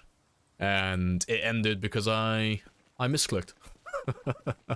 So yeah, my character got dragged down. An unceremonious end to a great game. Long stream today? Yeah, I'll probably be finishing up soon. I just want to get that level 10 foraging done so I don't have to do any more in the future. I can just forget about it then. But I'm so close. So close. It was so rough. It was fun though. It was funny. But yeah. But that's probably like the worst mistake I've ever made. Or the mistake that had, well, the biggest loss from the simplest error. Good stuff. Pathetic. I know, it was fucking terrible. Such a funny error, though.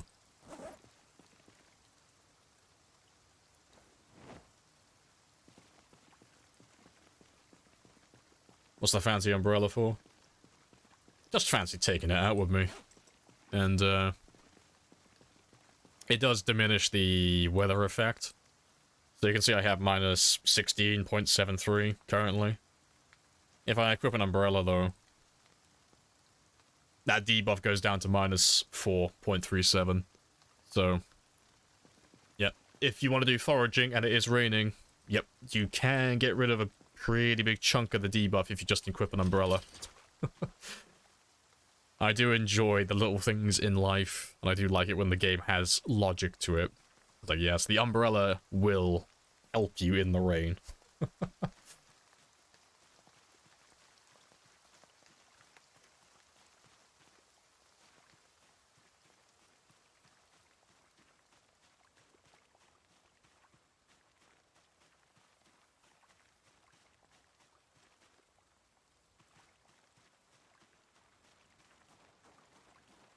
Biggest do's and don'ts in the game, one each.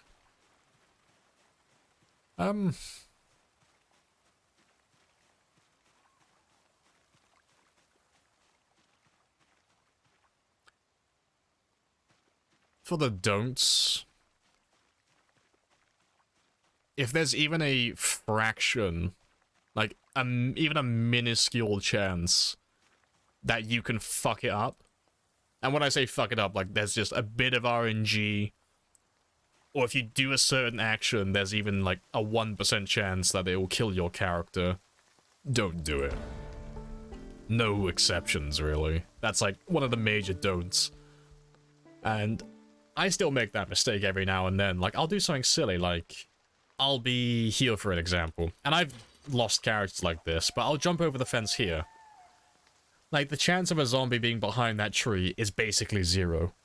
But if I jump over the fence, and a zombie comes out of that tree line there, I won't finish my animation jumping over this fence before he gets to me. So he's gonna land a free hit on me. And there's like there are pages of things that are just really silly like that the player does. Where it's like, if there's a zombie in this position, or in this location, or if a zombie has heard me while I'm about to do this thing, I'm gonna get grabbed. And I'm gonna get munched. So if there's even a chance that that can happen, don't do it. Be paranoid. Be overcautious. Yeah, but yeah, that's our level 10 foraging, though. Very nice. And then for the do's, well, do be paranoid. Literally think about everything. Everything that can go wrong will go wrong, inevitably, so overthink everything. Do you have runners? I don't. No, and this one is just fast shamblers. Just the normal zombies on time 16 pop.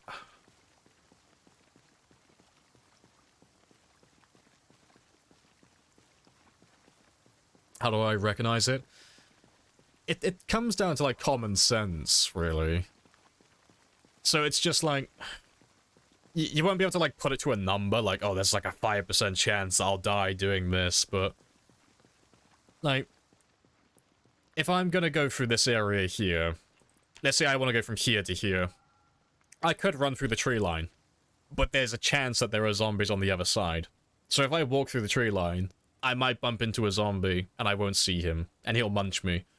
So, I'd rather spend a few extra seconds just running over here, and just going around the long way, because I know that if I go around this way, there's no chance of a zombie grabbing me, because I can see everything.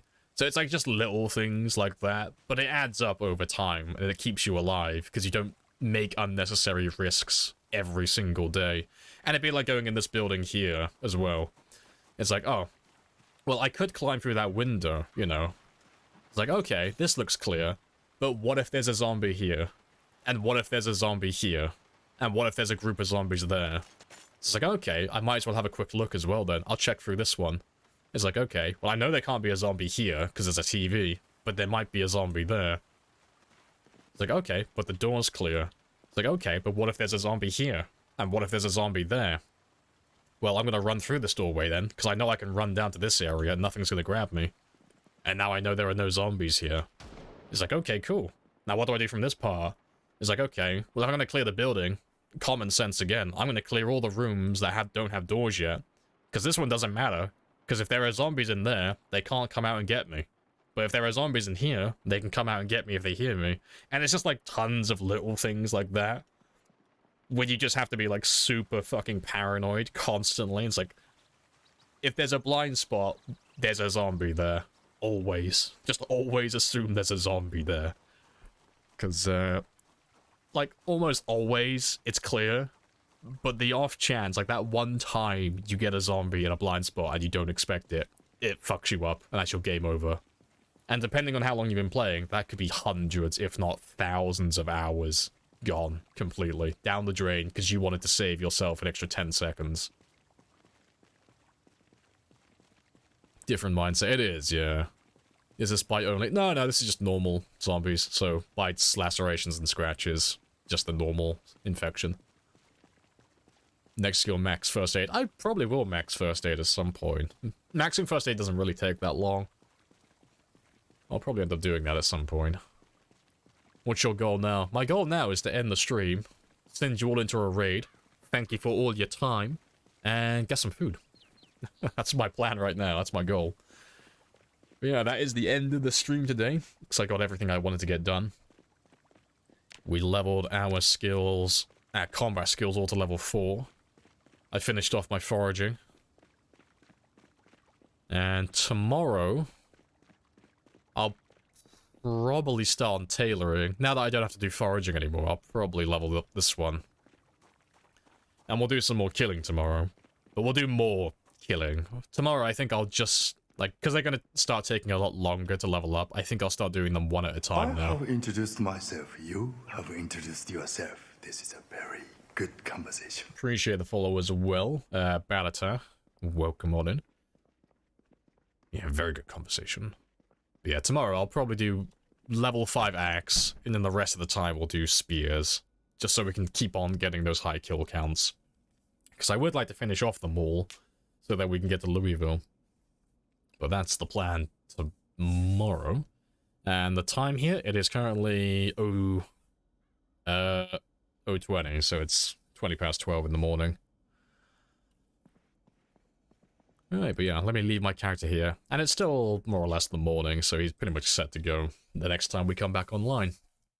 But yeah, I appreciate you guys dropping by.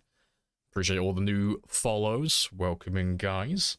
And for those of you who are new, I'll be back tomorrow. I always start at 1600, and that is GMT +1, or British summertime. You can follow or join the Discord. Either way, it's all the same shenanigans. It's all the same stuff, all the same notifications. But yeah, appreciate the conversation, the lurkers, the chatters, the donated biddies, the subs, all the helicopters. Yeah, good stuff.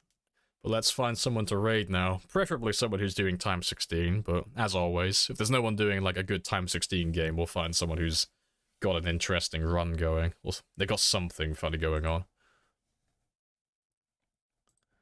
Right. Who's got a good title?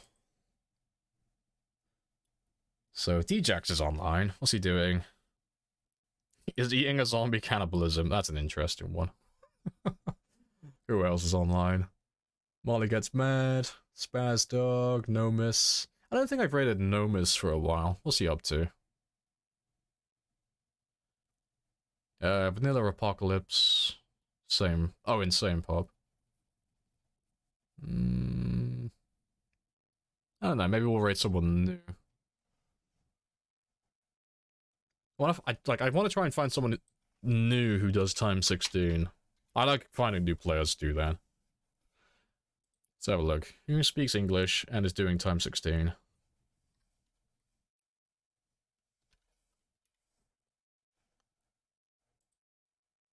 So there's Rule.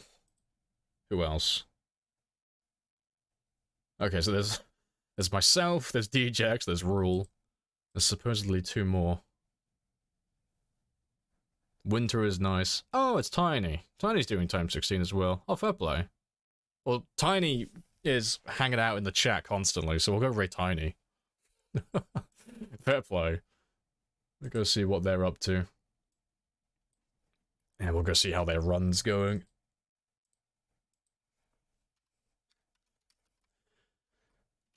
Alright, but I'll catch you all tomorrow at 1600. Happy days.